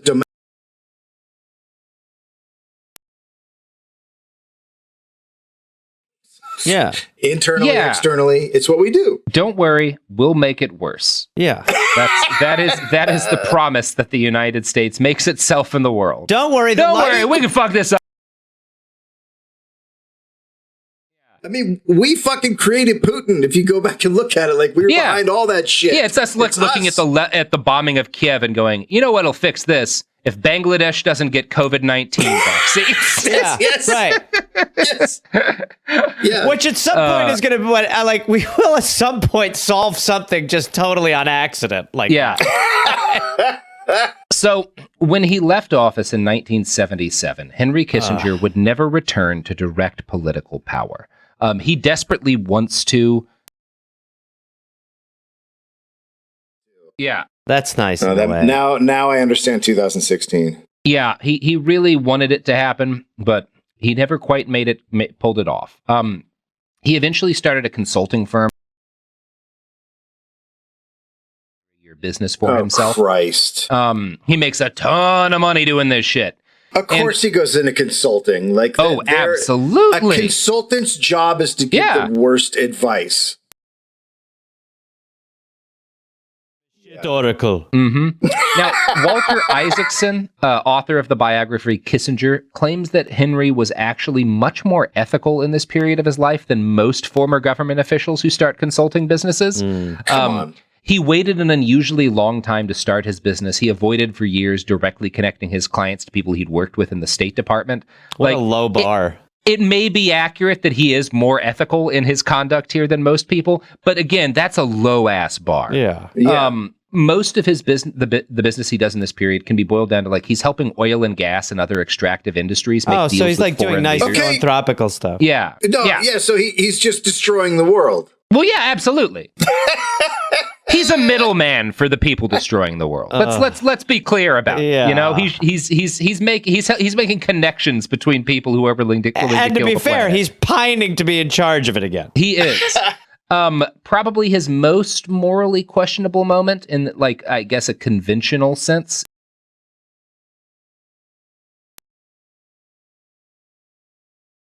Jennings show to argue that, like, whatever went on, the U.S. should not impose any economic consequences on China. And this is, again, not due to a principled stand against sanctions. It's because Kissinger was working on a massive business deal that involved the Chinese government and several large corporations. And here's the thing. He's working as a journalist at that point. Oh, my God. He is a regular columnist for the LA Times and the Washington Post. And he advocates in both magazines not putting any kind of economic, like doing any economic harm to China over this, which is like a ethical issue as a journalist, because again, he does not disclose that he has any of these business relationships. And it causes a minor uproar. And it's one of those things where it's like, yeah, that's unethical behavior, but also in Kissinger terms, like, not even on the fucking radar, right? To most people, this is an abhorrent act, but congratulations on turning over a new leaf, Henry. Yeah. Wow, Henry, you've really improved. You really are less shit. You waited until after the thing to do something. Years, he became even more of an international celebrity. He's actually surprised when he starts doing this job. He's racking up huge amounts of money as like a public speaker, and he and his like accountant expect the value of him. You're horrible. It just gets bigger. He just becomes more and more valuable as a public speaker. Now, for some insight into his life in what we might call retirement, I found a New York Magazine article from 2006. Quote, "He bonds with Oprah Winfrey over their shared love of dogs. She recommended an artist to paint a portrait of Kissinger's lab. And with Alex Rodriguez over their shared love of the Yankees, he and A-Rod had lunch at the Four Seasons last year. He and his wife of 32 years, Nancy McGinnis, spend every Christmas with close friends Oscar and Annette de la Renta in the Dominican Republic. Asked about the nature of that friendship, given the unlikely connection between a former statesman and a fashion mogul, Kissinger says, 'They are dear friends of mine. They have no utility.' I'm going to try to kill them."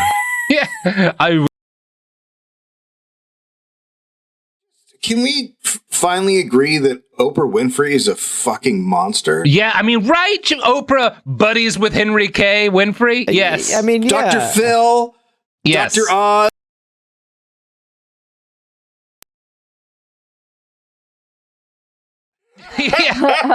Don't forget John of God. Yeah, right under your Suharto tattoo, Gareth, is just Dr. Oz high-fiving Henry Kissinger.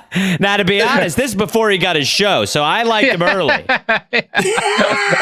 This was just like aspirational, you know? Yeah, I didn't know. He's a great pal. So Kissinger became a New York socialite and was reputed to enjoy the city's social scene because, quote, Manhattan's social life is more generous than Washington's political life. He should not be allowed to pick where he wants to go out. I mean, he should have to like get food raised to his cell in a bucket. It's the same thing as that, what the Cook, was it David Cook, the one that just died? But it was the same thing. Yeah. Everyone just accepted him in those fucking circles. And it's like, no, he's a fucking monster. And then Charles Koch is the one who's like, you know, was like on a rehabilitation tour for like 6 months. Yeah.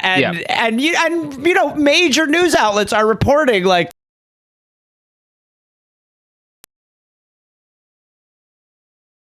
degenitalize him. So Kissinger was regularly, and I think probably still is, regularly seen on the arm of Barbara Walters, who calls him a loyal friend. And in fact, she was endured one of his few public shamings. It came courtesy as the only real hero of these episodes, ABC News anchor Peter Jennings, who sees Kissinger at a restaurant and is fucking enraged and screams out, "How does it feel to be a war criminal, Henry?" Nice. Oh, yes! Peter Jennings, baby! And of course, Peter Jennings is gone, so no longer do we he get dies. that. Yeah. Kissinger probably invaded his lungs. Yeah.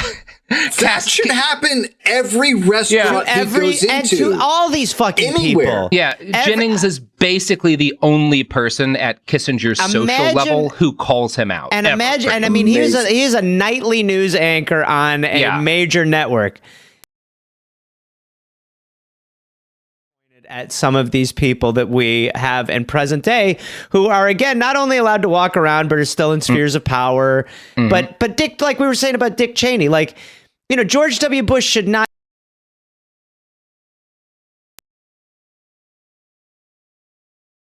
He certainly shouldn't be fucking painting. Shocking. Yeah, he shouldn't be fucking getting mint. He shouldn't have fingers. No. His daughter should not be on the fucking Today Show. I don't know. I like strawberry in my margarita. So I want to continue the story because we're not done with the story of Peter Jennings calling Kissinger out at a restaurant. And to finish that tale, I'm going to quote from the New York Magazine again. The subject of Kissinger's past sins was very much in the air at the time. Judges in both France and Spain were seeking Kissinger for questioning as the long simmering debate over his connection to Chilean General Augusto Pinochet's brutal killing of dissidents in the 70s returned with a vengeance, not least in Christopher Hitchens' ringing indictment, The Trial of Henry Kissinger. These developments clearly rattled Kissinger, who had preemptively written a lengthy article for Foreign Affairs, decrying the dangerous legal precedent of using universal jurisdiction to try state actors for past actions, the same precedent under which German courts hope to try Donald Rumsfeld. The question by Peter Jennings, how does it feel to be a war criminal?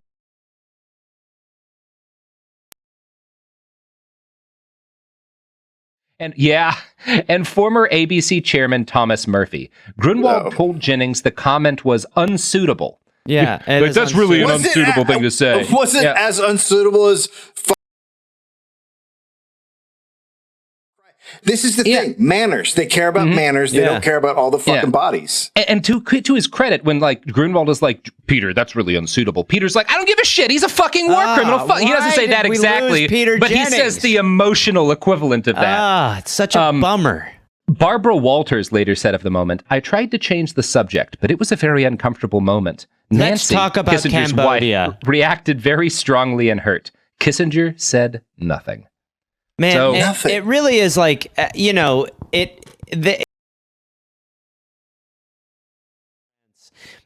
they will, they'll have a message, they'll have signs, they'll have something orchestrated, set up. And not only will the politician and the people on the politicians at the event will be the ones who are like, I'd like a congressional hearing. This isn't the time or place. This isn't the time. It's like, what? There's no time or fucking place. Yeah, where's the fucking time and place? What do you fucking expect?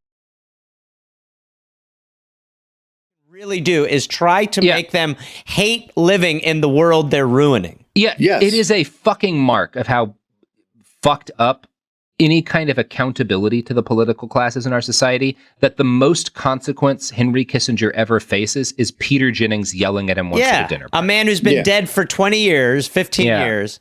I mean, when Sarah Huckabee Sanders was out to dinner and some people yelled at her, I mean, you saw both sides condemning it. Some fucking dudes yell at fucking Tucker Carlson from his lawn and it gets called terrorism. There are Republicans and Democrats who always condemn that sort of stuff. And it's not because people believe in public decorum. It's because they don't want it to show up on their fucking doorsteps. Right.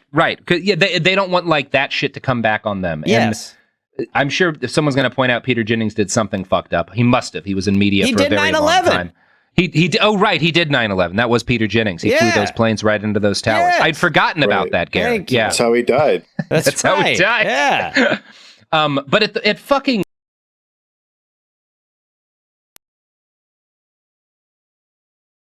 How does it feel to be here where American boys are dying? But no, you did war crimes, Henry Kissinger. Fuck you. Someone has to say it.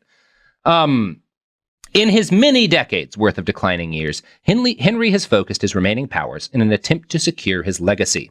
In 2003, he opened up his White House archives to a British historian named Niall Ferguson, whose book, also just titled Kissinger, I've cited a few times in these episodes. Ferguson claimed his biography would, quote, provide a warts and all look at the man. But quotes he made about the relationship put the lie to that. And this is Ferguson writing about how jazzed he is to be hanging out with Henry. I'm in Henry Kissinger's swimming pool talking about his meetings with Mao Zedong, thinking I must be dreaming. Shit in that pool. I know. Fucking hell, Niall. Everyone. Now, obviously, I have quoted from this biography because of the details, the information Kissinger provides about his early life. It is not without value. It's probably the most detailed look at his childhood we have. It also only goes up to 1968, which neatly avoids the most controversial. That's not great. Even when journalists. And now we end the story. Yeah. And that was the end of Henry Kissinger. Blah, blah, blah. Even when journalists and historians. They are likely to find themselves enraptured or at least tripped up by his clever wordplay. Bob Woodward, who first interviewed Kissinger in '74, wrote, he wants to control not just what he says, but people's perceptions of what he says. And it's kind of like one long book review where he is arguing with the reviewer of his book or his life or his policy.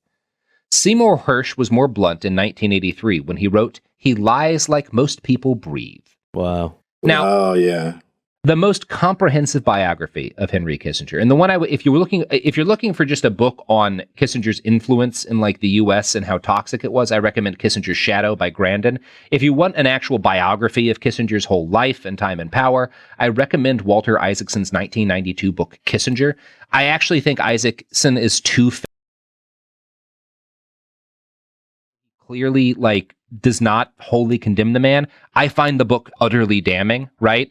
The book condemns him even if Isaacson doesn't entirely do so. Even when you're not trying to fully condemn such a piece of shit, you have.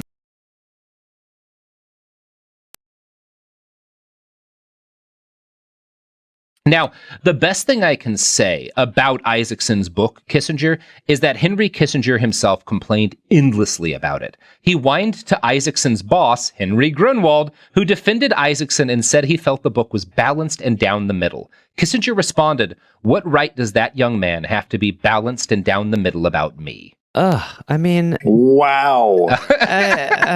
Wow. It just shows you. I mean, he should never be in the position where he should be pointing out that other people are crazy. No.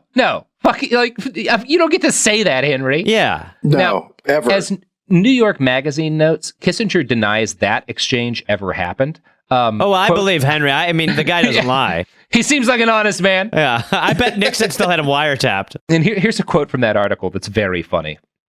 I've never read the Isaacson book, he says, then quickly clarifies. I've read a few parts of the Isaacson book, which I didn't like.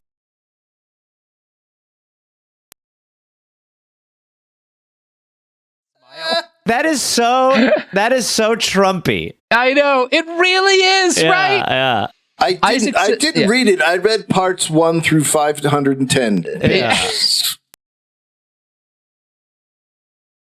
Letters contesting numerous passages. My view, and this is Isaacson, my view is that if Kissinger reread his own memoirs, he would be outraged that they did not treat him favorably enough. Wow. Kissinger... Who wrote this? You did. Oh, fuck. That son of a bitch. Oh, better get me. Kissinger claims to be unconcerned about his place in history. I cannot affect my legacy, he says. And what does he think his legacy is? I have no view, he says. I can't control it by what I say. I tell him I don't believe him. You're not in your 80s yet, he replies. Now, a lot has been made about Kissinger's purported role in the invasion of Iraq. He did apparently urge Bush and Cheney to go through with it. I think crediting him specifically with having an impact. By the time they talked to Kissinger about this, they had made up their fucking minds. It's probably... He didn't push them into invading Iraq, It's similar when the Queens of the Stone Age have Dave Grohl on drums. Yeah. You're Exactly. He's a player.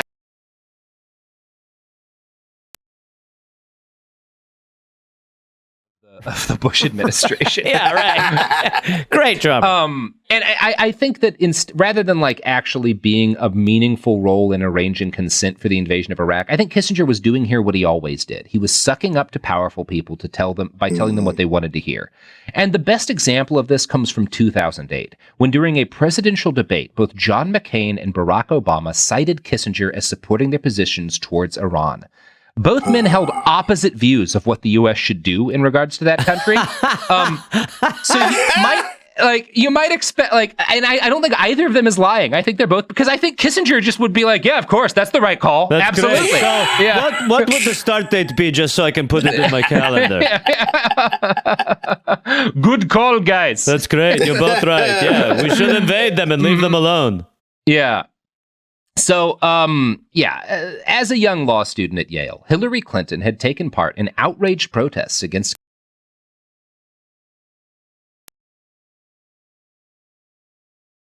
and wrote in a review of one of his books, Kissinger is a friend. And again, the astute observations are Kissinger saying whatever she wanted to do was the right thing to do, right? Like that's why these people like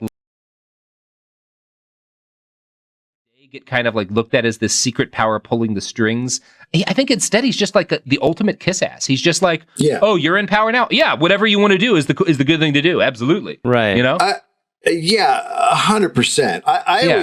I would tell people, like, if you're young and you don't understand what it means to see Hillary Clinton standing there with Kissinger, it's no different than in 10 years if all of a sudden your Democrat candidate is standing next to Cheney. Yeah. You're like, what the fuck is going on? And I guarantee you that. Yeah. I guarantee it. I guarantee it. And I think, though, when you're trying to talk about like his actual influence and like the fucked up things that have been happening in the last couple of decades, more in the way he shaped the way the U.S. government functions in terms of foreign policy. He centralized power and set the precedent of allowing the executive branch to execute military actions, things that were done to restrict the power of the executive branch from doing that. But then those things were all undone after it's this kind of tug of war thing. But Kissinger, even though he did not set obviously the policy after 9/11 that expanded the executive government's ability to do military shit abroad, he did set the precedent of like how you would actually centralize power in that way within the executive. And he set a lot of ideological and philosophical trends that are still shaping the way the U.S. government functions in regards to foreign policy today. Sure. Yeah. And if you're looking for perhaps the most direct and succinct explanation for how Kissinger influenced the world of modern American politics, you can find it in this quote he himself wrote in 1963. "There are two kinds of realists, those who manipulate facts and those who create them. The West requires nothing so much as men able to create their own reality." Wow. Wow. What a fucking... Wow. To not be able to define realists in your...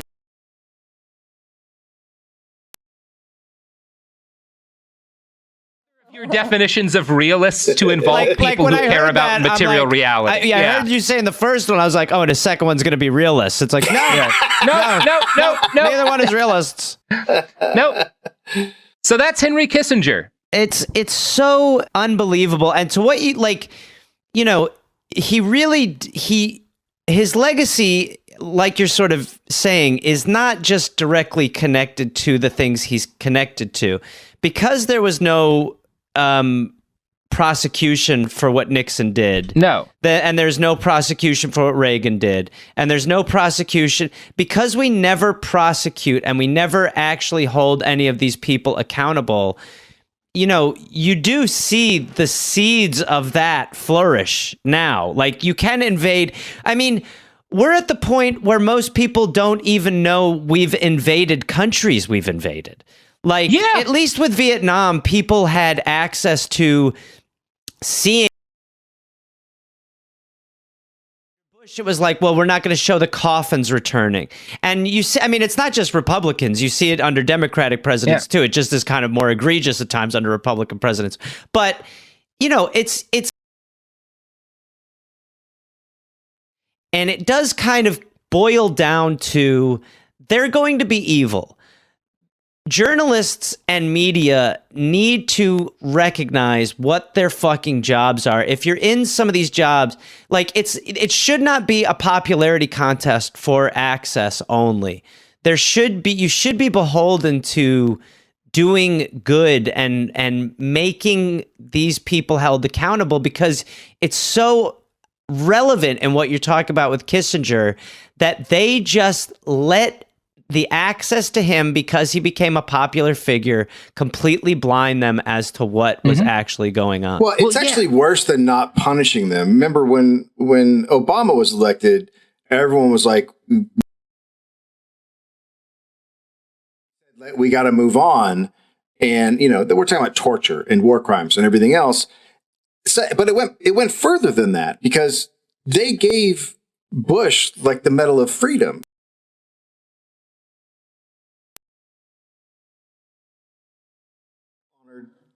This guy named Henry Kissinger. The Obama administration They sure did. Honored him. So it's beyond not doing anything.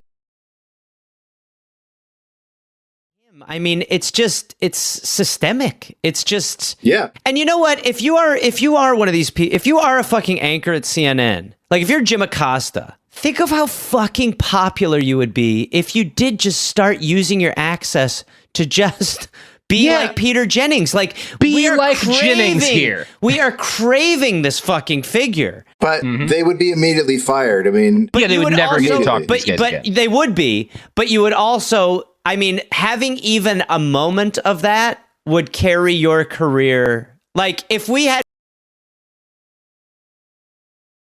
it would go so viral and people would talk about that person endlessly that, I mean, it's like when, when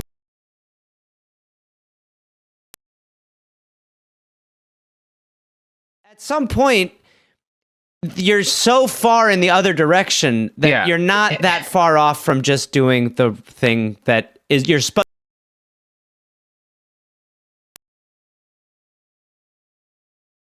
You have all of these big media figures like moving their shows to Ukraine to be able to film shelling in the distance. And like, obviously, to be a journalist covering combat up close, covering war crimes up close, requires a lot of physical courage. Those like Sky News reporters who got fucking shot and shit, the Daily Beast reporters who got fucking shot. But like being like Lester Holt, like having your show filmed with like shelling in the distance, they have massive security teams. They have massive resources invested into making sure they are in as little danger as they can possibly be. And more than anything, they are out there and doing it for the fucking clout, because that is easy to like pills like I'm brave. What's actually brave is Peter Jennings yelling at Henry Kissinger at a fucking dinner party full of powerful accountability. And if one of them was willing to do fucking that to any of these ghouls, I would have a lot more respect than I would of them filming shelling in Kyiv from a mile and a half away. Yeah, look, there was Wolf Blitzer who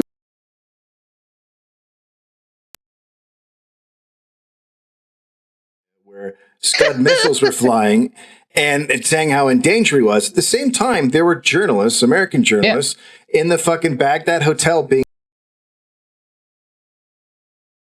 American troops. And those guys didn't work anymore. And Wolf Blitzer got his own TV show on CNN. Or Brian Williams when he was like the way that he embellished his story about like getting off of a helicopter and taking RPG fire. I mean, I don't know.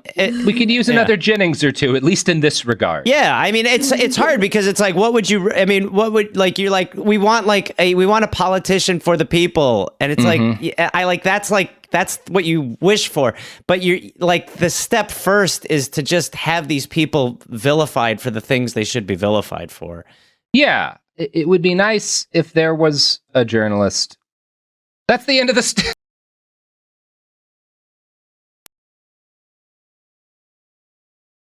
This was, I mean, just fucking incredible and just such a ridiculous He's the worst dig. American. He's a pretty bad.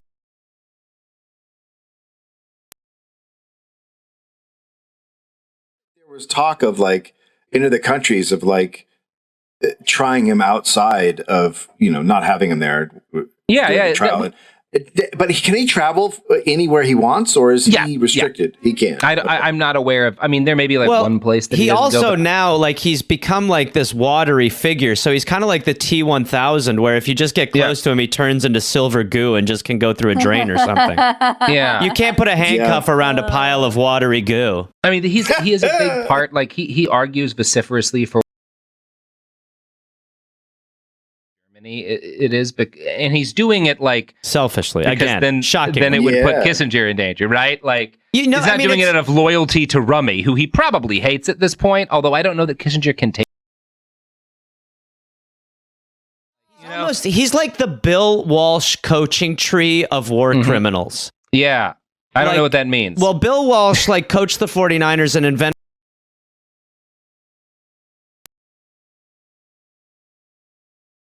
Changed football. It just changed everything. And it's that's what he did. He just was the guy who's like, I came up with a new offense. And it's like everyone's just reading off of that playbook and tweaking it. Yeah. That's what. Football is when. Okay, Robert. That's the title of this episode. I really liked that guy Gareth said of football, but of politics. I liked the two yeahs that preceded your. I don't know who that guy is. Yeah. No, I have no idea. Yeah. Hey, who is that? Yeah. It's like it's like in basketball when Phil Jackson made the triangle offense. Bingo. That's somebody. Yeah, triangle diplomacy. It's like the triangle thing. Yeah, yes, absolutely. Robert's there we go. Yeah. Robert's like, all right, a triangle. Yeah, okay. And offense is the opposite of defense, right? That's right. That's what everyone says. That's what everyone says. Yeah. In my opinion, it definitely is. You know, the team with the most points wins. Yeah. Well, for sure, that's going to be.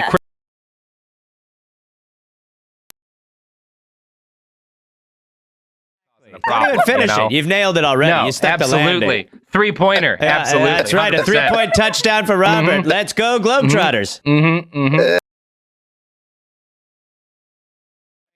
To enter your dojo and mess around for a little while. I don't know if thank you is the right. I thank you. Probably. I thank you not. for listening to me read 31,000 words about Henry Kissinger. Because we talked about it, and I was like, I can't do it because it's not one episode; it's so many episodes. Yeah, this is like the minimum I think you can responsibly cover Henry Kissinger. We could have done another couple episodes. Hey, let's do it. You know what? Do it, Gareth. We'll get a couple of photos of him hanging out with Jill St. John, joke about his hog. Yeah. Let's take it on the road. We can get another 40 minutes of content out of that. Honestly. Year and a half. The Dollop and Behind the Bastards present 3 guys going through shots of Henry Kissinger at fancy parties and talking about the shape of his dick under his pants.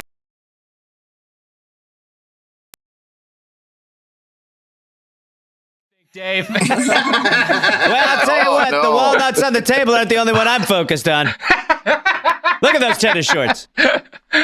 This is how we make our millions. I am generally super scared, having watched how Colin Powell was treated. Oh, yes. When he died, scared of how people are going to react to Kissinger's death. Because you're going to watch liberals be like, he was fucking awesome. And you're just like, everything about him was bad. Yeah. W. It'll be fun. Any pluggables at the end here? Sure, yeah. Listen, absolutely. Well, first of all, we've got the Kissinger. We should do Kissinger live, and we should use the Kiss font.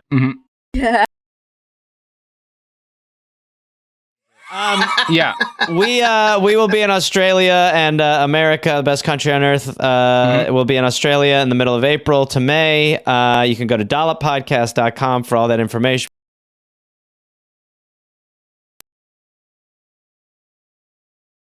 Reynolds.com for all that information, and you can follow us on social medias with our I'm at Reynolds Gareth, Dave's at Dave_Anthony.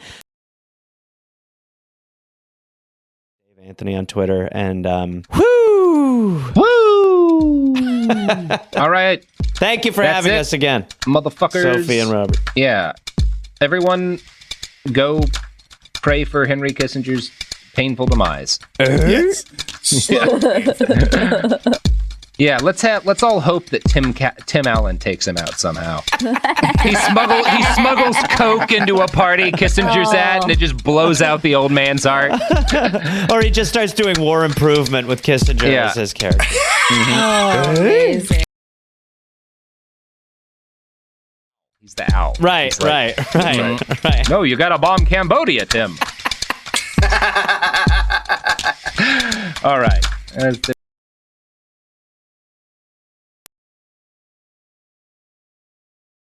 Cool Zone Media. For more from Cool Zone Media, visit our website, coolzonemedia.com, or check us out on the iHeartRadio app, Apple Podcasts,